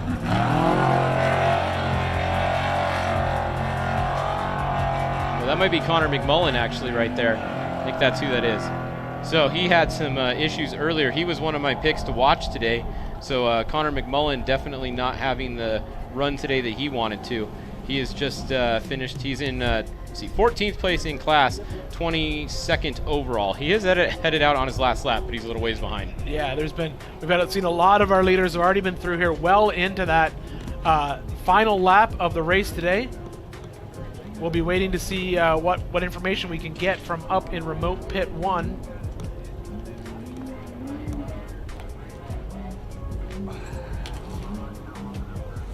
It's a 299 there.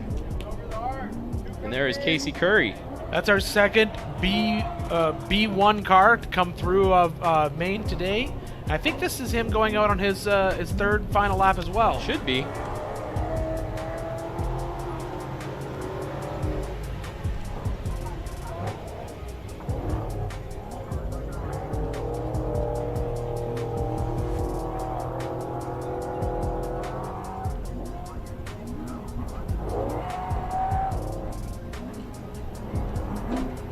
So let me see what his time is when he comes through here.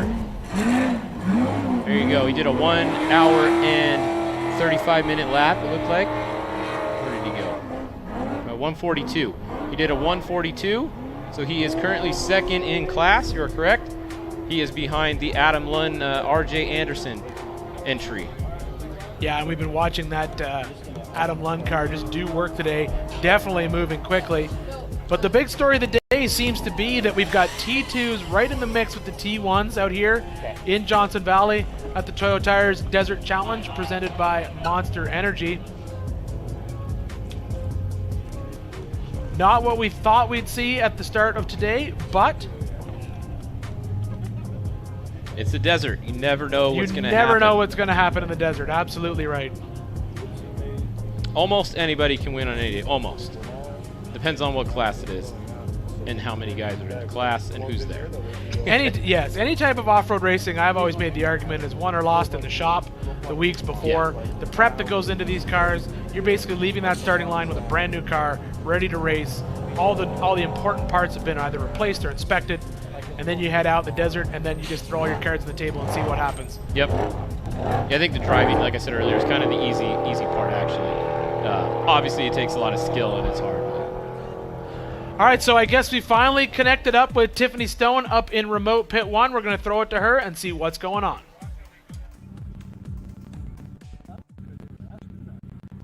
What do you mean? Yeah, no. Nothing's happening. Most are just fueling up to get through the last lap.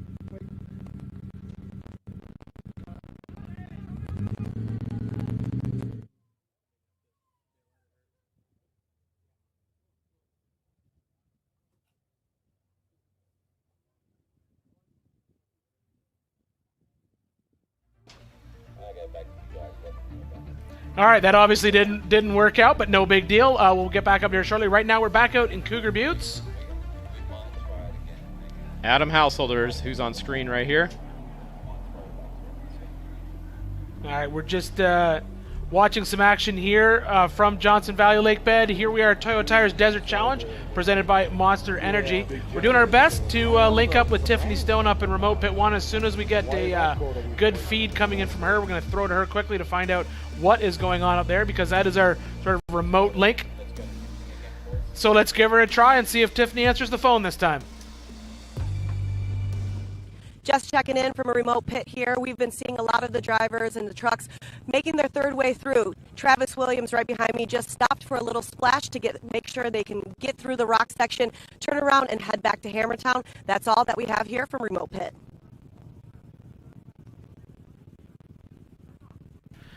All right, so we're back in Hammertown right now. Back in the booth with me is the other Johnson, Ricky Johnson.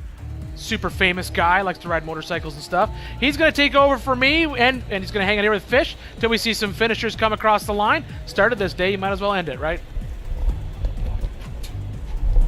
All right, and speaking of those finishers, it looks like the 27 is about halfway done with their second lap. They're going to be somewhere around mile 43 or so, and they are still moving. Behind them, it is still the 294, Christopher Polvardi. Those are your top two. He's about 7 or 8 miles behind him physically on course is what it looks like.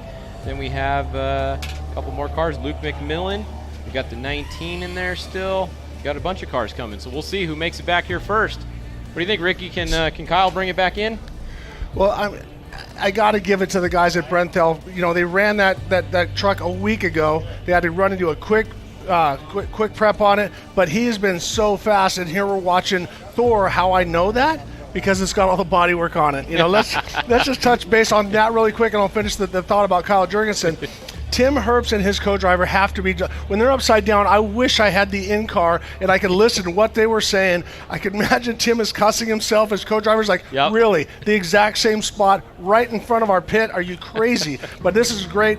It's a third-generation Herbst family with Thor Herbst. He's out there, been running all day long and doing a phenomenal job. And look, all the body work is on. He's doing exactly what he needs to do. Yeah. But to finish my thought about Kyle Jurgensen, this guy is a driver. You know, I joke about it and say you could put him in a little yellow school bus and he would be in the top 5. But if you watch how fast that he goes and how well, and I want to compliment the guys at Brenthal Racing with that new, I don't even know what gen that is. Gen 3. Gen 3, the trophy truck. And he drives it so well. He wears it like, you know, like a tight pair of dancing shoes or whatever, and he's so comfortable everywhere that he's put it. Also, you got to look at it. He's a local boy. He's from Yucca Valley. He knows this desert well, and that's a advantage, but for them, how well they prepped that truck in a very short amount of time, the engineering and design behind it, but you got to give it to Kyle Jurgensen. That guy has been driving great all day long. Yeah, for sure. And just looking over at the tracking map right now, is that Polvardi right there? No, it is not. Someone else. Christopher Polvardi, I just saw him at 0 miles an hour. That is the 19, also at 0 miles an hour. So 2 of the top trucks right now were just at 0 miles an hour. Christopher Polvardi just got going again. So I'm going to assume he had the same thing, another tire. So tire change for Christopher Polvardi. He is moving again. It doesn't look like anybody got by him on course. Well, Sarah Price has now come into that Chattanooga Whiskey entry, and she's I think she's starting her third lap, and so she's been running strong all day. Back a little bit from the lead, but running strong. Jason Coleman, as we watch, he's running strong too. He's running very strong, and he was the last driver to qualify. So in a way, I look at it as an advantage, because I was talking to Bernard Steinman and Cruffy, his co-driver. They were the second or the first to go out and qualify, and then they sat around for so long waiting. Like, she's like, should I take a nap? What do I do? And on all this stuff. But Jason was the last qualifier. He went out, qualified, then boom, he's right back in. So the adrenaline doesn't completely fall down. And that's the thing, as a driver, you know, I raced with Tavo Villadosla this year, and I did a middle section for a few hours. I did 270 some miles. And so Tavo got out and then got back in. He did over 1,000 miles. So it was crazy the amount of driving that he did, but it's so hard to let go to really get to rest and then try to pipe yourself back up to get in the truck. right mindset. So once again, the reason I say this is I think it was an advantage for Jason Coleman to still have that adrenaline by the time he went into staging for the race. And so the 19 is not on our tracker, so I'm not sure when the 19 is going to get going again. If we have another camera view at some point, maybe we can pull it back up on the 19 and see if they got going again or not. Well, it looks like Luke McMillin is back on pace. As I was listening, I was supposed to be resting, but I was watching the show and listening to you, and he had a throttle issue in that. So it's been a very, for a short race, it's been a long day for Luke McMillin. Yeah, he has definitely not had much fun today, that's for sure. Well, but that's the thing that why I respect him so much as a champion. You know, a lot of guys that are, you know, spoiled brats, we go, I don't have a chance to win, so screw it, I'm done. Yep. Or just go, you know what, I've had this much happen, I'm out. And as we're looking at Justin Davis. Yeah, Justin Davis. But back to finish that thought is that Luke is hanging in there. He's still running, and he's gonna take it to the finish. Yeah. I'm gonna bring somebody in real quick. I'm gonna grab a couple words. So I'm gonna pass this over. I'm gonna grab your mic for this guy really quick. I want to get a couple words on what he's thinking. All right, I'm not going to screw up his name this time. I promise. I called him Larry Raglan 3 times, and even when I said it, I shouldn't have said that because I'm going to do it again. But the legend, Larry Rossler, is here. But let's just talk real quick as we're watching. Let's talk. I want to get your thoughts on the kind of day that Luke McMillin has had. Obviously, he got stuck, you know, on Heartbreak Ridge. He had to requalify, got stuck in the dust again, and then lost throttle pressure and stuff. Where's his head at? Well, you know, it's called off-road racing. You know, there's no guarantees, but, you know, I was lucky enough to race with Luke several times in the Baja 1000, and that kid will not give up. So he's going to fight to the very end. So, you know, they're all about, of course, winning's nice, but just a good solid finish, and I'm sure he's just going to keep pushing and pushing. And what kind of advantage we're looking on the main screen is Kyle Jurgensen. He lives in Yucca Valley, so he knows this valley like the back of his hand. And that is what I think was the advantage for Rob Mack when it came down to him and Luke at the Mint. It's just knowing your surroundings, what it's like. Yeah, no, absolutely. You know, confidence going into a race. I mean, like there's probably tracks that you used to go to back in the day that you just automatically had a good vibe, right? Yep. So same thing. I'm sure Kyle, he feels real comfortable. He's been extremely consistent all year already. So I'm sure, you know, he's like, yeah, this is me. You know, Luke and Rob, of course, like Luke here, I'm sure he pre-ran a lot, but there's still, you know, that confidence level just builds. Well, and at this pace, I mean, congratulations on the 1,000. I mean, to Ironman that says something. I mean, that was a long race, and you had to work for it. As we're watching, I think that is Harden. It looks like Harden, yes. Harden as he's going through, and the shadows are starting to get long. We'll talk about that in a second. But this year's Baja 1000 for you was a long, hard couple days. It was 24 hours. You know, I would do it again in a heartbeat. It was super exciting. Eric Brandt rode right seat the whole race with me. He's the owner of Baja Jerky. And, you know, we had a really good year. We were leading the championship going into the race. Yep. So we were, you know, we were lucky enough to win the Baja 500, consistent in some of the other races. So, yeah, it was super exciting. Unfortunately, we had some transmission problems right at the very end, but, you know, Robbie Gordon helped out. We towed it to the very last pit area, chase area, and got oil in the tranny and made it to the finish line. Probably never thought that Robbie Gordon would be the guy. Give you a helping you know hand. what? I think over the years, Robbie is definitely mellow. Have to be politically correct here, but I love Robbie, man. We're close. We talk a lot. You know, I'm excited about his UTV, and yeah, he stopped. He volunteered to tow me in, and I said, heck yeah, let's do it. So yeah, it was a win-win for. He even told me afterwards. He goes, I had no idea it would be this positive, stopping and helping you. So for his Instagram and all the followers and Facebook, it ended up being a good thing. That is an awesome shot of them coming across there with the dust. Now the shadows are starting to get a little bit long and get in the guy's eyes. So I think that is Brad Lovell.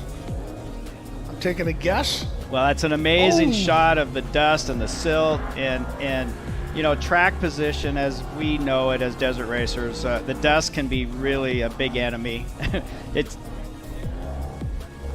Yeah, we saw a couple UTVs breaking through here. That is Brad Lovell. So talk about how the track deteriorates, like the Mint 400. You know, this is a very, you know, with the multiple laps. And even though your knowledge of the track is there, the course is that much rougher, and your truck is starting to get a little bit tired. Well, as you can see, those bumps get big, and all the low spots in the valleys, you know, it's like a lake bed talcum powder kind of dirt. Yep. So it just turns into powder. So the dust is even that much worse. The ruts get deeper. It definitely changes a lot. Well, and as we see Brad Etter as he heads out in the desert, a couple of the B1s. But let's talk about the Baja Beef Jerky Class 11 challenge last night. Did I hear you right? You got lapped? The legend got lapped? Let me talk a little bit about this. So last year, Baja Jerky put up $10,000 added to the purse, and it was just a huge success.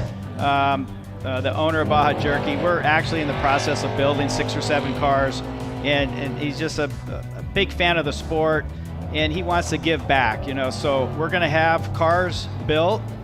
And RJ, we're going to put you in one of them. There we go. I think I want the yellow. I want the salsa. Yeah, salsa fresca. Salsa We're fresca. going to reserve that for RJ. So this year we actually got we didn't have our cars done in time, but we got a hold of Josh Felix. He's a Class 11 competitor, and got his car prepped, and it was blue, Baja Jerky on it. And they threw me in the driver's seat last night, and it was a blast. I mean, let me tell you, it was a blast. That hill right there, I got stuck on it, and about 4 other guys. It was a big bottleneck. But it was really a lot of fun. So we want to continue supporting that class. You know, it's definitely a, you know, there's a lot of money spent in this sport, right? There's a lot of big teams, and some of the cars, like a Class 11 guy, he doesn't have a lot of money, you know, so. Yeah, and you ran with these guys for a while, right? You ran with the Herbst boys. I was with the Herbst for many years. A long time, Yep. So I'm pretty sure this is Tim, because he's missing a few parts because he rolled over at the same place. But we just saw that he was down, changing a tire. If I'm right, no, this is Householder. Oh, that's I apologize. Householder, yep.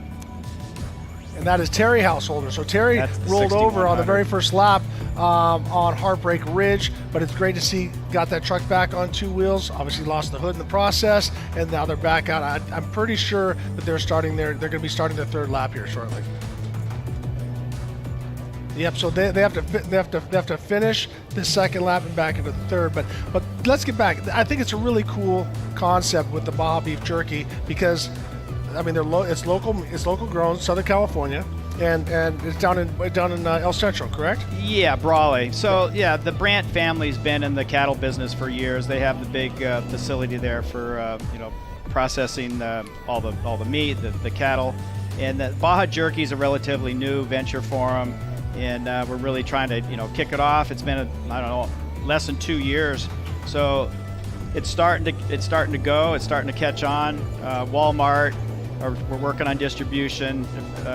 Probably Amazon is the easiest, fastest way to get it right now, but it's super exciting. You know, like I said, Eric's a big fan of the sport, and I got some giveaways here. When I'm done, I'm going to go out front here and give some samples out. But yeah, it's a good company to support, and he supports off-road racing. Well, and I loved it when I very first saw them. They came down and out with that one truck, and they're passing it out.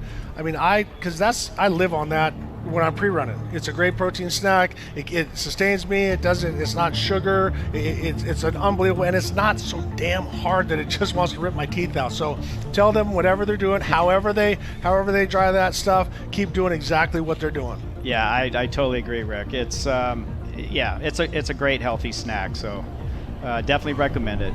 Well, awesome. So where are we going to see you race next, and then we're going to get Fish back in it. Where's your next schedule? Super excited. We're going to run the Full Score Series. San Felipe's coming up into March. You know, we're going to continue with the Class 11, maybe some other events, get our cars built.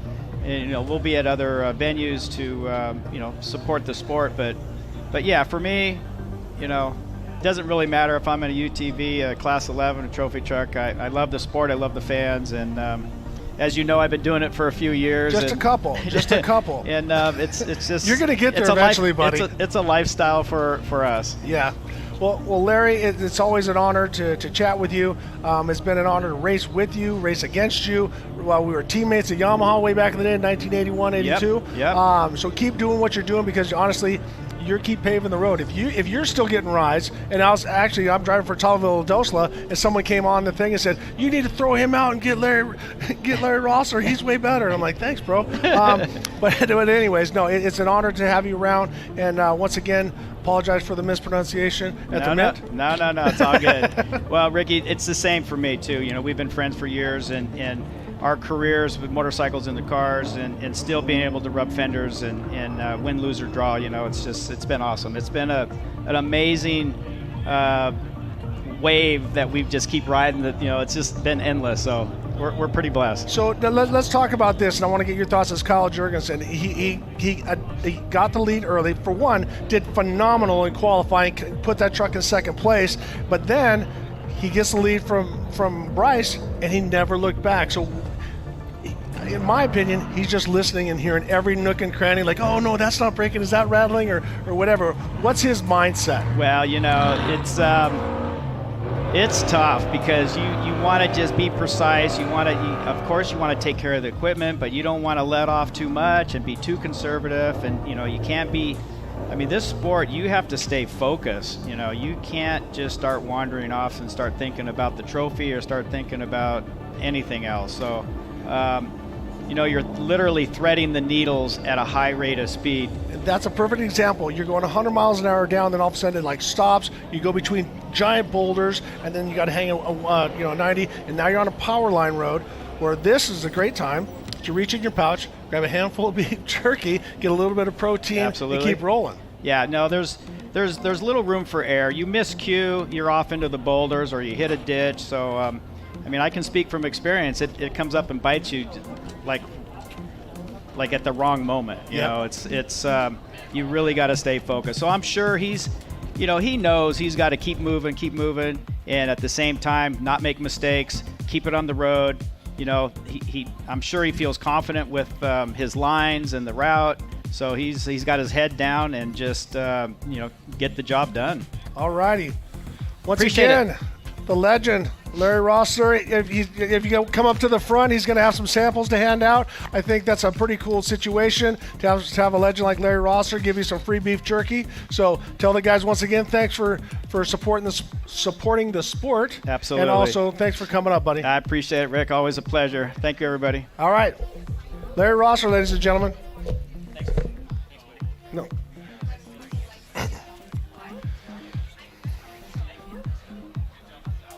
You got it. So we are looking at the scoring, and we're doing a little bit of guesstimation, but we're looking at about 35 minutes for our leader, Kyle Jurgensen, to make it back to Hammertown to capture that checkered flag. It has been an unbelievable race all day, a lot of drama, a lot of issues, and everybody's going to have an opinion when it's over. Was the prologue too long? Was it this? Was it that? But you know what?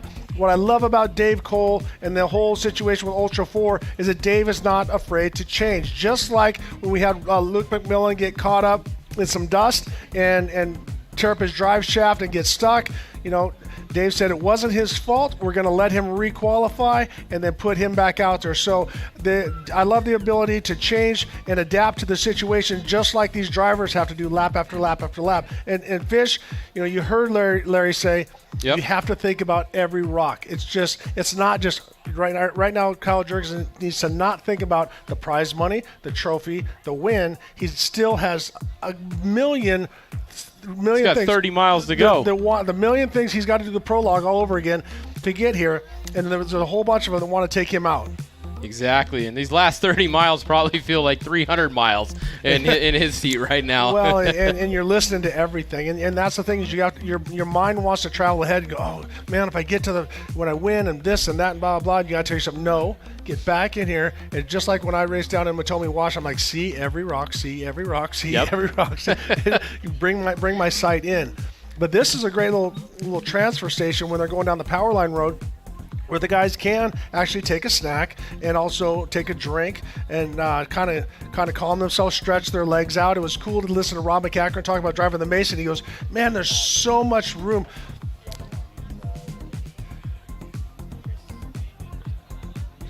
So Christopher Polvardi, and now you got Luke McMillin is the second car, which we can't see Luke at this point. This is that speed limit section, obviously, huh? Yeah, so there's a speed limit. So through that pole line road, it gives them a chance to relax. But it was great to hear Rob McCackern say, "This truck is so cool. I can stretch my leg out in the speed limit sections and relax a little bit."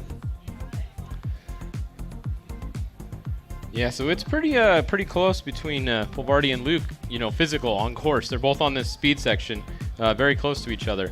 Luke actually started, let's see, where did Luke? Luke started, I believe, right in front of Polvardi, if I'm not mistaken. Let me go back and look. Yes, he did. So Luke started 8th, and Christopher Polvardi was 9th. So 1 minute between them, basically. So there was a minute. So Luke was a minute faster in qualifying?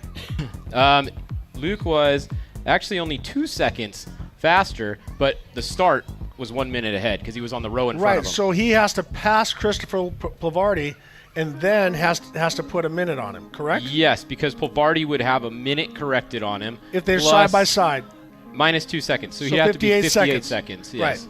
So that can be tight, and we're coming into some open desert, and there's a real good chance with that V8. I mean, they're both V8s, but that big block, and also as we're looking at Dustin Grabowski here. Yep, Dustin Grabowski. And his, I just would like to point out that his bedsides are still on. He gets quite a bit of crap online sometimes for people saying he's cheating or something with his bedsides falling off on purpose every time. But if you notice, it's the end of the race and both of them are still on. And I'm gonna defend him on that, because as a driver, as fast as he drives, you're sideways a lot, and you clip bushes and things like that, and you knock the fenders off. Yeah. So we are going to be right back, and as I said, the leaders are going to be here in about 30 minutes, so we're going to take a quick commercial break, and we'll be back to the Toyo Tires Desert Challenge presented by Monster Energy. We'll see you in a bit.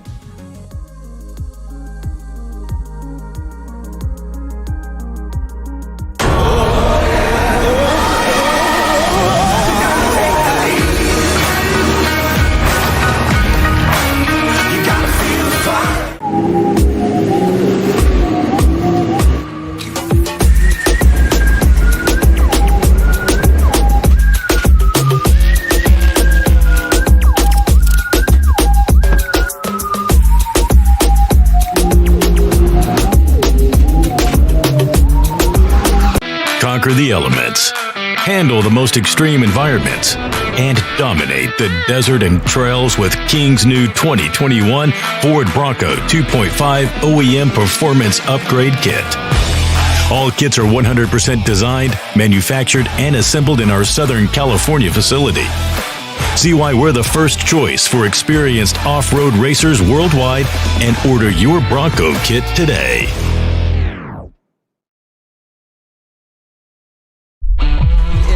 Absolutely mind-blowingly good rider. For gold medalist in Moto X Freestyle,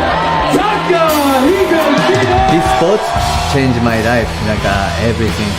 I'm very lucky to have a husband that is happy doing what he loves. When I look back at riding freestyle and look at some of the baddest dudes in the world, Taka's right there on the top. If without freestyle motocross, I don't have a hope for my life.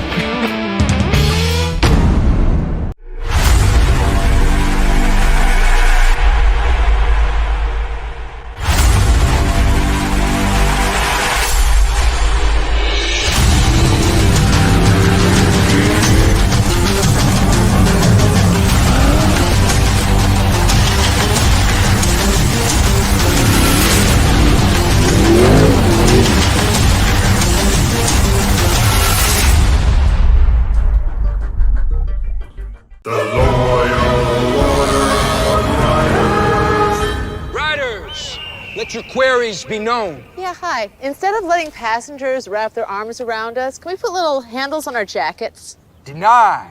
Can you imagine? I want a new nickname. Can you guys start calling me Snake? No, Brian. Denied. How about we all get quotes to see if we can save with America's #1 motorcycle insurer? Approved. Cool. Hey, if Brian's not going to be Snake, can I be Snake? No. Bronco, an American classic, returns. And it only gets better when it's outfitted with the right gear. From bumpers to winches, rigging accessories, suspensions, body armor, and wheels. You need a full array of gear to outfit your Bronco for adventure. Get them now at warn.com. All of today's racing action brought to you by Toyo. Then there's another. Alrighty, welcome back to the Toyo Tires Desert Challenge presented by Monster Energy. I apologize. Me and my cohort Fish from Fishistics is up here. This is Ricky Johnson. We've been going back and forth on corrected time versus overall time and all that stuff. We're watching Jason Coleman. And now notice the shadows. This is when it gets kind of the drivers get a little bit tired, and as they start to go, as Jason pulls into this is the long section where they have to run at 30 miles an hour, and this gives the drivers a chance to get a drink of water, maybe grab a handful of Baja beef jerky or whatever their program is, and take a minute and relax and calm down before they've got to go into the finish. We do have Kyle Jurgensen about 28 minutes out. We're trying to do the math here because Luke McMillin is now behind Christopher Pavardi, and he has to get ahead of him to beat him in the overall. So this race is far from over because there's a lot of desert, and as you see the shadows as long as they are, it's going to play havoc on the drivers because they can't see down in some of the valleys and in some of the rocks. Yeah, exactly. And, it's going to come down. Pretty much Christopher Pavardi just has to make it to the finish here, and he will secure the T2 win. Yes. However, the overall is what we're still trying to figure out there. Is he going to be second overall, or is Luke going to get him and be third overall, or what? We're going to have to wait and see. It's going to be pretty close. Well, and he's in the same boat as Kyle Jurgensen. It's their race to lose, and they just have and they're so talented. I mean, both of those guys are so talented. They just have to, as I said, see every rock, see every bump, see every turn, and just attack that, and don't get your head wrapped up into, man, I'm leading, I'm winning, and I can't wait to collect that trophy. So I always tell the guys that I train, and I always tell myself, don't count your money. Don't count your money. Yeah. Alrighty. Just got some Baja beef jerky sticks from the legend Larry Rosser, so thank you so much, and also thank you to the guys from Baja Beef Jerky. They've been a great supporter of this race, along with Chris Miller and Larry Rosser. All right, so the lead car is at about miles 60, so maybe 62 even right now when it updates again. So less than just about 20 miles. And that's some fast desert that he's coming through. So that's going to be one of the quicker sections. So we should see our leader coming here, and there you see him on camera. That is Kyle Jurgensen. He took over the lead on the first lap when Bryce Menzies had a situation where losing a third link and a drive shaft, and that ended Bryce's day, our defending champion. And Kyle, it is not a gimme because he drove phenomenal in the prologue to put that truck in second place, and he was keeping Bryce honest the whole time, just staying right at the end of his dust. Yep. And so I think if you talk to Bryce Menzies, he would agree that Kyle Jurgensen was definitely hot on his tail and keeping him honest. Yeah, Bryce wasn't on cruise control, that's for sure. He was pushing the truck at the beginning of the race.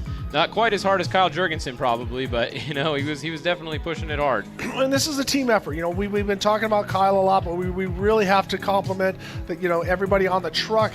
The guys from Brenthel, the prep team, they just did this the Parker 250. So they did a quick prep and turn around, and now they're here, and now it looks like he's got everything going, about 15-20 miles to get to the finish. So we really want to throw a shout out to the guys from Brenthel Industries for doing a great job. Jonathan and Jordan, you guys, I know that you're biting your fingernails right now and just hoping that thing holds together, but right now it's looking awesome. So good luck, guys. Yeah, let's see what happens here. Can you bring it in? It looks like, just looking at the tracking map, we have about a 50% attrition rate, probably, is my guess so far overall between the three classes today. I would be surprised if more than about maybe 20-something cars finish this race total. It's only about how many are moving on the last lap right now. Yeah. Maybe 25.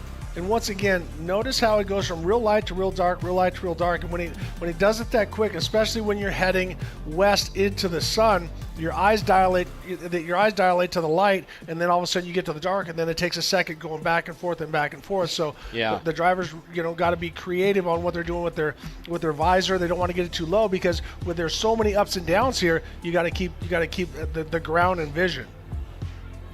Yeah, definitely great shots coming back in here across the last 20 miles of the Lucerne Johnson Valley area out here.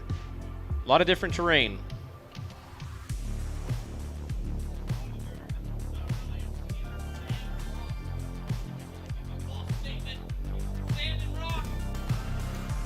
So isn't sand and rock fall into the dirt category? We got some hecklers out there.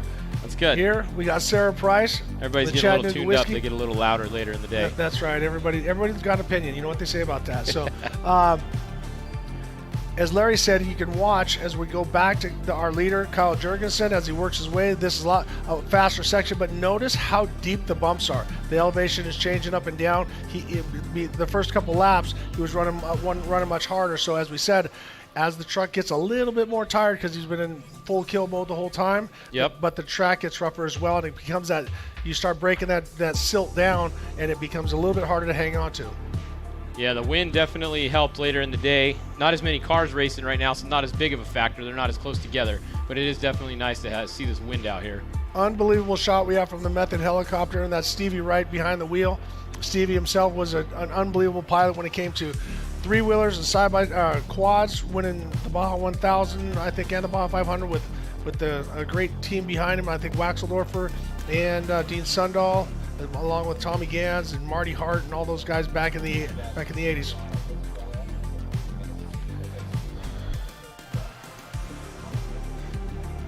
Alrighty, this time we are going to send it out to Tiffany Stone as we're watching our leader of the race, Kyle Jorgensen, navigate the top of these hills and he's on a rail. He's been doing everything perfect all day. Throw to Tiffany. Tiffany, what do you got?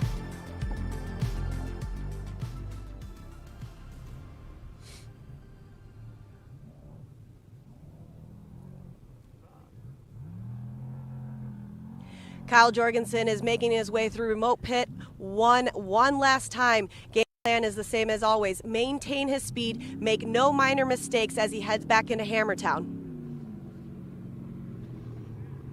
Thank you for that. As you can see, here's our leader as he works his way through remote pit 1. Now, as I said, they hit it on the way in and they hit it on the way out. So Fisher's going to give us the how far that is when it comes to getting to Hammertown on the finish line. But everything looks clean. Truck is clean. Bodywork is on. Has both tires in the rack. So Kyle Jorgensen right now is your leader of the Toyo Tires Desert Challenge presented by Monster Energy. It's about mile 64, so literally 20 miles from right about there to the finish, 19 miles or so coming in, and I just started a stopwatch, so if we see the next car come through there, we can get a actual split time if we get that same camera when the next car comes through. I'm going to say that he goes faster than 60 miles an hour average because you can see how deep those ruts are getting, but here we're down in the flat desert where it's a lot faster, where he just came out of the hills, where that's where it slows the mile per hour down, the average. So right now Kyle Jorgensen probably running in the tep close to about 100 miles an hour right there because you can see how hard he dips, when he's trying to navigate his way through that. Yeah, this is definitely one of the faster sections of the race course coming back in, at least over to mile, between here and mile 75 or so. The next 10 miles are very, very fast. Probably have this cool shot for most of the section too, as it's pretty wide open out there.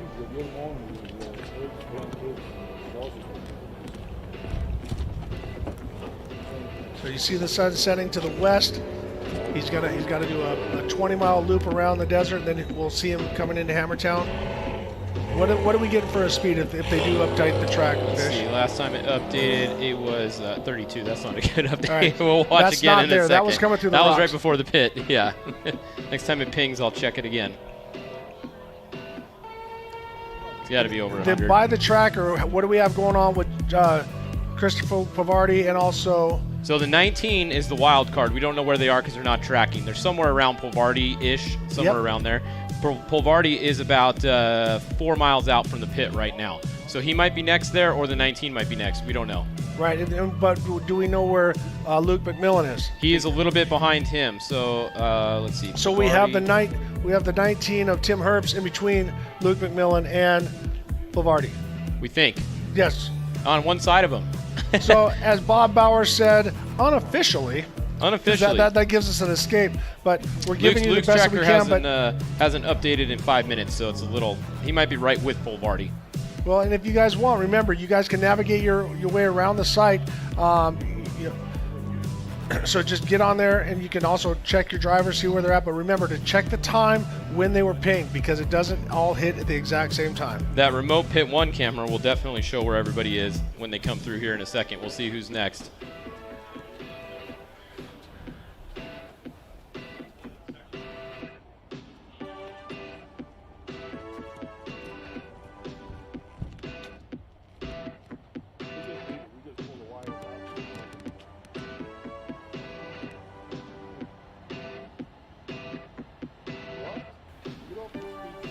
Two shots in the lower right. We see Kyle Jurgensen, and then we see the close-up with the helicopter right on top of him. I think I misspoke. The bottom truck is a different truck. Looks like the Gomez, maybe. Yep, I think that is JP Gomez. Yep, because the tires are angled in the back. So that is JP Gomez as he rolls into the speed section.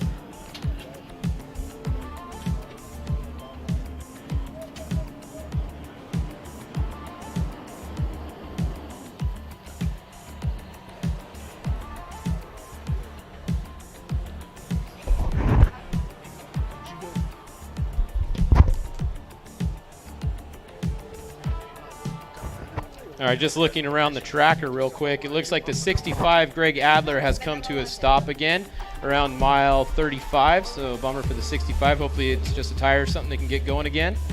I don't see any other cars that are on the last lap that are stopped right now. So that is good. There's about 25 cars on the last lap. See if Jurgensen is pinged again and see if you can give me a speed. Yeah, last ping was 70. That didn't ping in the fastest section. So he right now, if he has an issue, which I don't see anything, once again, congratulations. Not congratulated for the race, but for the unbelievable quick prep turnaround for the Brenthel Racing guys have done a great job. And so, but right now, the gremlins that he must hear, hearing his drive line, hearing, the shocks and all the different stuff, everything he's got going on. Here we see Terry Householder going through Heartbreak Ridge, which ironically is where he rolled the first lap. There you go. So you got to go through there and visit that spot that they kicked your butt lap after lap. But this will be his last time through there, and he's going to go, you know what? I'm just going to take it easy this time. I do not want to end up on my side. All right, so Jurgensen is approaching mile 70. That turn right there where you're seeing is right about mile 70. He's got about 13 miles to go. So many surprises today. It's been great to call it and also once again want to congratulate the Ultra 4 crew, everybody from Lee O'Donnell to Ryan Thomas to the top dog Dave Cole, to pull this race off and to be able to give this kind of the footage for people to see. We are in live with Bryce Menzies' truck, and now to see these shots of two different racers on two different sides of the course going is unbelievable, and it's live. It's happening right now. Yeah, definitely pretty cool to see.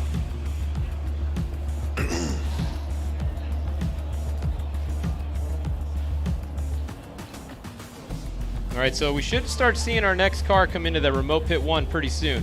Question is it going to be Pulvardi? Is it going to be the 19? Or is it going to be Luke? I think Luke is still behind we had transponder issues with the 19, correct? Yep. So that'll give us a visual. Tiffany can let us know what's happening, and that tells us, because if the 19 is in between Luke and Christopher Pulvardi, then that's going to be a huge help for Christopher. But we do have to say it, and I don't think he's going to want to hear it, but the 19 did roll over twice in the exact same spot. It was Pat Dean one time, and then it was Tim Herbst. Are you serious? It was both drivers? Yes. Oh, man. So Pigeon took it over the first time, and then Tim. So, but I think the best thing about that is they did it right in front of their pit, so everybody got to enjoy it, the whole team as well. But that just shows you how tough those Herbst trucks are, those Smith Herbst trucks. Rolled it over twice and is still kicking. Yeah. Just a little bit of body damage, no big deal. Speaking of Herbst, where is Thor Herbst at this point? This kid has been doing charging pretty all well. day. Yeah, he was in 4th place in the T2 class, 8th overall at the end of the last lap.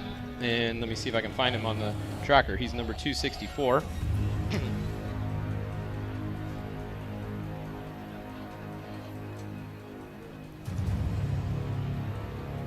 All right, here we at. We're coming into remote pit 1 on their way back. Now Kyle Jurgensen now has come up on a lapper, one of the B1s. So Christopher Pavardi in T2. So that tells us right there. But we see somebody behind, and then we see Kyle Jurgensen getting around one of the lap drivers in the B1 class. But that tells us physically, and I think on corrected time, Christopher Pavardi is sitting second. Yep, there you go. That's what we were waiting for. So the 19 is not in front of Christopher. We know that. We'll see if so let's see if he split. Yes, let's see if he splits the gap between him and Luke.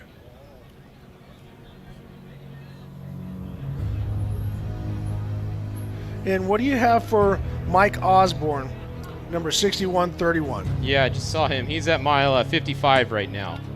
So he's probably running in the top 5? Yep, I'm going to say top 5. Physically.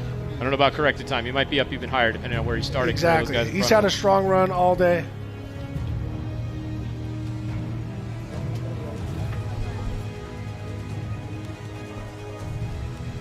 Once again, you're watching our race leader in T1 and overall, Kyle Jurgensen, in the Brenthal Industries Gen 3 trophy truck, or T1 truck, my bad.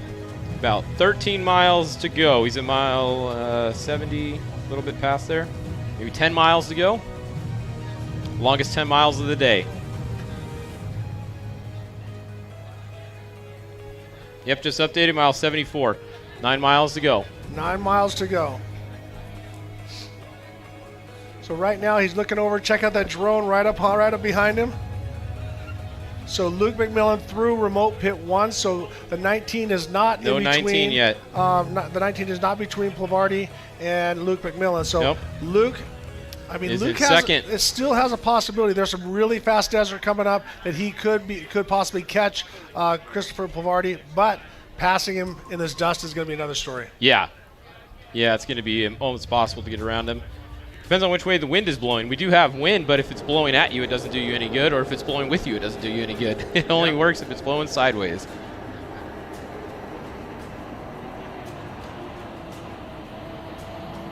All right, about mile 78 or so for Kyle Jurgensen. Well, he doesn't need to push it right now because those guys are far enough back. No. I know when he went through remote pit 2, you have radio communication. And out here with the open desert, if you have a relay on top of one of these mountains, you can pretty much talk to everybody all the way around the course. Yeah, Luke McMillin is way too far behind to have a chance at the lead without Kyle having a problem here. So he just has to get it clean into the finish, and it will be Kyle taking the race win here.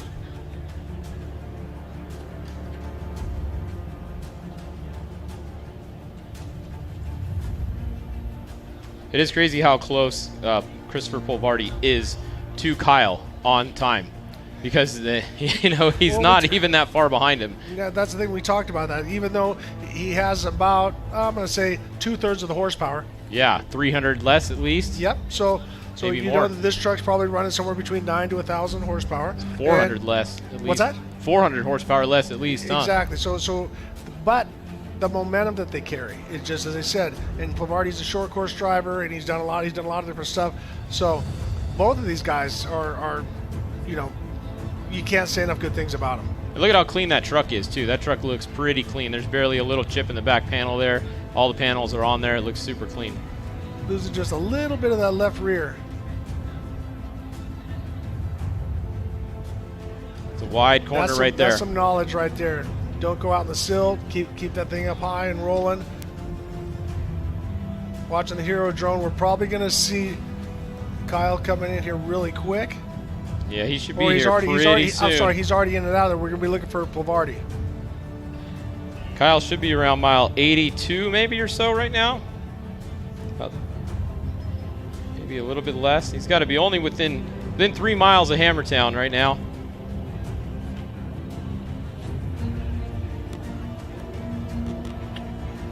He's had checking up.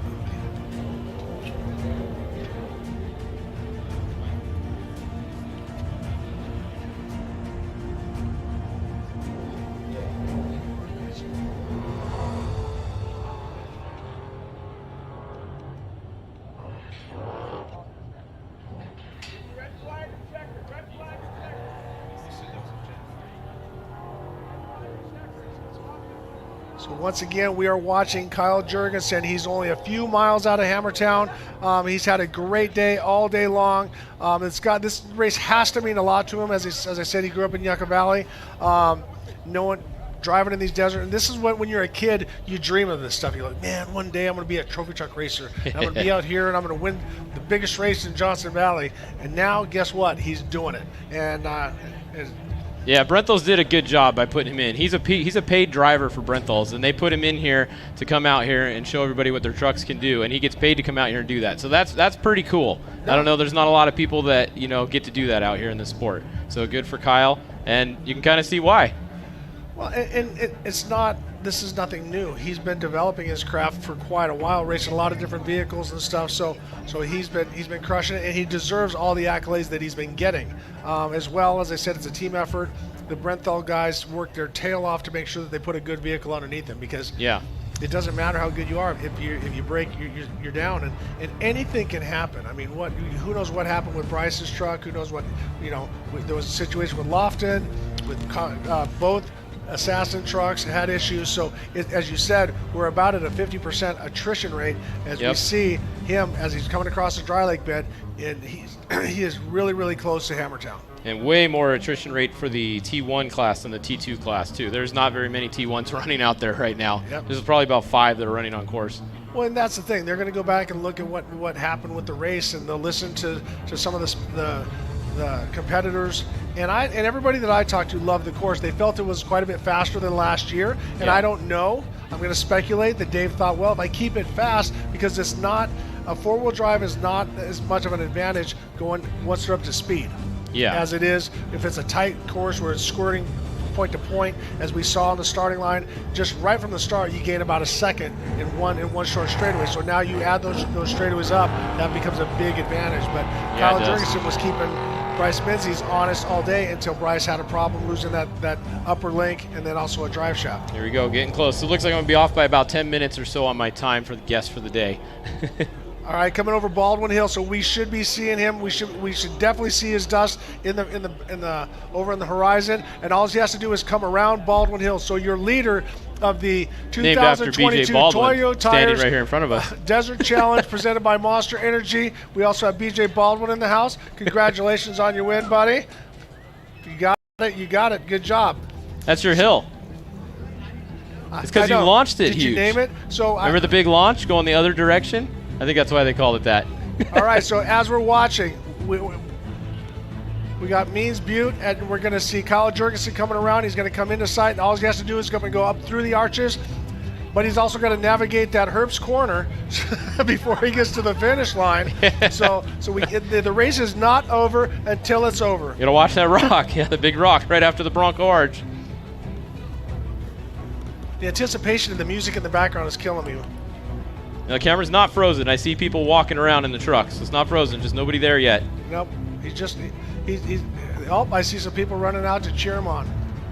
Here we go. This is going to be your first T1 first car overall back into Hammertown any minute. It's going to be Kyle Jurgensen. They got their phones up recording. It must be close. There he is, your leader of the Toyo Tires Desert Challenge presented by Monster Energy. Kyle Jurgensen is now, he's coming in. He is actually in Hammertown, so all he has to do is navigate 4 more turns, and he is your 2022 champion. Now one turn is a little sketchy. You got to watch that Herbst corner. It can bite you. Oh, where's he going? Oh. Uh-oh. Where's he going? Arch. All right, we're going to throw it down to Miles. Call this finish, buddy. And Kyle Jurgensen coming into Hammertown, just a few more turns to go, and we'll have our first unofficial winner for the Toyo Tires Desert Challenge presented by Monster Energy. One more big bank turn. He's about to hit the Yukon launch. That Kyle Jurgensen in that Brenthal all-wheel drive truck is about to bring it home. Kyle Jurgensen hits the Yukon launch, almost completely clears it. One last turn, the checkered flag is a waving.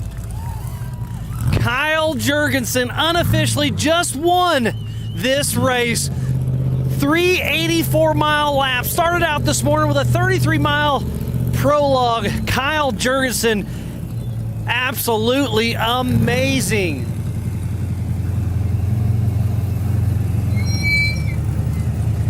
And the truck still looks like it's in pretty good shape. What a great, great run. So it is a two-wheel drive. I was mistaken, sorry. This is a two-wheel drive Brenthal truck. So Kyle Jurgensen, one heck of a run all day long. What a great, great run. Gonna let him get his helmet off. We'll have a quick chat. Dave Cole's up here with all smiles, excited for Kyle Jurgensen. What a race. We kind of saw Bryce Menzies early on running away with this thing, and that had to have been playing some tricks with your head there, Kyle. But man, you drove an amazing, amazing race. We were following you in with the heli just a little bit ago, and we saw you catch some lap traffic, and you went around him like he was parked car. That was impressive in that dust. Thank you. Menzies had some issues early, and it gave us the lead, and we never looked back. This Brenthal Gen 3, Sean, even me in the cab, we didn't make any mistakes. It was really a textbook day. We actually had a comfortable lead, so we really backed it off and played the game of just making sure we got the finish. And here we are. Talking to all the people out in all the helpers at Pit 1, we have it on corrected time by 4 minutes, so shouldn't be an issue. You ran a great race all day long. You started in the top 10, if I'm not mistaken, and you just kept pushing all day. You saw what was going through your head when you saw Menzies pulled over and out of his car? Well, we thought something was going funky from the beginning because we started second. So he beat us off the start, and then we were just up in his dust, and we weren't really pushing very hard. So we had an inkling that he had a mechanical issue going on, and finally, mile 50, we saw him pulled over. And from then on, we didn't, besides that one lap traffic right here, we didn't see dust all day. So you had clean air all day. That's got to be super nice for you. And you didn't get out of the car? The co-driver didn't get out of the car all day? No flats, no mechanical issues. The pit crew, the Brenthal pit crew, they nailed it on the pit stops. Like I said, textbook. Well, that last pit stop got a little dicey there for a second. It should have been a 30-second. It turned into about a 3-minute.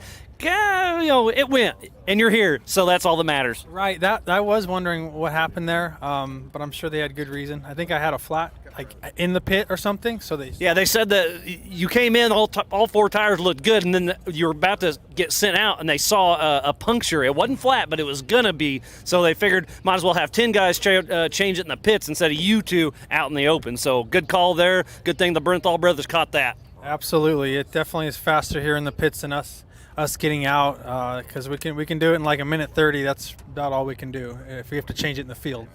So if you had to make a highlight reel of your race right now, give me your top 3 awesome moments or an uh-oh moment.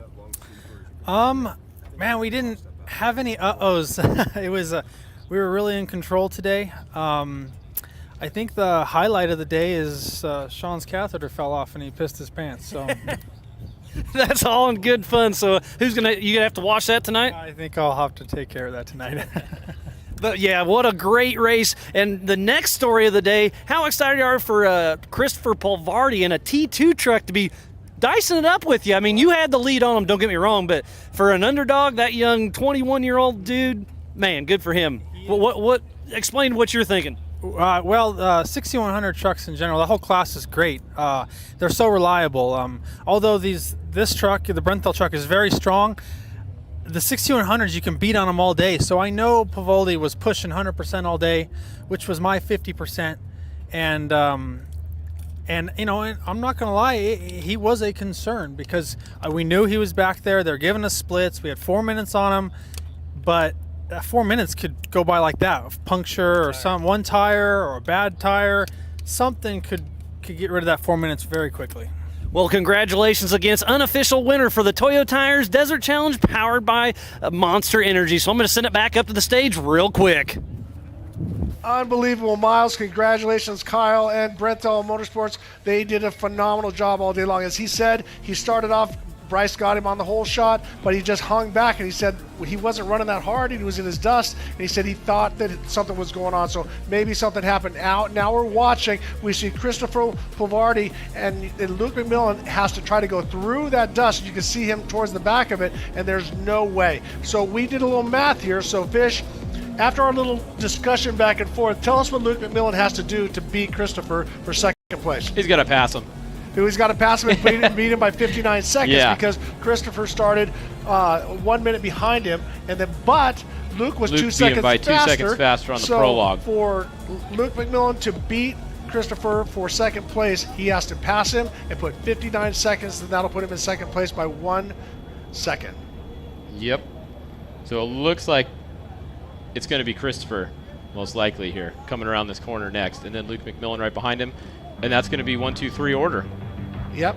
But it's interesting to hear what Kyle Jurgensen was saying about when you don't have so much horsepower, you're not tearing stuff up as much. You can drive them that much more aggressive, and you just kind of turn the temperature of the water up consistently, and you can drive it like that all day. If you drive with your foot to the floor in these trophy trucks with 1,000 horsepower, you're spitting tires off, you're delaminating tires, so you have to manage that throttle a little bit more. And there, at this point, unofficial, the champion of the Toyo Tires Desert Challenge presented by Monster Energy.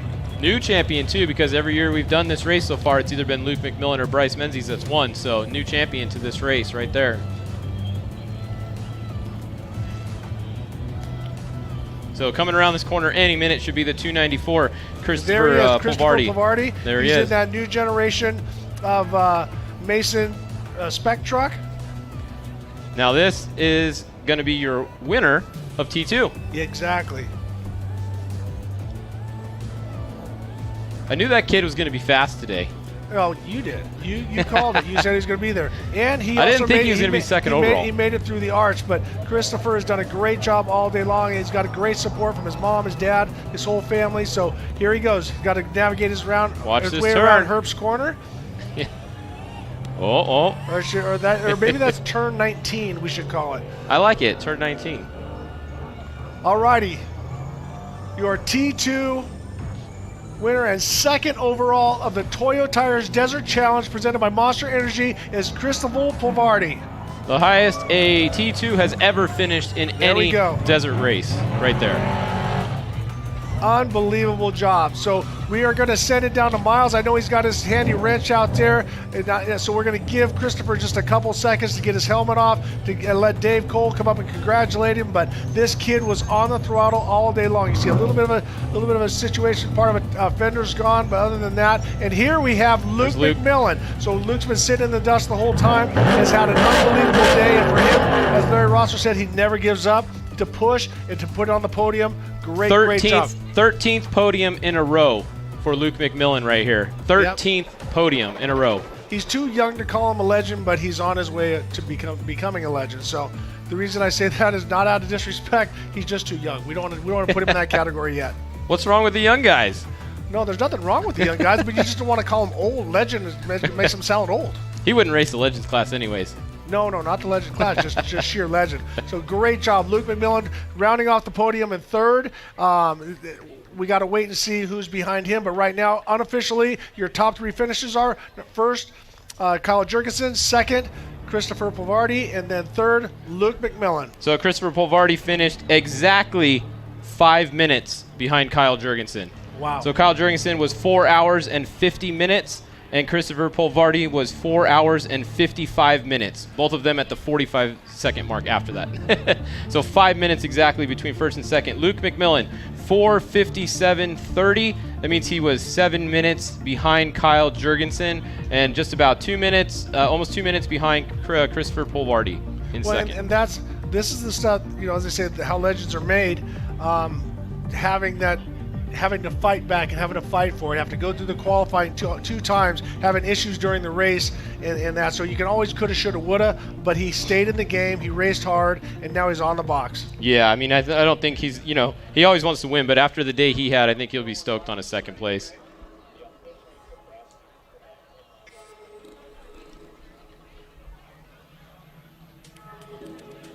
Yeah, the next car in should be Grabowski, and then following him it should be Chad Dorman. Those are going to be the next two.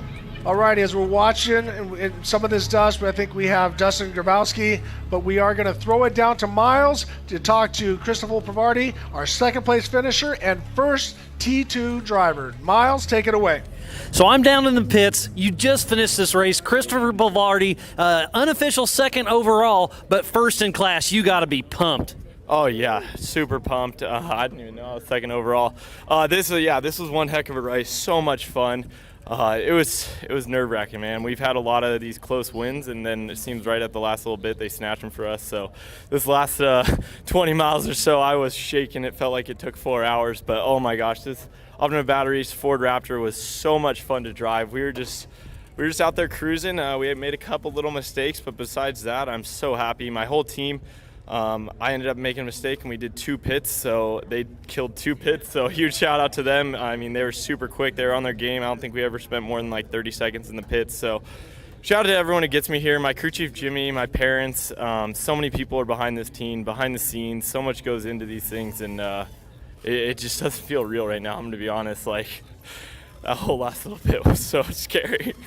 But you made it, and you're here. Earlier, you came through here on a lap, and I saw you doing a little battle on the infield. You went for a pass on the inside. It got a little dicey. It didn't quite stick, but man, what a great race! You've been racing all day long, and you've probably passed some of your heroes out there, didn't you? Yeah, no, it's definitely wild. You grow up in this world and you see all these guys, Cameron Steele, Bryce Menzies, so many of these guys, and McMillins, and then now we're cruising and you're like, holy cow, we just passed him, which it did. I know it sounds bad, but I mean, it just doesn't seem real. It's so much fun. I've been given so many awesome opportunities, and I'm just happy to be up here, and it's thanks to everyone. Thanks to everyone coming out here. So what was your highlight of the day? Did you have a time where you thought you were going to roll it over? Did you have a time where you made a pass on somebody and it just like that was, if that was going to make the highlight reel, that's where it is? We missed a call. He called it a little late, and I definitely thought I could just float it instead. And we went up and left and right, and we were sky, dirt, left, right. That one on the back on the second lap was definitely the highlight of the race. But there was a couple passes. We passed a lapper. I think we were doing like 115 on the outside, and he started to move out on us, and we were smoking bushes and just holding on. But it stuck, Well, Chris, you're 21 years old, and you're here physically in second, but first overall in class. Just a huge congratulations. Thank you, Optima Batteries, Ford, Steele, Kicker Audio, Rigid, Toyo Tires, everyone who gets me here, man. VP Racing Fuels, my whole family and my whole team. They've been putting in tons of work behind the scenes. So, Jimmy, Bryson, Brad, thank you guys so much. It's unreal. Well, again, congratulations to you, Chris. You drove one heck of a race. So, we're going to send it back up to the booth and get some more info. Fish, it's yours, man. Unbelievable. 21-year-old kid, loved the smile on his face. I had the opportunity and the pleasure to work with him, and so did my son, Luke. There's his mom and dad, obviously big supporters of him, but when you see somebody that's that passionate, that's what you want to see. You don't have to ask him. And here we see our last year's champion, Dustin Grabowski, as he works his way into the finish. So it's been a tight race all day long. It's going to be interesting to hear what he has to say about his finish and about his race. Yeah, it was really close till we saw him have that little issue there on the last lap. That kind of opened up the door a little bit. I think Christopher had him the whole time, but it was going to be a little bit closer than this right here until he had that issue. So it's interesting to see what happens. Dustin Grabowski has to go through turn 19, keep it on 2 wheels. Yep, there he goes. Oh, see, there it is. That's the turn. It's the turn. It's not. It wasn't. So we're just going to call it turn 19. That's a hazard out there. That'd be even worse if you did it on the last lap. You need to put a skull and crossbones on that turn. So your last year's champion now finishes second in T2 in the Toyo Tires Desert Challenge presented by Monster Energy is Dustin Grabowski. Let me see what his time is here. All right, he is in with 5 hours even. So he is 5 minutes behind Christopher Polvardi. So 5 minutes between first and second place. 5 minutes seems like a theme here. We got 5 minutes between first overall and second overall. And then we got 5 minutes between first and second place in T2. And we got 7 minutes between first and second place in T1. If you just tuned in, Kyle Jurgensen has won. He's won the overall. Christopher Polvardi, second overall, first in class. Luke McMillin, third overall, second in class. And Dustin Grabowski, fourth overall, second in class. Those are the only 4 cars that have finished so far.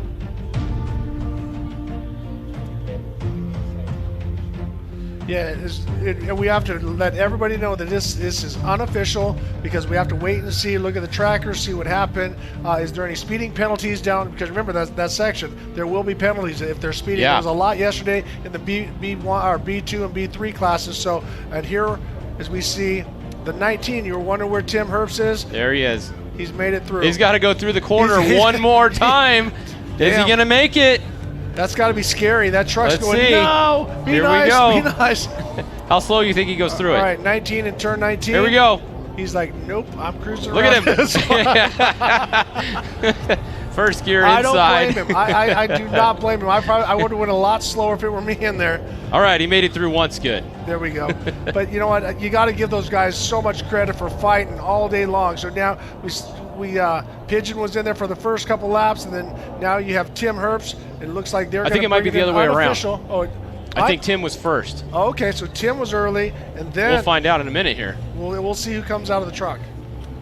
Because Tim was in pit 1 a little while ago, standing there. We saw. All right, so Tim Herbst is your unofficial. So this rounds out the top 5. That's going to be podium right there for T1. That's going to be your third place T1 and your 5th overall. But podium for T1. So the top 5 overall have finished. That's going to be Chad Dorman right there. That's going to be your third place T2. So the end of the podium for the T2 class right there. Well, Chad has had a strong run all day. You can see he's got the Baja beef jerky on there. We have to watch Jason Coleman because his time might be better than this time once he comes in. And he's coming in soon, not too long from now. So we're going to have to watch the times again. He might get bumped down. Jason Coleman qualified 23rd. Yeah. So it could be real tight. Yeah, Chad Dorman was 20th, so there was a little bit of a difference there. So actually, he should be good actually here.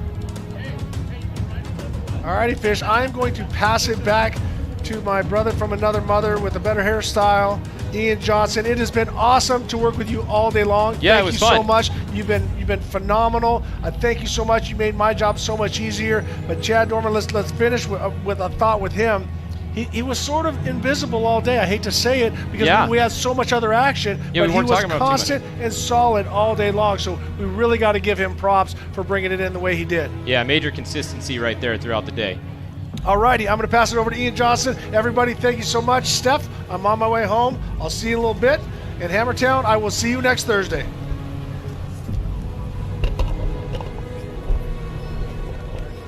All right, so here comes the other Herbst truck. This is the spec truck.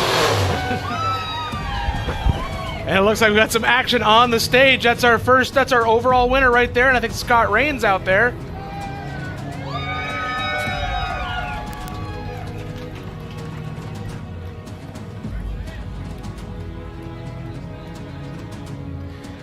So we're just waiting to get Scott. We got our overall winner up on stage right now. As soon as we get Scott up there with a hot mic, he's going to do some talking. But it's been a great day of racing out here in Johnson Valley, California for the Toyo Tires Desert Challenge, presented by Monster Energy. Non-stop action all day. Fish has been doing a bang-up job in the booth here with Ricky Johnson, taking care of all of his desert racing people out here.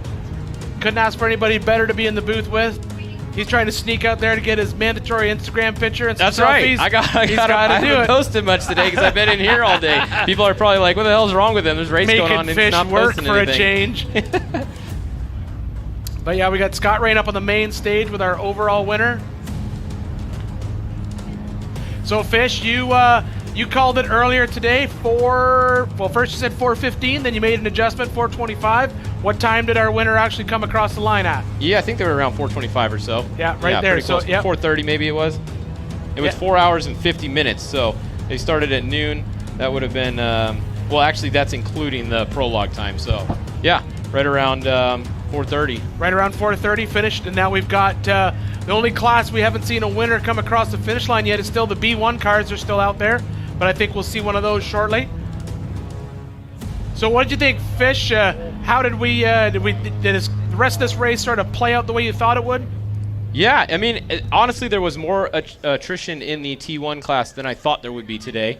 There always is a lot out at this race, but there was a lot of broken stuff out there, especially for some of the top guys. So that was, interesting to see. I mean, I've never seen a T2 on the podium, second right behind like the that. T1. Yeah, right behind the T1. That's never happened before. So definitely cool, something different. You never know here. Yeah, I actually stopped down. I saw. All right, so it sounds to me like we got Scott live up on the stage here. Scott's going to be talking with our overall winner. Scott, take it away. There we go. Thanks a lot, guys. What more can be said from your race this afternoon? Now you're in front of your fans, your family, your crew. My first question, after all the stuff that you guys went through today, starting alongside on the outside pole, all the stuff you went through, the weather, the dust, the sun at times, when you crested that hill and hit that Bronco Arch and you got to look down upon all the fans that are down here, Hammertown, all that stuff that's going on, what was the first thing through your mind? Relieving, really. On the last lap, no matter what race you're in, you're on pins and needles. Even though the truck ran flawless, every little noise makes you think about it twice. So once we got over the Bronco Arch, it was a little bit of a relief that, okay, I think we can pull it off from here, I got to ask you one question. Did any time throughout the day, of all the obstacles you guys were bouncing off of, and oh God, please don't let that be a flat tire, was there any moment where he scared you? Never. Never. He's not going to admit it anyways, is he? Yeah, today was pretty calm. We didn't have any oops moments. Once we got around Menzies, we kind of cruised, and then we got some splits after the second lap, so people had some more issues, and we had a 10-minute lead at one point, so we really went into cruise control on saving the truck and making sure that we got here, and it all worked out perfect. The thing never missed a beat. Sean never missed a beat. The crew did great. It was perfect. Well, I had a chance to talk to Bob Bauer before you came up on stage. He told me that he talked to you earlier this morning when you were getting ready to go out for the prologue, and he asked you a question about, is the prologue really that important for this race? And I love the comment that you made. It was very important. We pushed as hard as we could in the prologue because I thought if we had to start in the back or mid-pack, the dust might play a factor. And I thought we kind of knew Menzies was going to get us. He's very quick. But luckily, the pace he sets was a good pace, so we were happy with it when we were rolling second this morning. Well, I guess you could say being a local boy growing up right down the road, I know you've thought about that, and Ricky brought up a point while you were making your way in probably 10 miles out. Did you actually dream about this kind of moment when you were a kid? Someday I want to race out here, and someday I want to win that race on basically this is your home track. This is definitely our home track. There's no doubt about that. 45-minute drive was very convenient to get here. But I never even thought that it would be like this. I didn't know that even thought that T1s or trophy trucks were going to race in King of the Hammers. So I would say I didn't actually think about that at all. But I'm glad I'm here. Well, after a race like this on your home track in this truck, you're going to ask for a raise? I'm just happy to be on the team. It's a great time. We really enjoy being on Team Brentel. They're kicking ass. They really are. Nice job, guys. Nice job, guys. Congratulations. Ladies and gentlemen, your overall winner of the King of the Hammers Toyo Tires Desert Challenge presented by Monster Energy, Kyle Jorgensen.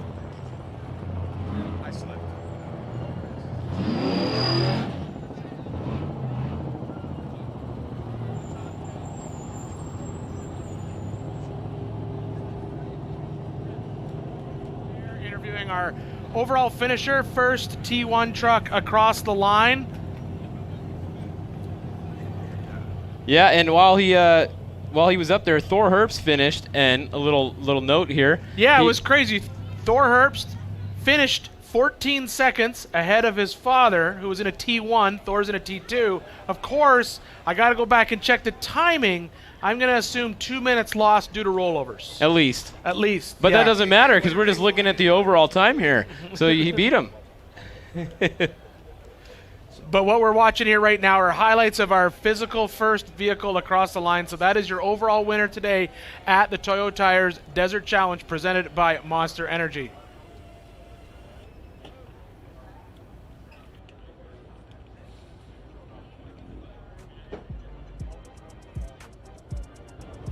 All right, Fish, I know you've been here all day. It's always a pleasure to run this race with you. You've got the inside track on all of these T1, T2 guys. It's been great having you out here in Johnson Valley, but you are out of here now. It's time to go home. Yeah, I know. Bob Bauer here just brought me a catheter for next time, so I don't even have to leave the booth. I did have to leave like twice to go pee real quick. So next time I'm just going to put this on, and it'll just be a little leak here underneath. I was going to bring you a jug. But, that's the way of the road, Ricky. Way of the road. But that's it. Fish is out of here. Fish, thank you so much for your knowledge today. It's absolutely stellar, and it's imperative to have you here during this race. And stepping in for him is Bob Bauer, going to come in and take over his mic, and then we'll bring some more trucks up on stage. Bob, jump in here. Let's have some fun. It was a lot of fun. Thanks to all you guys. Thanks to Dave Cole, the whole production staff, everybody. I'm glad I could come out here. Hopefully I didn't screw anything up too bad. So we'll see. We'll go read the internet reviews and see how I did. So here you go, Bob. You're back in. Good luck.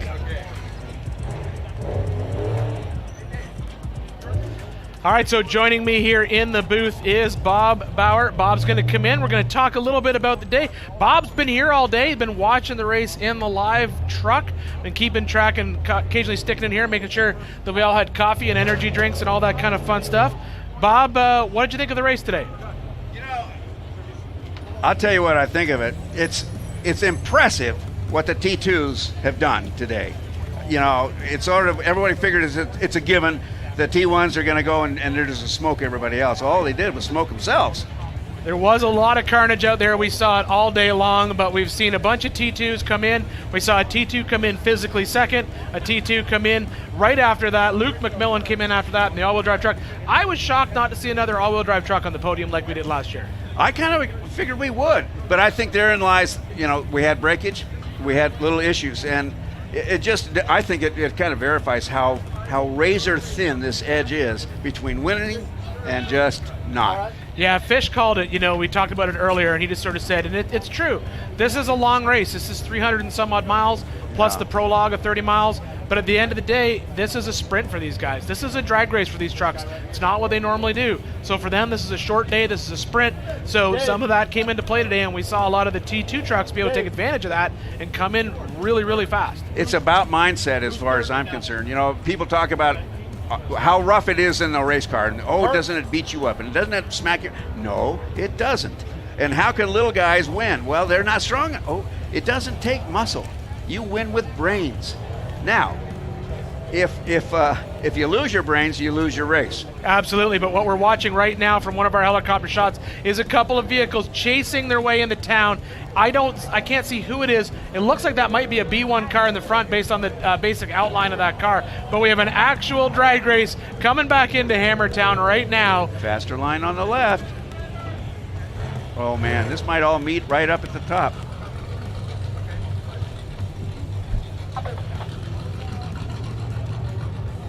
Here we have an example of another son who did way better than his dad. Well, we talked about it all day. The T2 truck's really the only difference between that truck and the T1 is that crate engine, that sealed engine. And I think that paid off for these guys today. Maybe a little bit less horsepower. Maybe they got a little bit better mileage. Maybe their pit strategy was a little bit different. But at the end of the day, they're coming in incredibly fast. The question will be, and we see it every year. So now that we've seen this, that Dave Cole's sitting there watching these trucks, and he's going to say, all right, well, now how do I make this race course harder next year? Because that's what he'll do. And because that is the one thing that makes King of the Hammers so special. It is a different racetrack every single year for every single class. And these guys came out today and even had the other curveball thrown at them really early that their qualifying or prologue lap was going to be included in the overall time, something that's never happened before. Well, actually...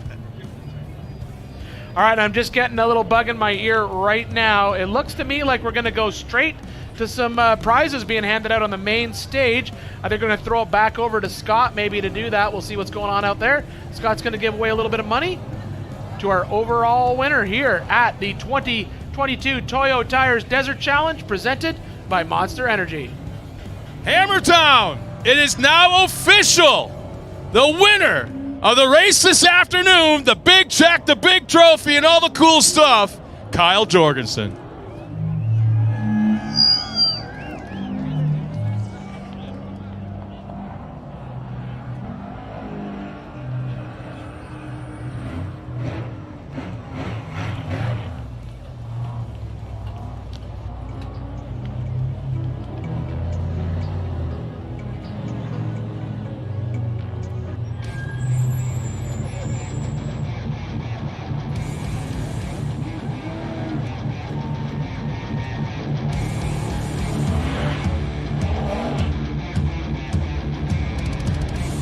One final question, Kyle.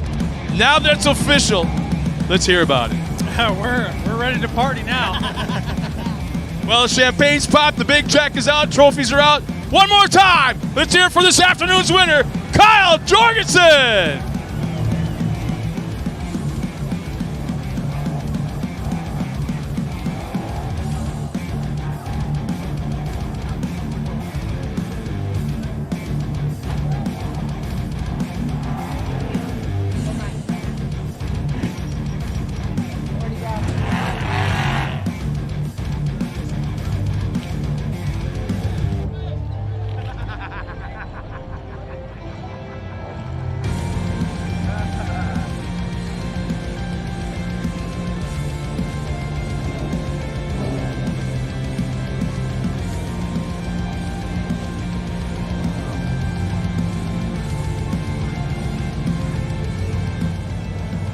Let you know. But then outside of that, there it is. That's the car we've been waiting to see all day. That is the 103 B1 car. We've been waiting to see that come in. We've been watching him out there. I believe that's probably the winner in that class. That is Adam Lunn in that car and RJ Anderson. Ian, do we know who's in the seat now? It's got to be. It's not RJ because he did a pit. I don't know who swapped out. We've seen a couple drivers swap out during the day, and then we've seen a couple guys just stay in all day. So I don't know if it's Adam Lunn or RJ right now. Adam Lunn is a driver on record according to my sheet in front of me, so I'm not 100% certain. Should we make a wager? No, I'm not betting on that, man. Come on, a nickel. A nickel! But I think, I do believe that is our first B1 car across the line. Yeah, that's not RJ in there, so good. And then the next question is, the other B1 car out there that we've seen sort of just picking people off all day has been Casey Currie out there in his trophy Jeep. So we're going to wait and see what the next B1 car is to come in. You know, I've been out and around, Ian. How is the trophy Jeep done all day? It's done well. You know, I think a course like this, you know, we talk about it, but I think and there we go. That is our official second place finisher, first in class T2. And I think Scott's out there, and he's about to kick the door in and say, I want to talk, so I'm going to let him talk. It's official. It's official. He is now the second place finisher, first overall in his class. Scott's on the stage. He's going to hand out some checks and some trophies. Scott, she's all yours. Fish, get out of the way, man. Come on out of the truck, guys. You've been sitting down long enough. Now, as you're crawling out, Chris, I got to tell you, being 21 years old, you got that little baby face going on, and more than a few times as you were coming into Hammertown, we were watching you for probably the last 10 miles or so, and all of a sudden your profile picture jumped up there, and I heard a couple of women go, oh, he's just a baby. But you will be celebrating tonight. Oh, for sure. This has been a long time coming. We've worked really hard. We've had a lot of close wins, and now that we got it done, we're going to go big tonight and have some fun. Well, here's the thing. I've seen you on the podium in a lot of races, a lot of short course races, some big short course races, but I haven't seen you smile like this in any of those kind of podium top spots. No, yeah, this is a whole different achievement. You know, short course, it's 20 minutes, it's over, it's intense. This the last 20 minutes feels like 4 hours. So, I don't know how long it took us total. So just spending that much time in the car, having so many people, so many different variables, it's definitely nerve-wracking. And so to have it all pay off, and it just feels unreal. Like I'm at a loss of words. We'll talk about some of those variables this afternoon. I mean, it's a long race, a lot of rocks, a lot of obstacles, a lot of up and down elevation changes. Talk about some of those things that kind of surprised you, maybe caught you off guard here or there. Oh, yeah, definitely. This course, Dave definitely throws everything at us. Between the dust, this start, you're just asking for flats. And then just running out on the lake bed, the dust was no joke. And then there's some super high speed fun where you're just kind of holding on to it and the truck's floating. And then you get up into the mountains and it's literally rock squeezes where both sides are rubbing and you're just praying you don't smoke a rock and get stuck in there. Well, congratulations to both of you. Anybody you behind the scenes you haven't talked about yet to help get you here? I know there's a lot of people, family members. And I got to ask you as well. I asked Kyle about this. What was it like after a long day of racing? You crested that top of that hill up there, the Bronco Arch, and looked down at Hammertown, and you knew all your friends and family and crew were out here. And it's like, you know what? This is going to be fun. Yeah, no, that feeling that was the best feeling in the world because coming across the lake bed and everything, you're just running everything that could happen in your head. So when you actually see Hammertown, you used to have 2 more corners. It's all smiles, tons of fun. You know, I get my crew behind the scenes, Jimmy Davison. He's been putting his life and soul into this truck. Endless nights, along with my best friend Bryce, who rode with me this entire time. Calling awesome notes. This is his first real deal doing it, and he killed it. You know, we only had 1 close call, and besides that... Oh, speaking of close, Bryce, did he make you did he scare you at all today? He scared me more in qualifying than the whole race today. We had a qualifying debacle, but it worked out good. Puckered up a little bit, but that was it. So it came out fun. I dig your honesty, man. That's what it's all about. Unless you're scaring him more than a few times, you ain't doing your job. But ladies and gentlemen, second overall, the winner in T2. Let's hear it for Christopher Pulvardi. Thanks, Scott. So there we go. That is our second overall truck, Crossline, a T2 truck. You know, Fish talked about this all day about how impressive the T2s were out here. And we have second across line, first in class. We're going to hand out some trophies and give him give him a big check for his hard day at work today. But aside from that, you know, Bob, we didn't expect the race to end like this. But definitely an exciting day to see these T2 trucks finishing so high up on the list. I'm impressed. I mean, I really am impressed. Certainly, they're essentially the same chassis, same suspension. That's obvious. And a spec motor. You know, over the years, sometimes I think that have a little less power is a smart thing to have for a smart driver. Well, I think out here especially, you know, we talk about it all day about what this race is like. It's very different than every other desert race. Yeah. It's incredibly short, even though it's not short. No. You know, it's 300 some odd miles, but that's short in this world. It's multiple laps. There's a lot of things at play here. There's pit strategy. I talked to a couple racers. I've already ran into Greg Adler was out there, and I asked him, I said, so race course faster, what's happening out there? And he said, that is a nasty, nasty course out there. He goes, everyone said, oh, it's easier, it's faster. He goes, there was a lot of gotchas out there. He goes, stuff that would just come up and get you that you didn't expect to. And that's because some of this race course we haven't raced on in years. And this is a tough desert. We ran this in Score and High Desert for years in the 80s.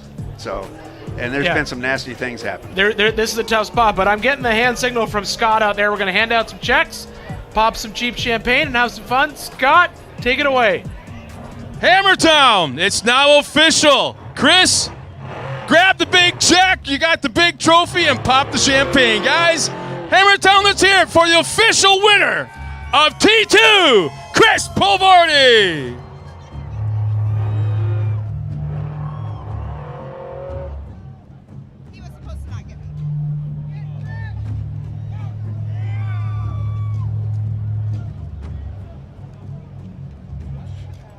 So there we have it. Bob, you know, we were talking about this, you know, that course, it was nasty, like you said, these T2 trucks, yeah, a little bit smaller motor, but just as much suspension, just as much chassis, and that may have paid off for some of these guys. I mean, we saw these guys battle it out right to the end, and we saw T2 trucks right in the mix for overall podium right up into the last few miles.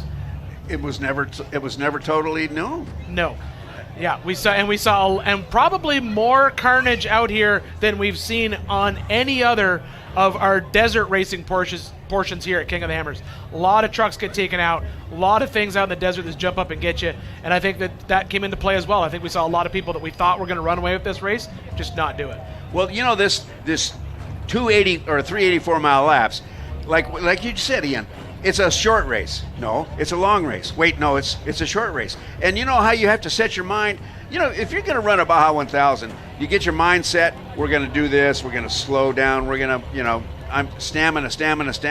But this is more like a short course race because you got to pull the pin on the hand grenade. Yeah, and then throw into the mix on that you got a prologue up front. And then add to that, hey, this isn't just qualifying, this goes into your overall lap time. That changes everyone's strategy. I'll bet you everyone's but you know what? That's a typical Hammers race. Everyone who comes here and thinks, oh, it's going to be X, Y, and Z, it always changes. That's the beauty of racing here in Johnson Valley. Everything changes right up until the green flag drops, and then you get to find out who the winner is at the checker flag. And you talked to a couple drivers out there about the prologue specifically. I did, because what I saw happening in yesterday's event, it was clear that if you got track position, you were good. You had to roll the dice because it means you had to spank it in that 33 miles, which could take you out. Or take you last to start, which was essentially out. Yeah. And it's funny because Fish was telling me he talked to Bryce, and he said, so how was that prologue? And Bryce said, I've never driven the car that hard for that long of a time. Like, you think about it, like you said, Baja 1000, that's 1,000 miles. Yeah. But in that 1,000 miles, there's probably very few times when you are pushing that car right to the edge for 35 minutes. Exactly. You'll have a little rest here, a little rest there. You're not working the steering constantly. You may have it on the floor for 35, 40 minutes, but it's probably a nice, big, long, straight stretch. Yeah. Lift it to quench, put it back. Yeah, just adjust. Because that's the thing. When you're driving these trucks, you pay attention to stuff. You're watching your tire pressure temperatures. You're watching your engine temperature. You can pull a little bit of speed out of it to change all that. 10 miles an hour makes a huge difference. Here, that prologue changed everything. All right, so right now we're going to come up. It looks like we have I believe this is third overall finisher. Scott's going to take it away on the stage. Scott, take it. Come on out of the truck, guys. You've been sitting down long enough, just like the rest of you drivers and co-drivers. Yeah? He didn't know if he was... You got to get your big check, the big trophy.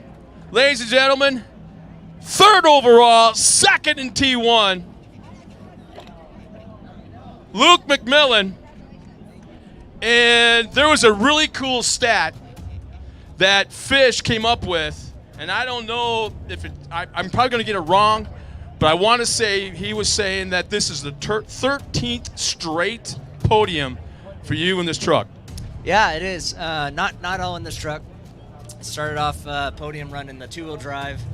And especially when I was sitting on that rock this morning, I was like, well, that's done. And we got another run. We qualified 8th because we kind of had one issue all day with the drive-by-wire motor, but that's all right. And then the last lap we went out, we started, I think we were 6 going out, and we just started clicking them off and saw a guy with a flat tire, saw one guy pulled over, passed a one car, and started counting down in my head. I said, wow, I think we might be in the top 3. So that was pretty cool. It was a rough day. We stopped. We were having throttle issues all day after a rough morning, of course. And then so that really bad throttle response, stuck wide open, no throttle, which is pretty interesting around this course. So then we stopped. We changed the drive-by-wire motor.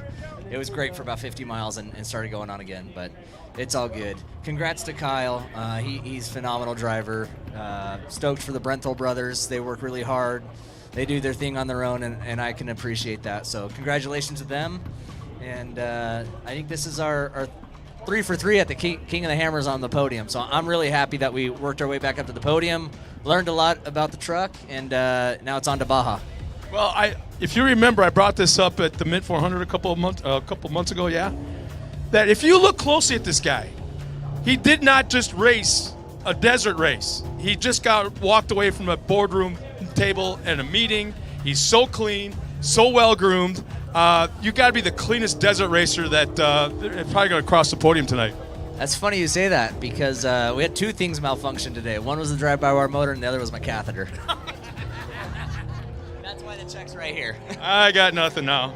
Ladies and gentlemen, let's hear it one more time for second in T1. Third overall this afternoon in the Toyo Tires Desert Challenge, Luke McMillin.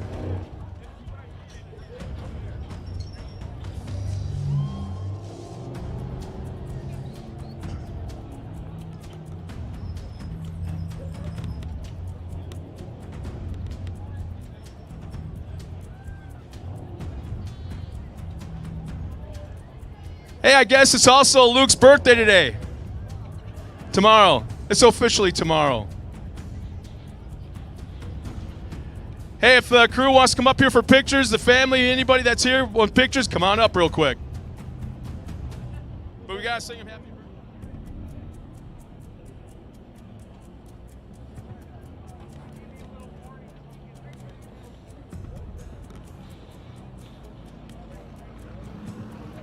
All right, well, there we have it. We are sitting looking at our second T1 truck to cross the line, Luke McMillin. We saw him challenge our race leader for a while, and then he just had a day of bad luck up there, looking at an issue with drive-by-wire throttle pedal, and as he said himself, an issue with his catheter. That's why he's holding his check at that strategic level right there, and he'll probably hold it there for a while. That's good stuff. So that would make that a liquid asset? That's exactly what it is. But you know what? That's it. That is your second place T1 truck, third overall, Luke McMillin. You can see everyone coming up there, getting the pictures with the crew up on the stage, get their big check, get their trophies. But we have a lot of trucks backed up behind Luke out there. We're trying to get these guys up here as fast as we can.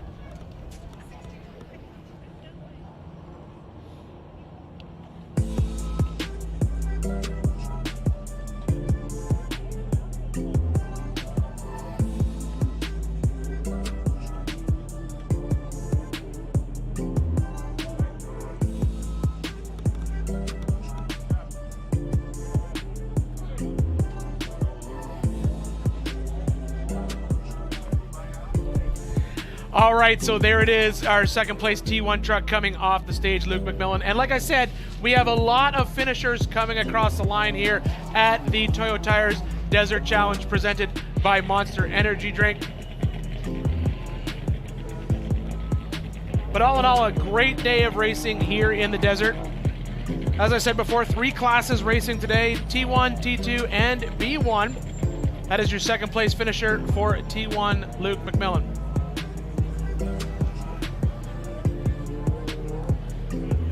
And this truck will forever be known as the truck that named a corner in our short course. Oh, he's got Pat Dean driving it up.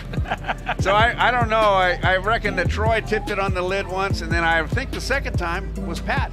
I heard that. That's Fish checked into that. He did a tech check on it, said there was a driver change, so that second rollover was not Troy. Herbst. Yeah, not Troy. And so he's clean. He didn't roll it over twice. Yeah. The truck may have rolled over twice the short course, but it was 2 different drivers. But so right who now, do you suppose is buying dinner tonight? I have no idea, Yeah, but they got a big hard. check to spend on it. Yeah. So right now we're going to throw it to Scott for a quick little award celebration on the stage, and that is your third overall finisher here at the Toyo Tires Desert Challenge presented by Monster Energy.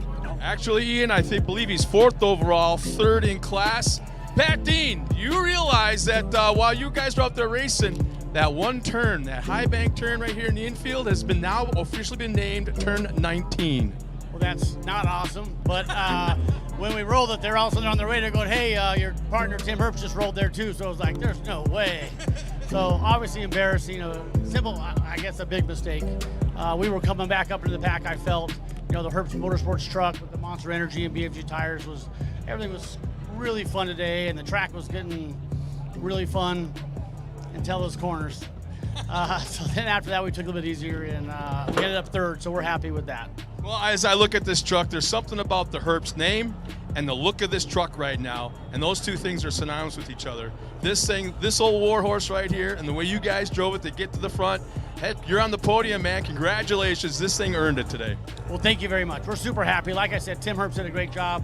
He drove the first half, put us in a great spot. That's about all I can say. Truck was awesome. Drivers made a couple mistakes today, and that was it. We should hire on the podium. Well, congratulations, guys. It's time to celebrate. Nice job.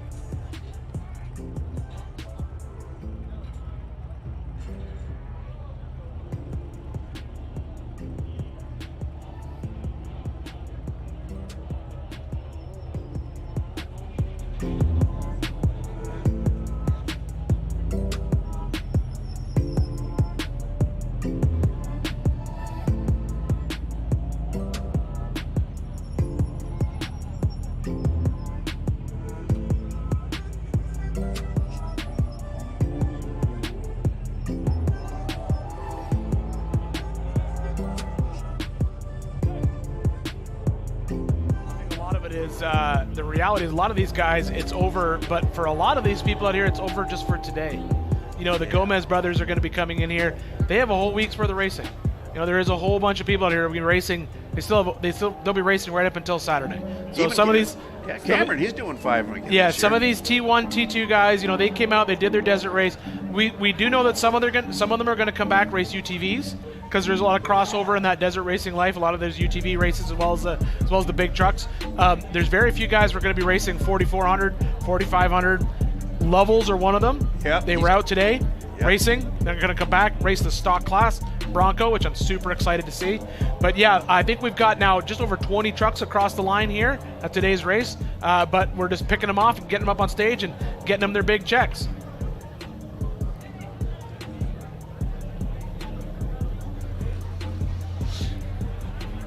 Well, that's a happy dog, I'm telling you. He found his master. Done good.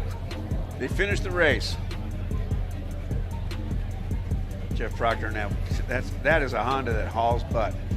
Yeah, that is, as Fish was talking about earlier, that is a Honda, basically factory entry. It's out here racing in T2, which normally it wouldn't be racing in that spec class and basically because of the rules. He's not running the sealed engine. They're obviously running a Honda power plant in there. It's probably the only ridgeline that was actually in the dirt today on the planet.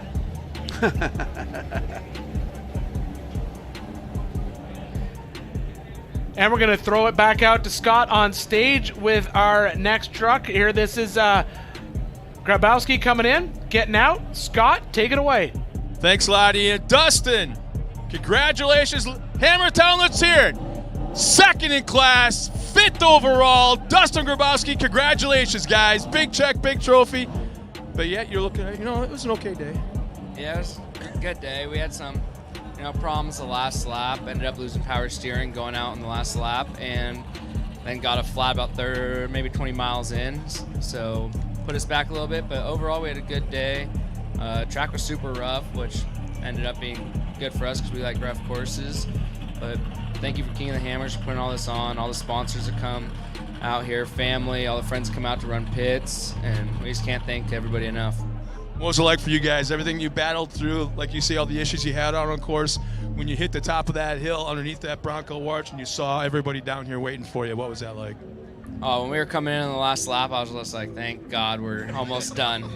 Like my hands, I was like, I don't know how much longer I could hang on to this thing. A little bit of arm pump from this guy right here. Congratulations, guys. Nice job at the 2022 race here. Nice job.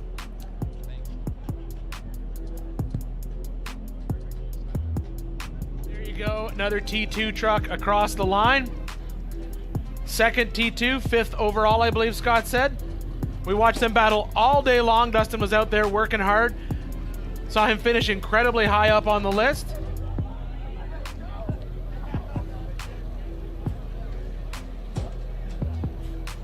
Little fender damage there, Ian. I wonder if we lost a tire on the. Well, we've seen that. He called it himself. He said the course out there was very rough, and it was a rough course. We saw it all day long. That's why we saw so much attrition in that T1 class. And I think, honestly, that's why we're seeing a lot of these T2 trucks so high up on our leaderboard. I think that the course was just so rough for these guys. It took out a lot of guys with just annoying little things. Talking to some of these guys, it's, transmission cooler line here, drive shaft. I mean, a drive line, who would have thought? Take someone out. But that's just what it's like out here. And if you miss a turn out here in this desert, there's some big rocks ready to come up and eat up everything underneath that truck. And missing a turn isn't that big. It's not that hard to do out here in Johnson Valley because we're sitting on 96,000 acres of trails meant for this exact purpose, and they're all burned in. And when you're in a car and you're booking down the road there, and your spidey sense says stay on the burned in, stay on the burned in. Well, heck, if they're all burned in, what the heck do you do? That's right. And there's a lot of tracks out there. If you go out and drive in this desert, it kind of gets you. But here we got another car coming up. Scott's going to get ready out there. We're going to be giving away some more awards. Scott, I'm going to throw it to you. Let's get this party started. Well, when you said party, you're not kidding, because there's something about the guys from Baja Jerky and Chad Dorman and Larry Rossler. They always include their kids, their family, and today is no different. Chad, this is one of the coolest scenes right here, pulling up out of the podium with the carload of kids. This is great. next generation for us. He's already hooked, so he's already wanting little race car, so it's on to him next. We'll talk about this afternoon, man. It's I'm hearing as we talk more and more and more, a lot happened out there on the course today. It was like just the course degraded so fast, and it just got rougher and rougher and rougher the whole time. And last lap was just brutal, just big holes, rocks everywhere. Thanks to BFG, no flats all day, but it was a rough one. Talk about the guys from Baja Jerky. I mean, they have been so excited starting last night going into today. What's it like to have somebody like that behind you? Oh, it's a great group of guys. Eric, Brandt, and Baja Jerky, we raced 1,000 with them, with Cantina Motorsports and Larry Rosser also. And then we hooked up with them for this race. Great group of guys, great beef jerky. It's a great crowd to just be around. Big trophy, big check. Congratulations, man. Not a bad afternoon on a Sunday with the family here as well. Absolutely. I wouldn't be able to do it without the family, my crew, my sponsors, BFG, Vision Wheel, Baja Jerky, Get Performance, Alltech Motorsports, because the shocks work the best. Can't thank them enough. Nice job, Chad. Thank you very much. Ladies and gentlemen, sixth overall, third in class. Nice job, guys. Ladies and gentlemen, we're going to take a break real quick, come right back with some more winning interviews. We'll be right back after this.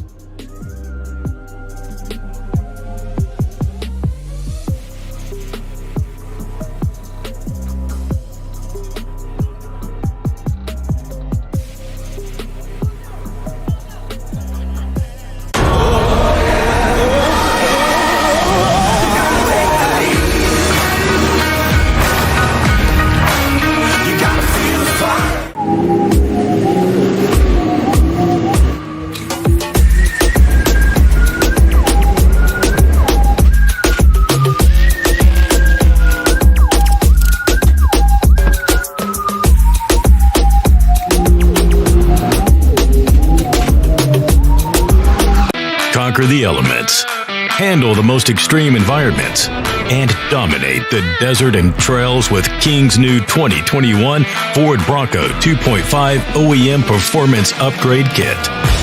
All kits are 100% designed, manufactured, and assembled in our Southern California facility.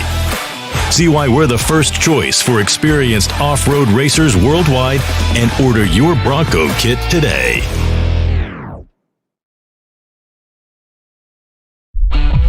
Absolutely mind-blowingly good rider. For gold medalist in Moto X Freestyle, This sport changed my life, everything. I'm very lucky to have a husband that is happy doing what he loves. When I look back at riding freestyle and look at some of the baddest dudes in the world, Taka's right there on the top. If without freestyle motocross, I don't have a hope for my life.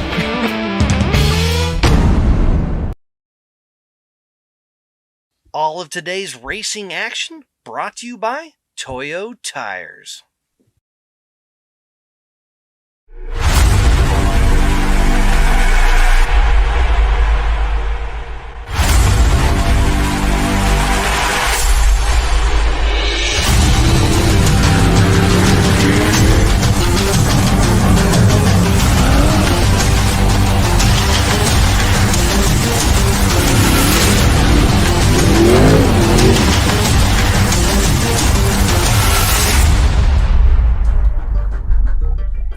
The Loyal Order of Riders. Riders, let your queries be known. Yeah, hi. Instead of letting passengers wrap their arms around us, can we put little handles on our jackets? Denied. Can you imagine? I want a new nickname. Can you guys start calling me Snake? No, Brian. Denied. How about we all get quotes to see if we can save with America's #1 motorcycle insurer? Approved. Cool. Hey, if Brian's not going to be Snake, can I be Snake? No. Bronco, an American classic, returns. And it only gets better when it's outfitted with the right gear. From bumpers to winches, rigging accessories, suspensions, body armor, and wheels. You need a full array of gear to outfit your Bronco for adventure. Get them now at warn.com.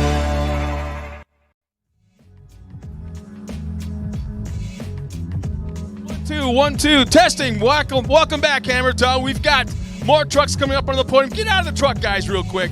We got some people that want to take some pictures. Thor Herbst. You got one thing to be very, very proud of. This Herbst truck did not, I don't think you know about this, but that big high bank turn that's out there in the infield is now officially called turn 19. Because not only did your dad do it, but the other driver did it as well. Both of them rolled over in that same spot, almost within a couple feet of each other. So now it's officially known as turn 19. But congratulations, man, in your T2 truck. What was the afternoon like for you guys? Well, it was a really good afternoon. It was very fast. We had 2 stick flats, and that caused us a little bit of downtime. But other than that, it's a great group of drivers. And I want to thank Jeremy because we had to change one out there and then one in the pit. So, no, it was a good day. It was fast. It was a gnarly course, so we had a good time. Don't take this the wrong way, but you kind of got that terrible thing going on, man, right there. Did you scare him at all this afternoon? I don't think so. Did I? Maybe a couple times. Well, congratulations, guys. Great run for the entire team. It's so cool to have the whole Herbst family here, the whole Herbst team. Nice job, man. Thank you, and I want to thank Terrible Herbst, Monster Energy, and everybody involved, obviously my family, for putting me in this position. So, yeah. Nice job, guys. Jeremy, nice job, guys. Very good. Thank you.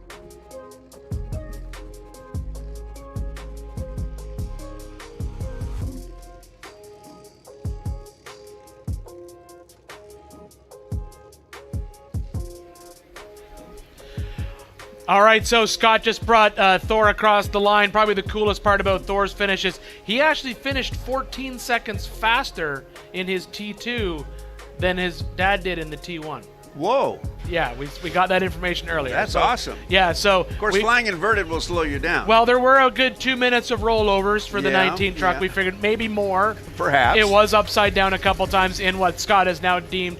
I actually believe Ricky Johnson named it turn 19. Turn 19, I'm going with it. I think like that's what it's going to be. That's what it's going to be. And we got Scott back up on stage with another truck. We'll throw it back to him. Scott, who we got out there, and where are we at in our finishers? Well, Ian, it looks like Jason Coleman. This truck looks so clean, so straight. You as well. Jason, congratulations, man. I want to say you're 6th in class. Ian, correct me if I'm wrong, but what an afternoon you guys had out there. What was it like for you? Yeah, that was just a crazy pace. These guys running as far as they could. Just stoked to get this Ibach truck up here, and just, it was for us a clean day. Just missed the pace a little bit, I guess. We did what we could. The dust was gnarly. The rocks, that was a hammer down pace all day. So, we're stoked. We'll take it. We'll learn and go from there. Even though this thing was a couple hundred miles, it almost felt like a sprint race as compared to going into a 500-mile race or a 1,000-mile or even a 400. Oh, from the qualifying, we qualified in the back. We were last, so we had a short gap to start the race. So it was just, the whole pace was qualifying all day long. Finished, had 5 minutes to get ready, and then we were just right back in the race. So, we were in qualifying pinned all day. It was crazy, but it's a great group of guys that are up front, and, look forward to the next one. Talk about some of the people behind the scenes that got you here. Yeah, just Ibach, FK Rod Ends, and Maxima Oils. Brady here preps a great truck. Super stoked to have him riding with me. He called the shots all day. The guys in the pits, my family, everything. It was a great day. Stoked we didn't have to turn on the KC lights. It was getting close, so here we are. Nice job, guys. Congratulations, 5th in class. Not a bad Sunday afternoon. Yeah, I love it. Thank you. Jason Coleman, everybody, 5th in T2.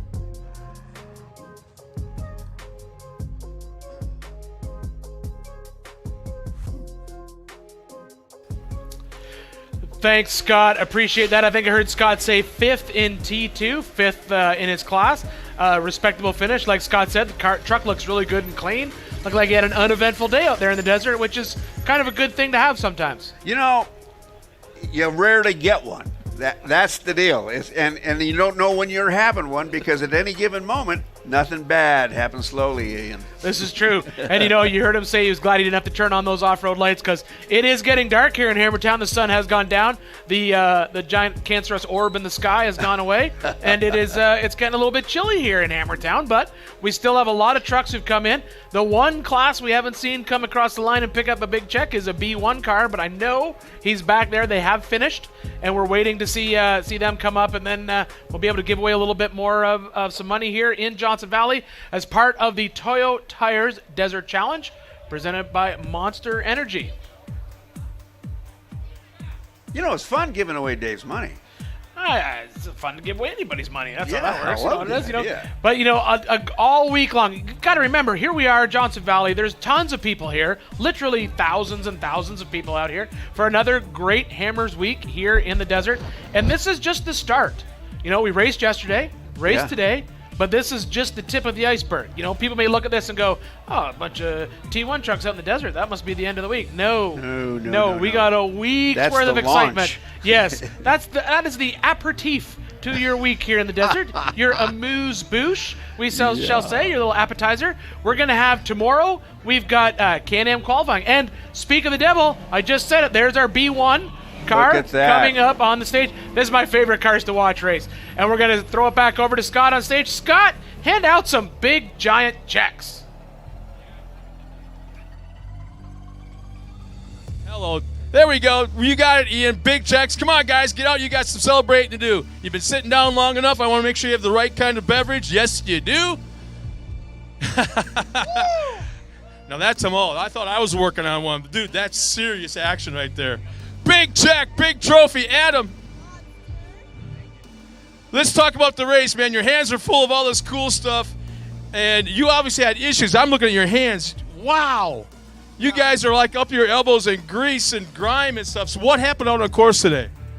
It was a battle. It was kind of a unique day. RJ Anderson and Brian started. He did the prologue.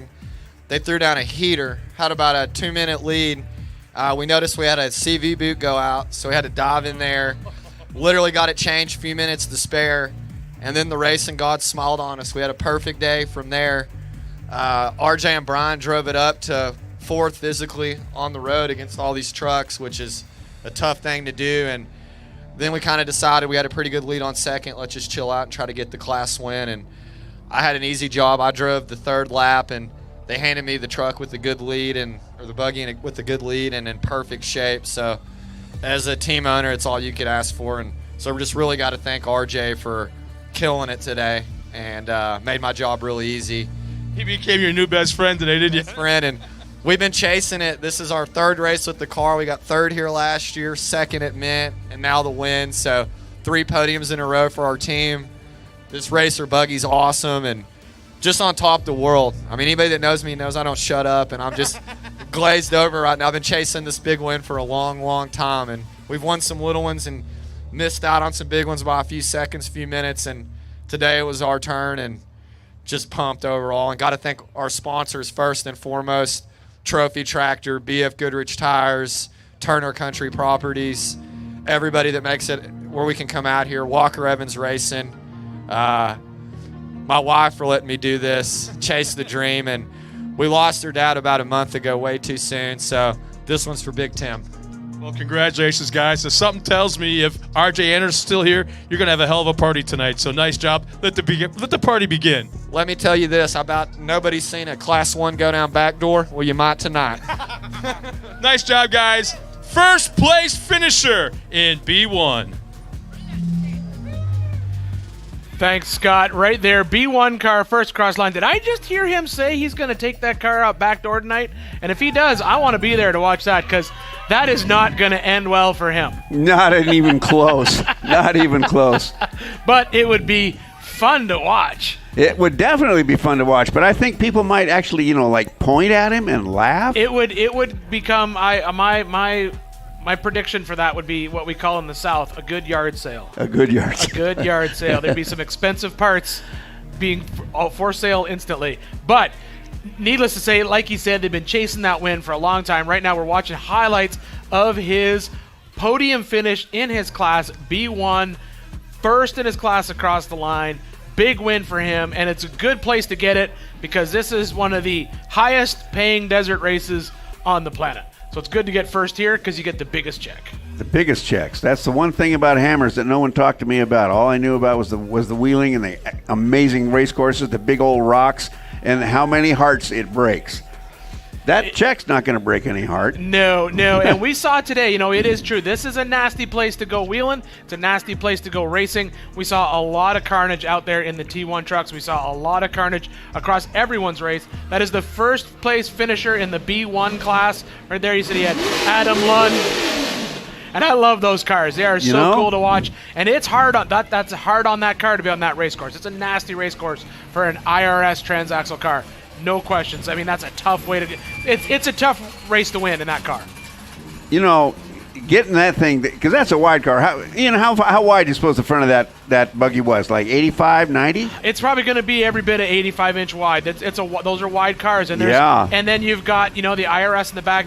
Like you said, he lost a CV boot. That can happen out here. The rocks out here are nasty. They jump up and get you. Tear a CV boot, and then you have to fix it. You can't just let it go. No, they don't heal. No, you're not going to make it back to pit unless you fix it yourself. And that's what we had to do. So we have more trucks coming up here. Scott's on the mic out there. We're just going to keep bringing up finishers as the sun goes down here in Johnson Valley for the Toyo Tires Desert Challenge presented by Monster Energy. And that's JP Gomez. We watched him all day. So, Scott, get ready. You might want to fire up your 10-second delay. Yeah, I have a funny feeling that's going to happen. You can hold him right there. Oh, hell. They're coming out of the dark, and all I see is the teeth of a big-ass smile. All right, come over here, guys. Oh, man. I had to review some of last year's interviews, and that one kept popping up. Let's swing over here. Come on over here, guys. Is there something about you guys finishing together? Come on over here, right by the taillight. Yeah, you're on camera. Quit looking at you. Talk about this afternoon's racing. I mean, was it about placing or about beating him? Oh, about beating my brother. That's all it was about. What's your call? Same shit. Oh, same shit. Yeah, so much for that 10-second delay. He started third on the prologue, and I was at the very end. I'm like, I want to catch him one way or another. And then he got a flat, so that was nice. Well, what was your day like? I mean, a one eyeball on that mirror waiting for him come around, or one ball on the gauges, or what was the deal? No, the prologue, he got a flat, so it put me in the very back of the starting order for the main race.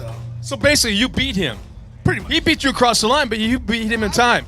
He beat me by 2 minutes at the end of the day, because he got me by 8 minutes on the prologue, but then he only beat me 2 minutes on the main race. So I almost got him on the main race, I think. So that's why he's acting all puffy-chested and all that, right? This is getting awful tight right here. Hold on. I'm letting him get ahead today because Saturday is going to be a different story. This is just a warm-up. You guys, year in, year out, race in, race out, always have such a blast. Whatever it is, you could be racing big wheels, and it doesn't matter. And you'd be racing them uphill, still have a blast. And I have a funny feeling you wouldn't care who won as long as you took him out or vice versa. Oh, yeah. Yeah, that's how it is. It's been like that since, 4 or 5 years old. Like, I always got to beat the older brother. Doesn't matter what we're in.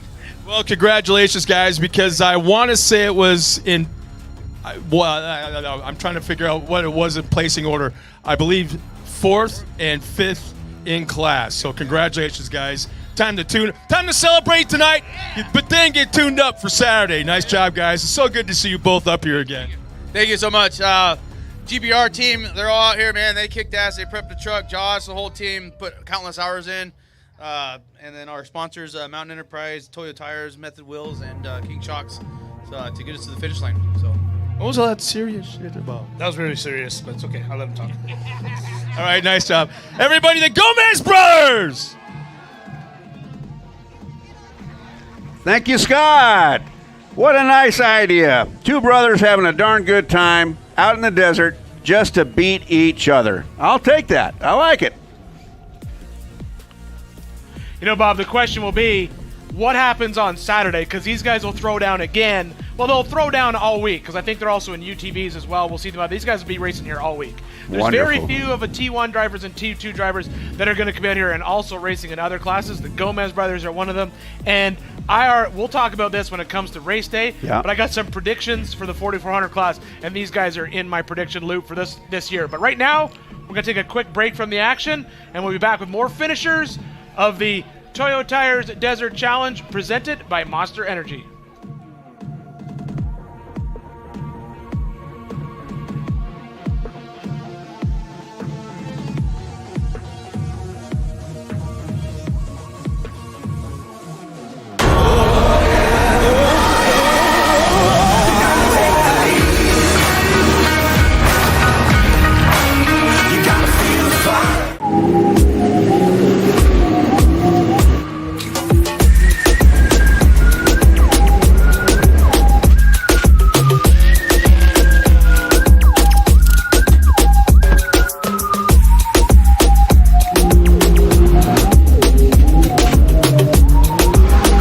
Conquer the elements, handle the most extreme environments, and dominate the desert and trails with King's new 2021 Ford Bronco 2.5 OEM Performance Upgrade Kit.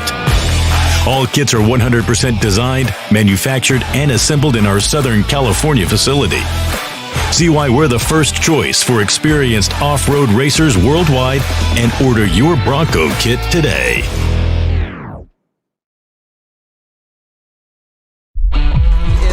Absolutely mind-blowingly good rider. For gold medalist in Moto X Freestyle, Taka Higashino! This sport changed my life, everything. I'm very lucky to have like a husband that is happy doing what he loves. When I look back at riding freestyle and look at like some of the baddest dudes in the world, Taka's right there on the top. If without freestyle motocross, I don't have a hope for my life.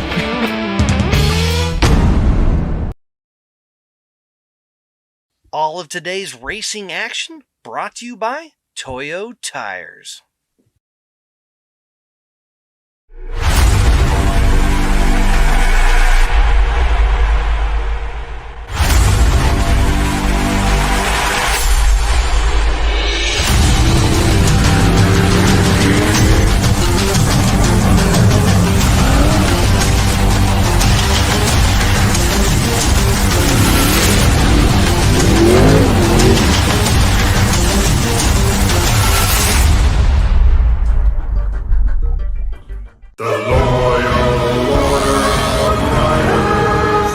Riders, let your queries be known. Yeah, hi. Instead of letting passengers wrap their arms around us, can we put little handles on our jackets? Deny.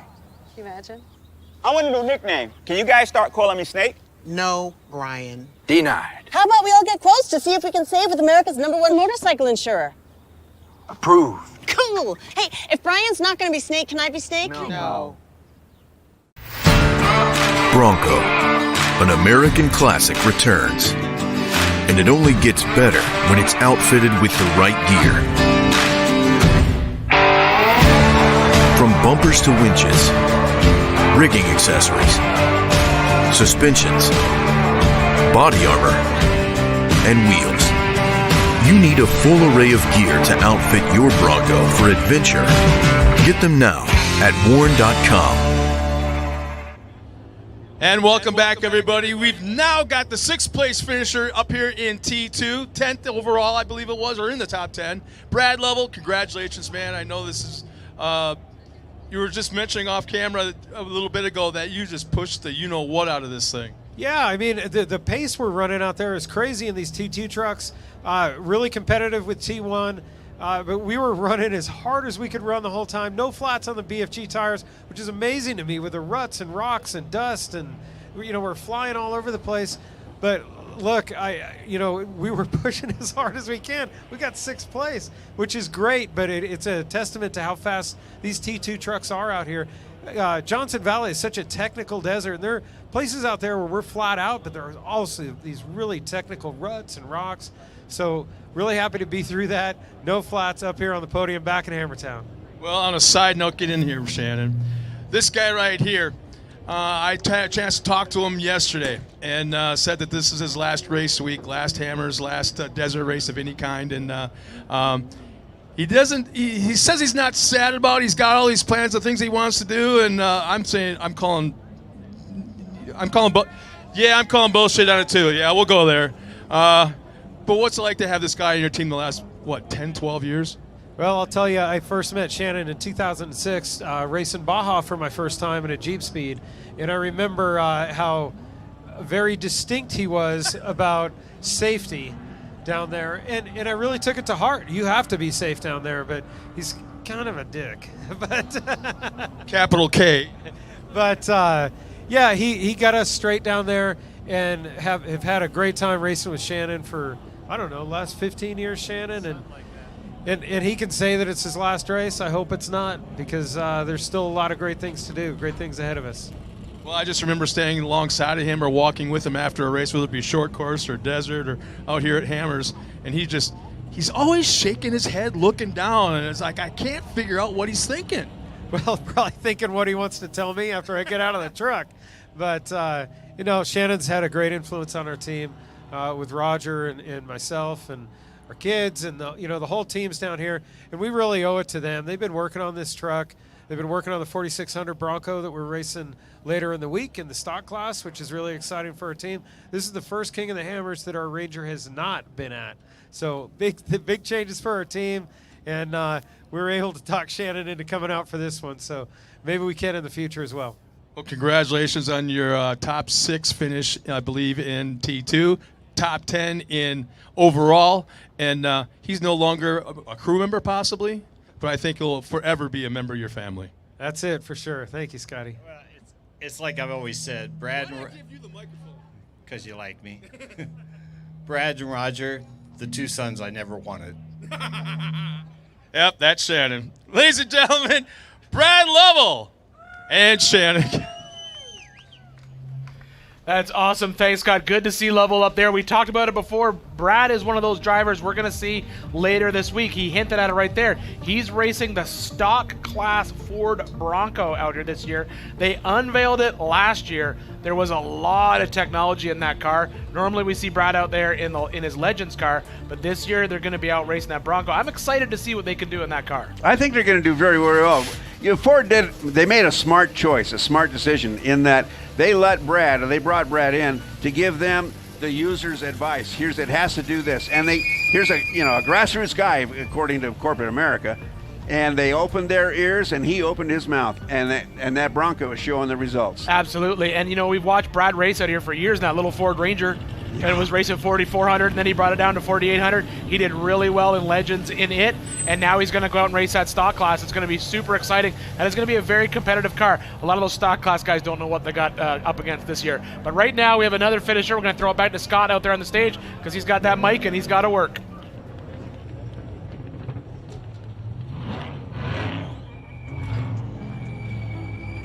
Mike, congratulations, man. I believe it's a top 10 finish overall. I want to say 7th in class. Not a bad afternoon. Truck does not look bad at all, man. Maybe a little dusty, but that's about it. Yeah, a lot dusty. Jesus, that race was rough. We pushed hard. The pace was super, super fast. Andrew Becerra, my co-driver, did an awesome job. Called everything for me, and we just kept the hammer down all day. Well, I have a funny feeling that what he's wearing on his chest tonight is going to be consumed quite a bit tonight, so have some fun. Yeah, maybe a little bit. Well, congratulations, guys. Not a bad afternoon. Time to have some fun this weekend. Great, thank you. All right, nice job, guys. Congratulations to Mike Osborne, top 10 overall. We've seen that all day, everyone coming in. Fish and I were talking about all day during the race, about the course. Was it harder than last year or easier than last year? And on paper, it looked like it was a little bit easier. But more and more of these drivers come in, and they're saying it was a rough course. When I stuck my head out there and talked to Brad, he's like, you could have driven the last lap for me. I didn't want to go back out. Oh, my. So it was rough out there for sure. That is rough. Yeah.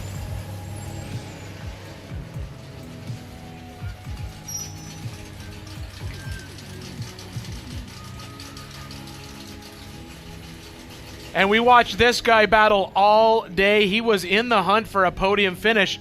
Scott, take it away. We got Adam Householder out there.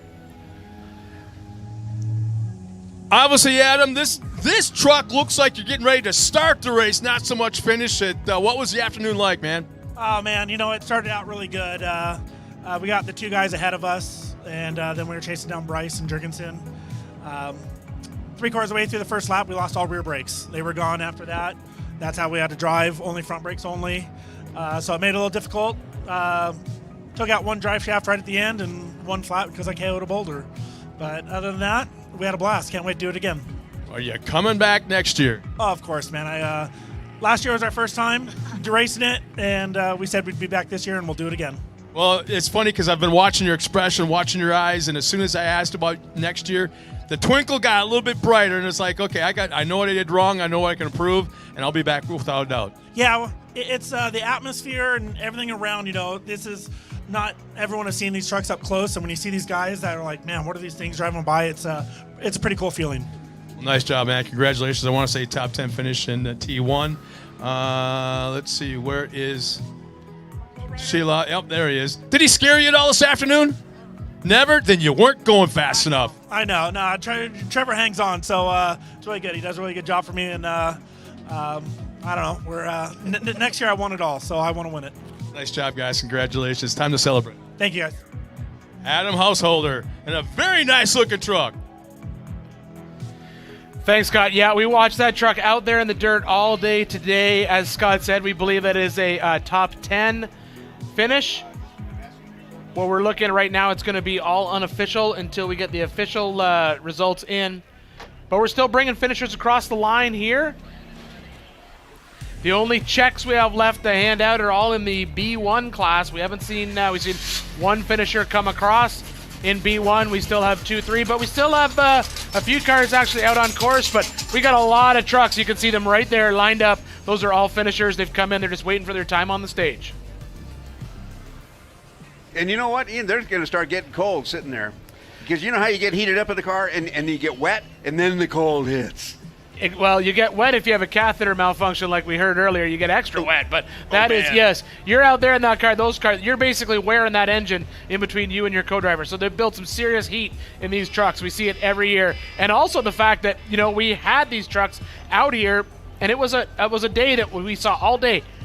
Cool in the morning, hot during the day. Now the sun's gone down and the temperature has dropped. So yeah, these guys are just sitting in their trucks, waiting for their time up here on stage. And I'm sure they're cooling off a lot.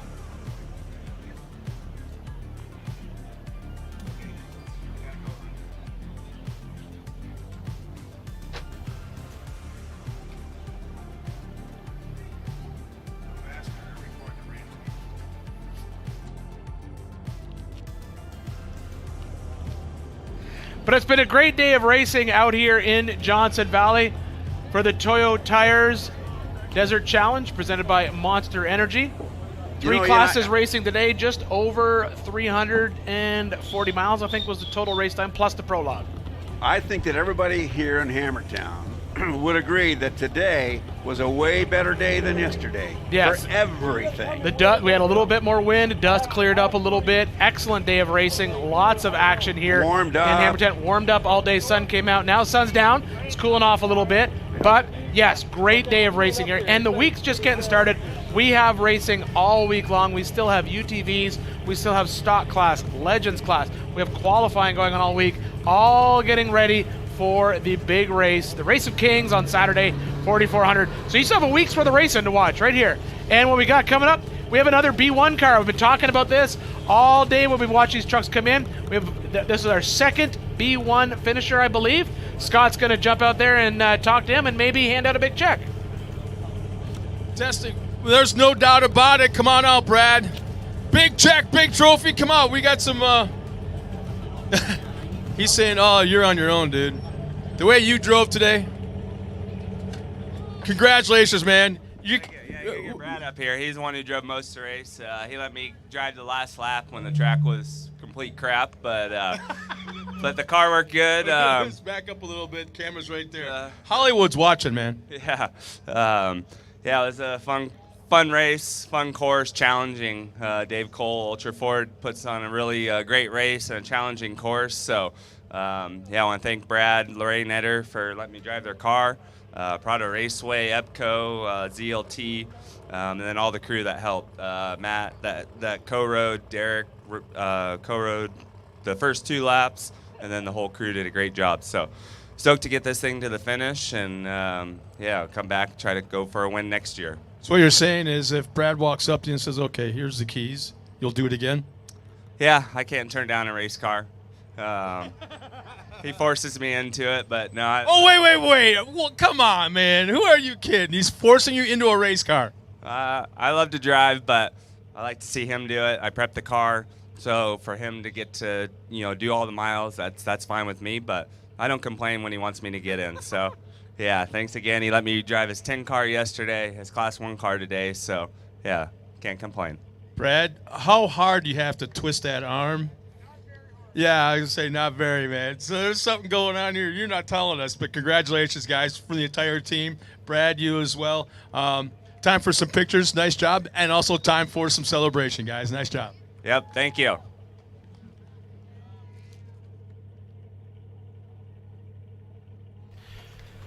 So, Bob, there it is, our second B1 across the line, our second finisher in that class. Getting ready to round out the podium. We're still waiting to see who's going to grab that third place spot. I haven't seen it yet. I've been watching to see who our third B1 car. I know Casey Currie was in the hunt for a while, but I don't know if he's going to grab that third spot on the podium. We're just going to have to wait and see who gets up on stage here in Hammertown.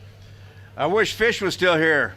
Fish would know. Oh, he'd just text somebody and he'd find out. He's got that back sort of that sneaky backdoor network of all the people doing everything. So, yeah, he'd know for sure.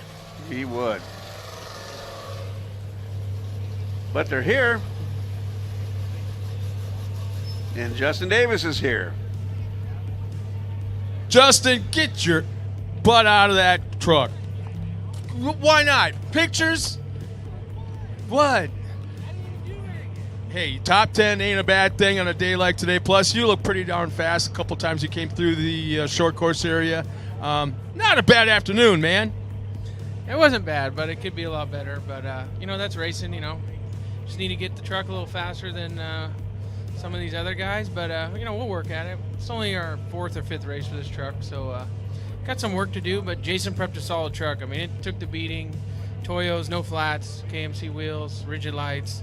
And it just, Dustin did a hell of a job co-driving. We didn't miss a beat, just came up a little short, and we'll work on it and go again. So this is just a little bit different than like 15, 16 years ago when you were in a trophy cart, right? Just a few, just a little bit. Nice job, man. Congratulations. Still a top 10 finish, not a bad thing. We'll see you next time. Yeah, we'll be back. Always, they guys put on a great event. The track was a little rough, but nothing crazy. Is what it is, off-road racing. So we'll look forward to it and come back again. Try again. All right, Justin, nice job. The Green Army and Justin Davis.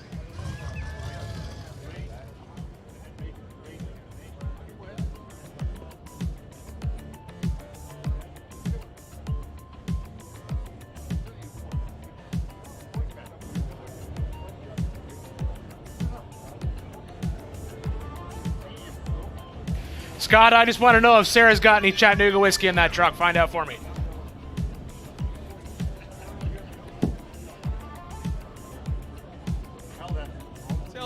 I got to tell you, it doesn't look like a Robert Johnston in the driver's cockpit here.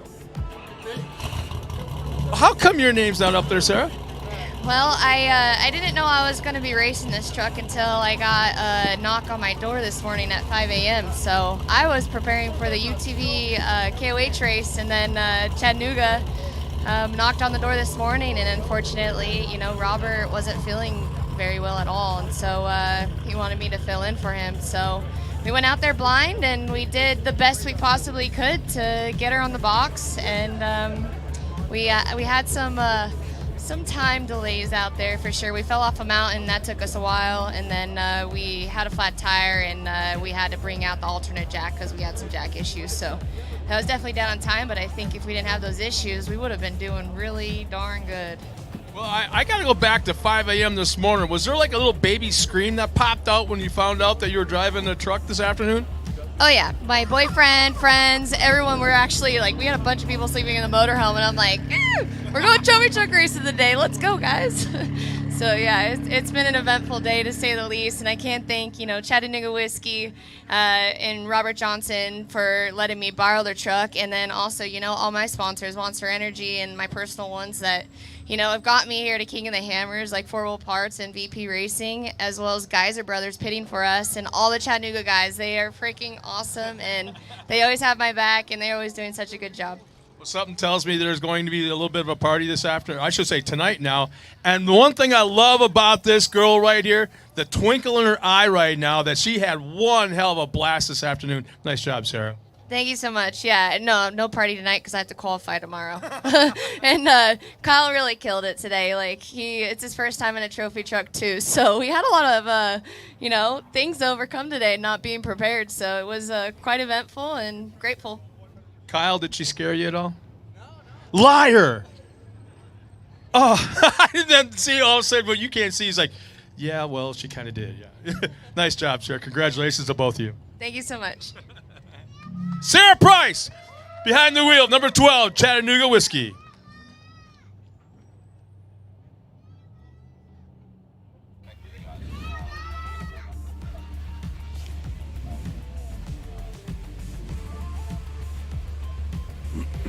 All right, so what we're going to do right now is we're going to take a break from all the trucks coming up on stage. We're going to give our top 3 overall a chance to come up here, get some pictures, and top 3 of T2 only. They're going to wander up here, getting their picture. We want to get some pictures of all of our winners today.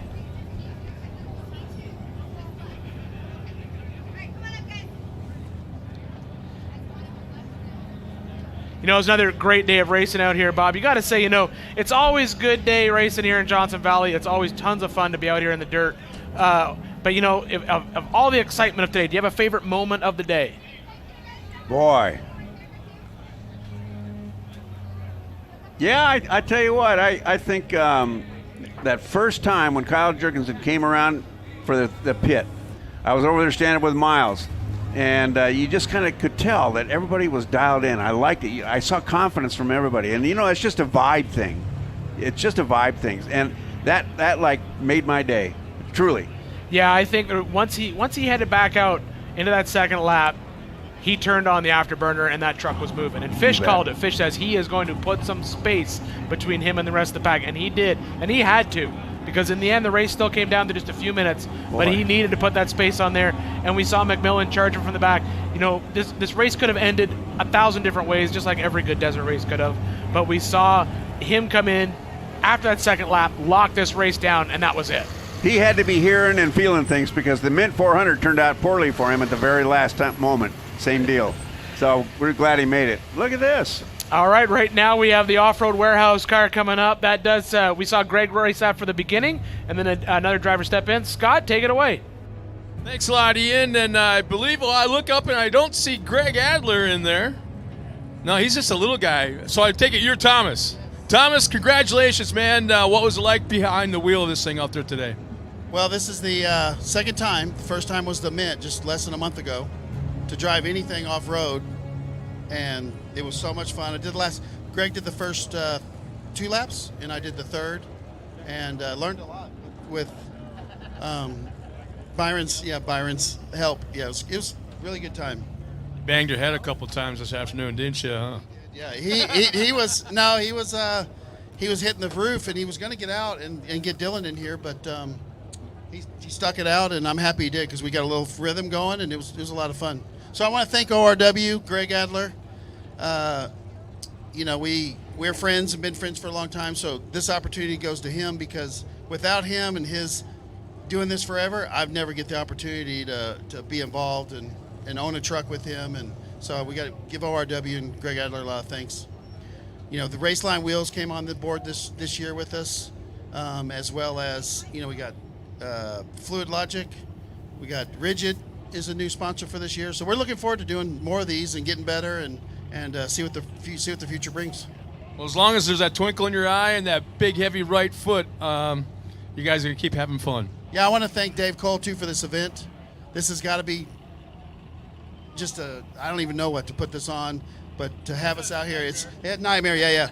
So a lot of thanks goes to him, too. So we appreciate it. Greg appreciates it. We talked about it a couple times. So thanks for the great event. A lot of fun. Definitely a rough course, but we'll be back. Nice job, guys. Thank you. Thomas Victor behind the wheel of the Greg Adler-owned T2. T1.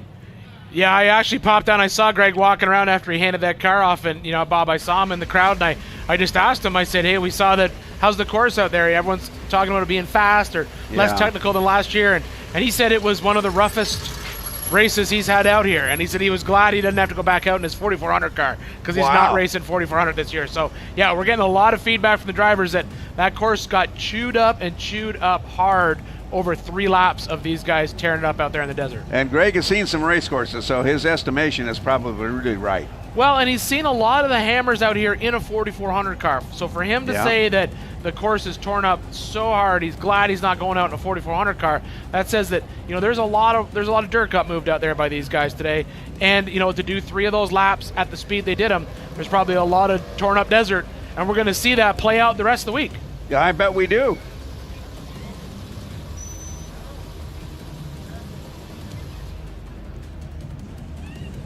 All right, so Scott's got another truck up on stage. Scott, let's hear it. Yeah, this one is young Connor McMillin.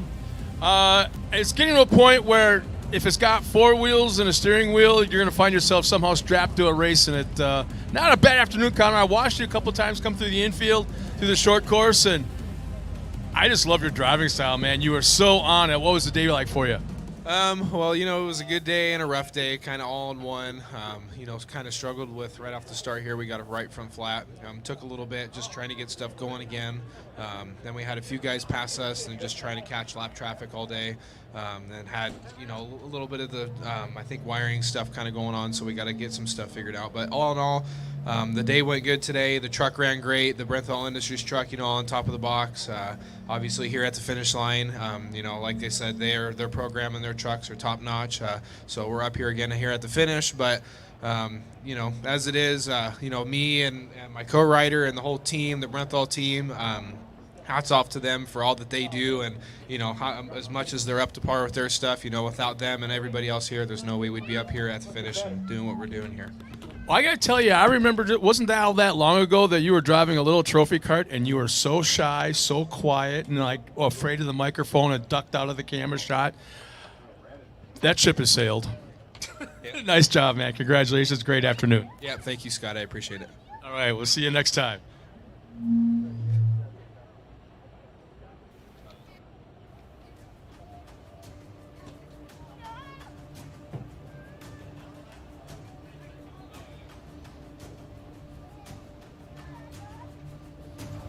All right, Scott, great work up there on stage. We still have a few more cars to bring up here.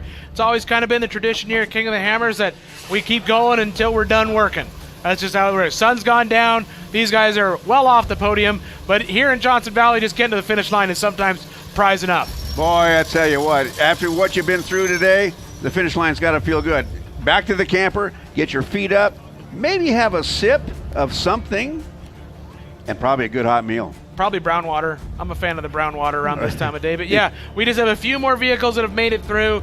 It's been an amazing day of racing. We've said that over and over today. You know, it's just been a great day in the desert. We had Fish up here all day sharing his knowledge of these trucks. T1, T2, B1 out there all day long. Epically fast racing.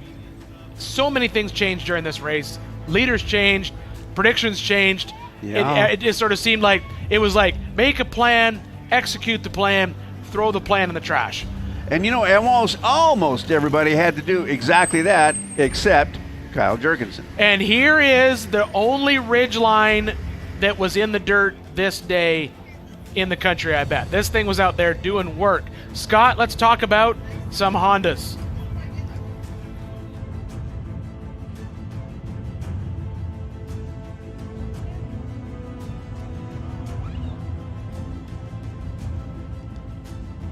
Testing. Well, there we go. Jeff. I don't know if you heard what Ian said, but he was something along the line of the only ridgeline out in the dirt, probably in the country. How was the ridgeline out there today?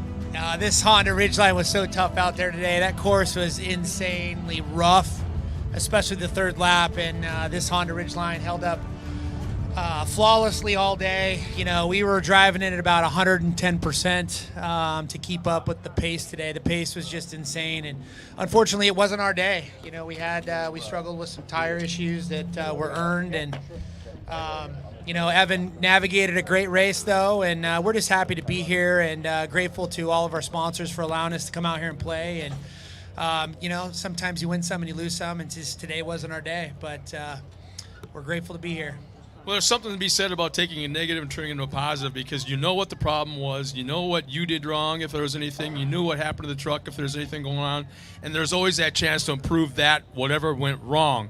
So, I mean, that's one way to turn it into an aspect that's positive. So, but the thing is, there's not many people out there, not many teams out there that have a company like Honda behind them, and every time I flip open a page of a magazine or watch something on TV, this truck is in that page or this truck is in that commercial. What is that like?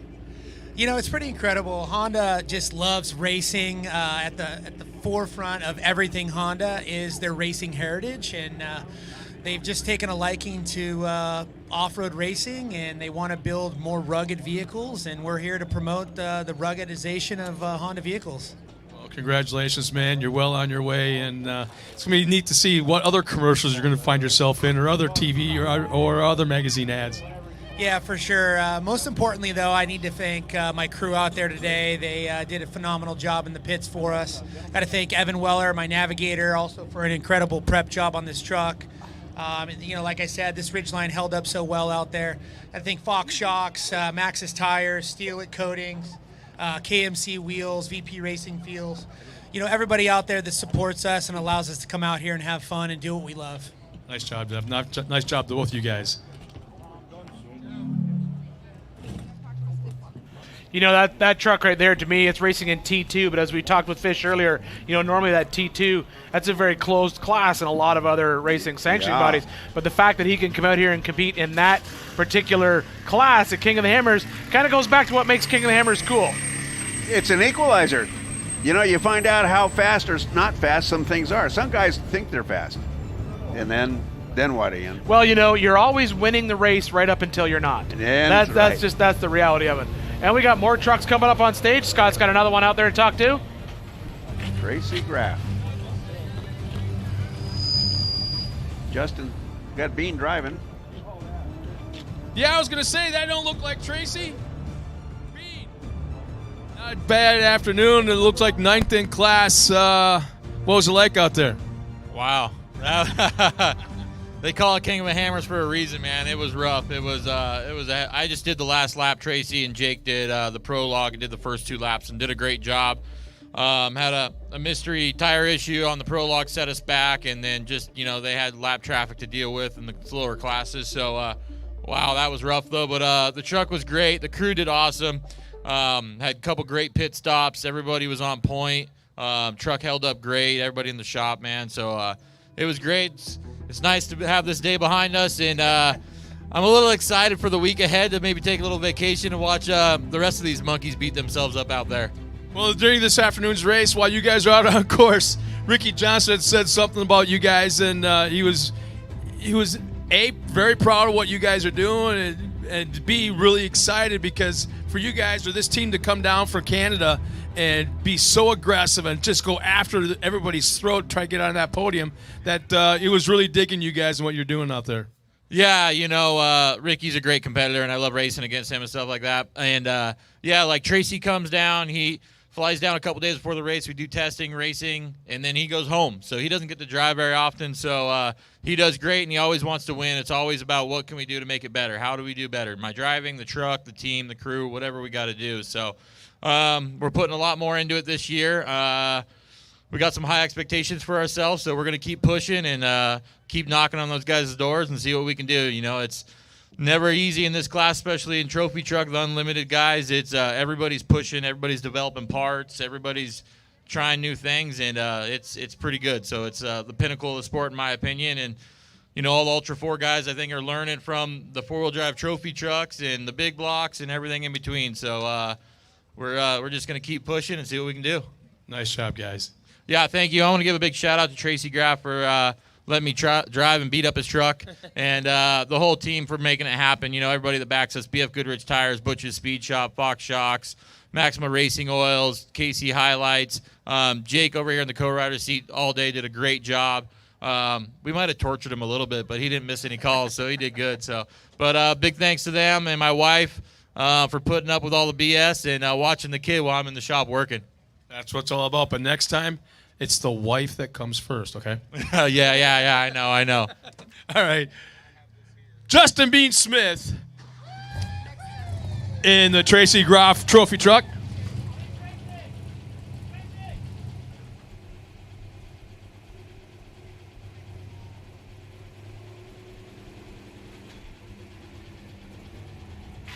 Tough day for him.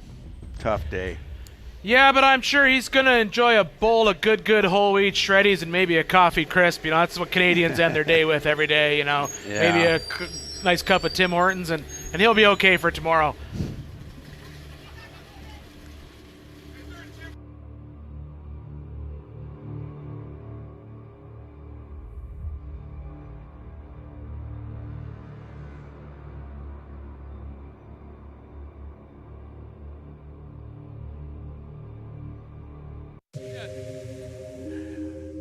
Terry, I got to tell you, your truck looks not as good as the other truck. Just got to let you know, man. That thing looked like it was ready to roll off the showroom floor. This thing's been through war. Don't they call it King of the Hammers? Yeah, exactly. So we hammered ours right at like around mile 3 on the bypass. The driver ran out of talent right off the start, so we put it on its side. It took us about probably 40 50 minutes to get it back over, and then we carried on to finish. This is an awesome race, man. People got to come to race this race. This is an awesome desert race. It truly is. Outside of your one incident, anything else take place out there on you? No, it was a beautiful day. The truck ran flawless after that. No flats, zero issues with that part. Just lost our downtime on the first lap right there, you know. And all I could like say, my co-driver here, Justin Hampton, he also preps the truck.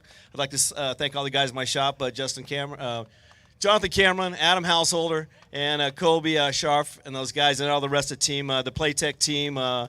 John and Stacia Gould and Johnny Gould, they come out here and support us, and I couldn't do it without those guys' help. I appreciate it. And this is a badass race, man. This is a desert race. What the fans can't see, whether they're on camera or out there in the crowd, he's in here dancing. He's like dancing the seat. He's pounding on his legs, man. He's like hyperactive as hell. You just ran a long race, long afternoon, and you still got like energy to burn. What has he been drinking all afternoon? Coors Light. I would do one more lap if it would advance my positions, if you get all these guys to go. I would do one more lap, seriously, if I thought it would help. Well, congratulations, guys. I had a hell of an afternoon. It was fun watching, no doubt. I want to thank everybody at the King of the Hammers very much. So it's an awesome event. People got to come run more of it next year. Thanks, Terry.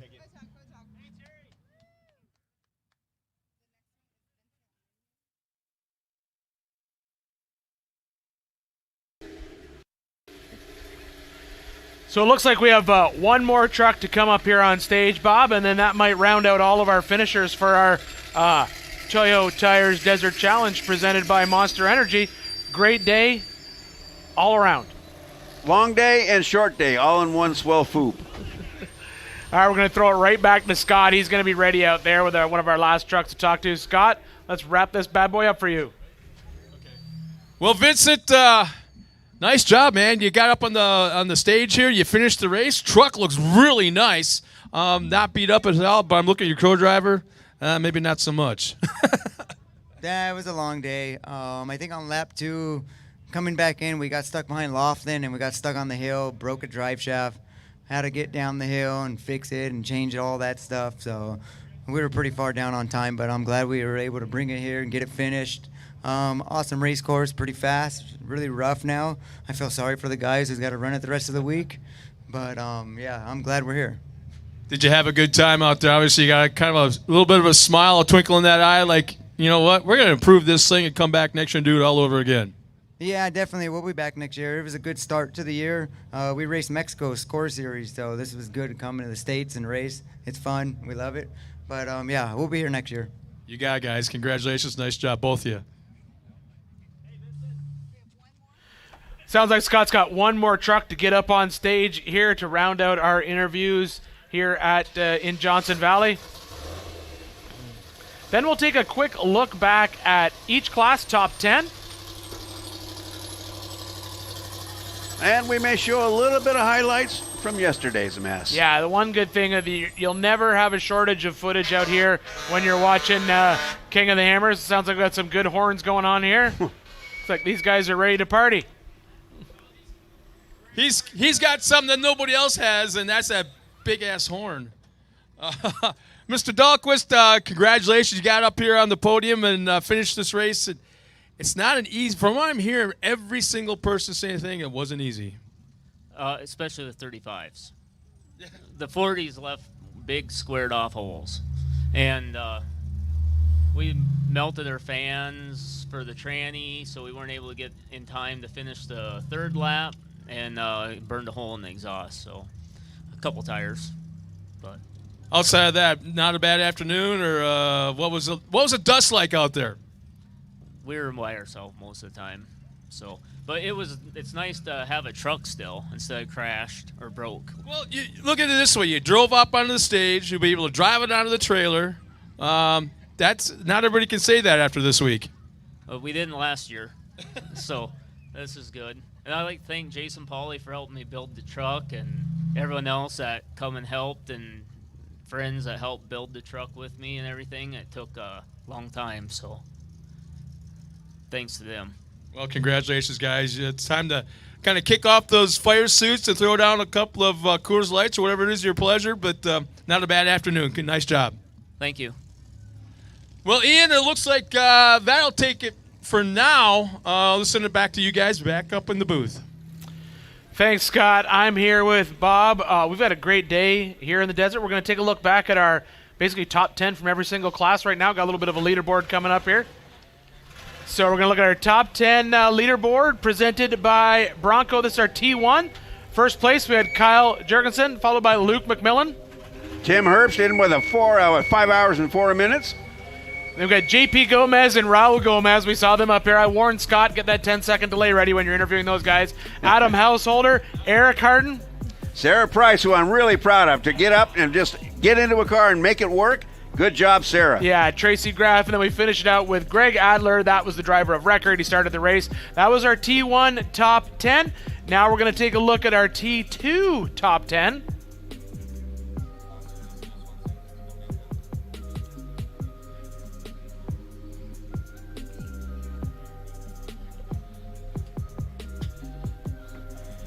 Okay, so here's our leaderboard presented by Bronco for the Toyo Tires Desert Challenge.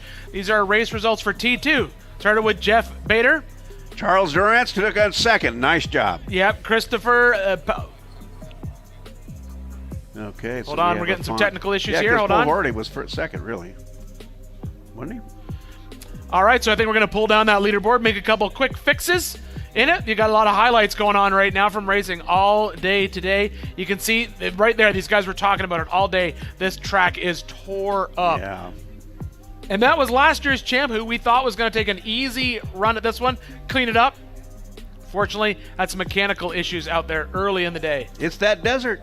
You know, you just can't count on anything. It will come up and bite you every single time. Yeah. This is Greg Adler doing a nice job coming over the crest. Gassing it down the hill. You know, I think honestly the story of today that we've talked about over and over again is how fast these T2 trucks were compared to the T1. We thought the T1s would basically come out and just clean it up, sweep the overall podiums, but it looked we had T2 trucks right up in the mix pretty much all day. Right after the second lap, they came in, and you're seeing some amazing footage from the highlights from today out there in the desert. It's been a great day. Well, I agree with you about T2. You know, what a surprise. What a pleasant surprise, really. You know, it is. It's one of those things, you know, you get out in this course, and everyone said it's been torn up so hard.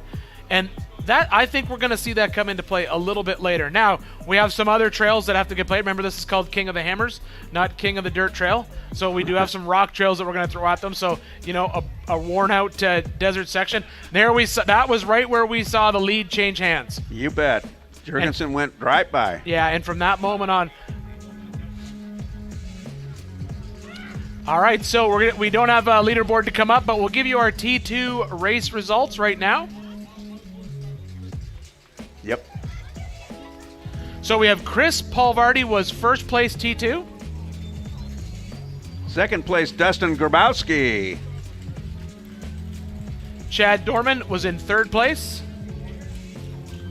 Thor Herbst got himself a fourth place. Not a bad day. Jason Coleman coming in fifth. Brad Lovell took that truck, that old heavy geyser, and made it beat the desert. Yeah, and we're going to see him come back and race a little bit later in the week. 7th was Mike Osborne. 8th was Justin Davis. 9th place was Travis Chase. And Jeff Bader walked away with that 10th spot. That rounds out our top 10 finishers for the T2 truck race today. So now we're going to talk about our B1. And so we have RJ Anderson and Adam Lund first across the line.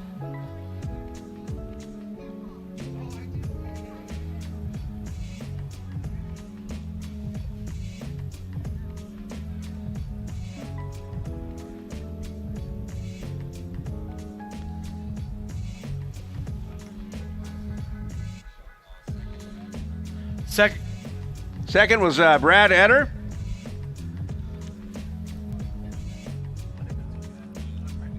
Yeah, and those were our only 2 finishers in that B1 class.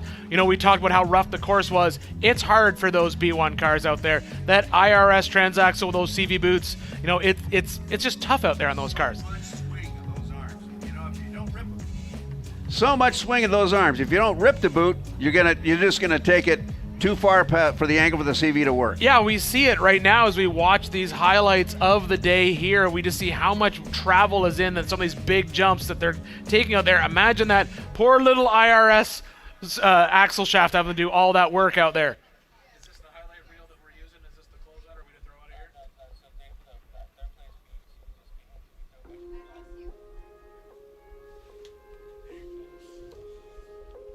Third place B1. Test. All right, so we got Scott on stage right now. He doesn't have his car up here, but he walked up here. We have our third place B1 finisher. Scott, take it away. Yeah, you got it, Sammy. A little bit of adventure, not so much maybe during the race, but definitely after the race, getting back into the pits. What took place today? Kevin Smith's the owner of the car, and we've been through the desert for many, many years together, and he asked me to come drive his Class 1 car with him. It's a brand new car to us, and we had a few issues today, like no rear shocks, so we lost all the oil in the right shock, and just tried to get it to the finish. It was a little bit of a crazy ride. The track was pretty gnarly and rough, but we pushed forward and made it to the finish, so we were right there, woulda, coulda, shoulda. We were right there for second, and the big hill coming in before the pit, I about drove it off the cliff because I was in the dust on the top. So I stopped. It's torque converted. I could not get the car to shut off, so I couldn't get it in reverse. So just a little bit of an adventure, but No. So where's the car now, and how did it get there? That's what I'm trying to get at. So the car is back in one piece, and we ended up pulling in, and then we had to put it on a transporter to get it back. So that's why it's not up here. But I can't thank FSM Motorsports, Kevin and his whole family, Frank Smith, Masonry, everybody that's here. We have a big group of people helping us. This is my first time here. I've never seen this many people in one place, and I run the biggest hotel in Vegas. I've never seen anything like this. So, but had a lot of fun, and I'm glad I'm here.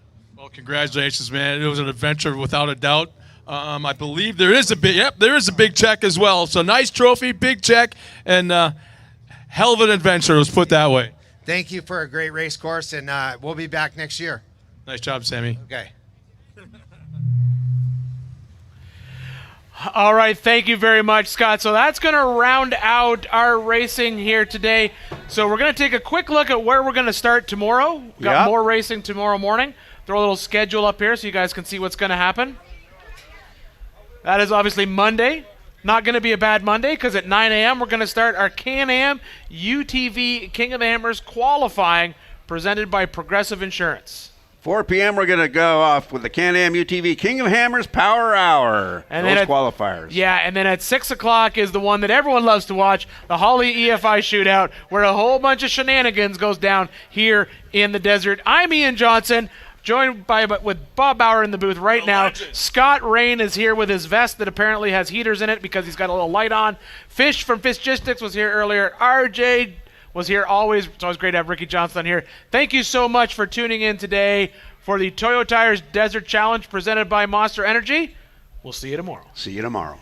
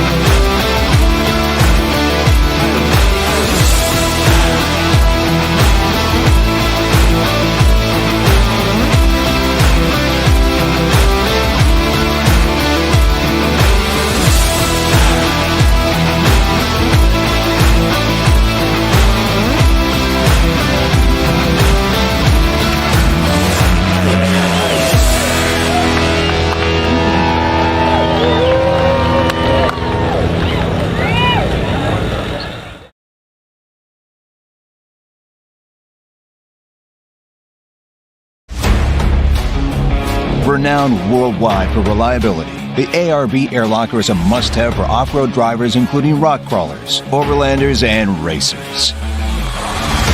With over 100 applications, ARB air lockers gives your vehicle the traction you need to tackle virtually any challenge with the flip of a switch.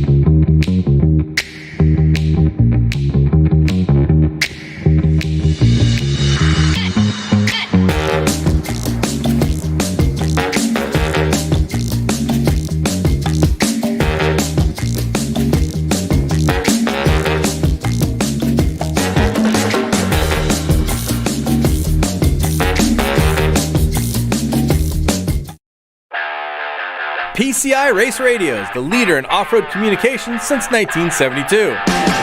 Our equipment was developed for racing in Baja, perfected for enjoying the weekend with family and friends. Stay in touch with our track stereo intercoms, two-way radios, satellite communications, helmets and headsets. Find new adventures with GPS. Breathe clean air with Race Air Fresh Air Systems. PCI has the highest quality communications, navigation, and safety equipment, backed by the best support in the industry.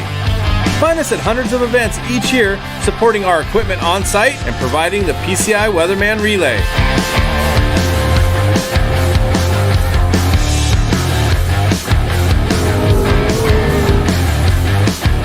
See you in the desert.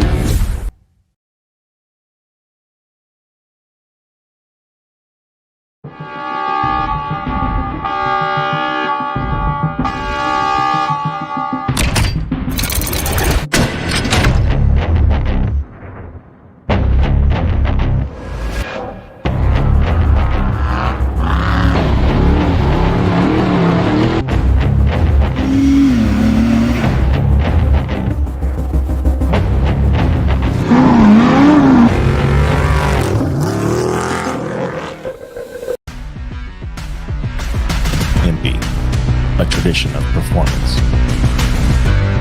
For over 60 years, a brand synonymous with VWs. Known around the world for quality, speed, and innovation.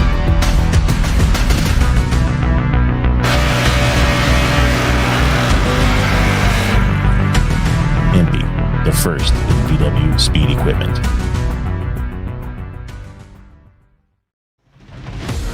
Rocks, sand, heat. Life off-road is tough. We wouldn't have it any other way. If AMSOIL products are designed for this kind of punishment, think about what they can do for your daily driver. Upgrade to AMSOIL protection today and get fast free shipping from AMSOIL.com.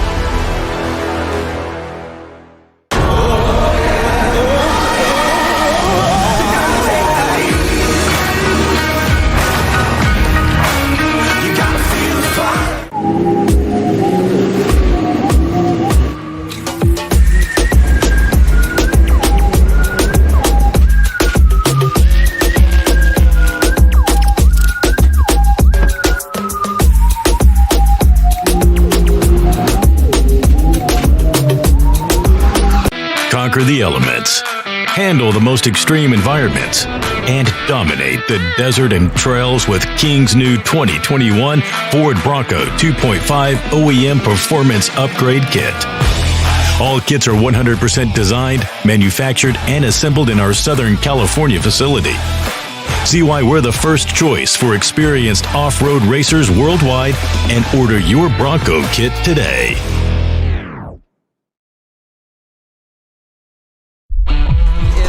Absolutely mind-blowingly good rider. For gold medalist in Moto X Freestyle,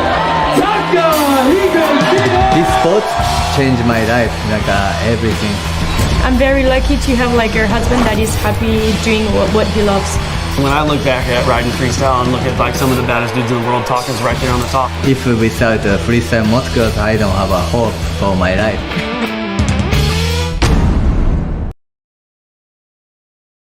All of today's racing action brought to you by Toyo Tires.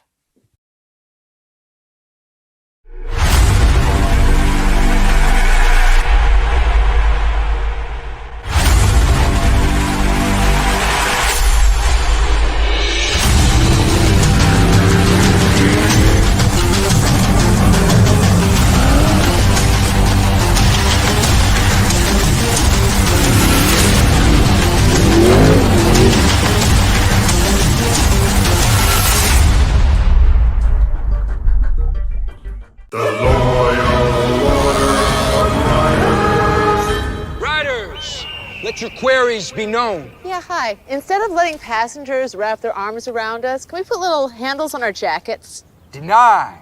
Can you imagine? I want a new nickname. Can you guys start calling me Snake? No, Brian. Denied. How about we all get quotes to see if we can save with America's #1 motorcycle insurer? Approved. Cool. Hey, if Brian's not going to be Snake, can I be Snake? No. Bronco, an American classic, returns. And it only gets better when it's outfitted with the right gear. From bumpers to winches, rigging accessories, suspensions, body armor, and wheels.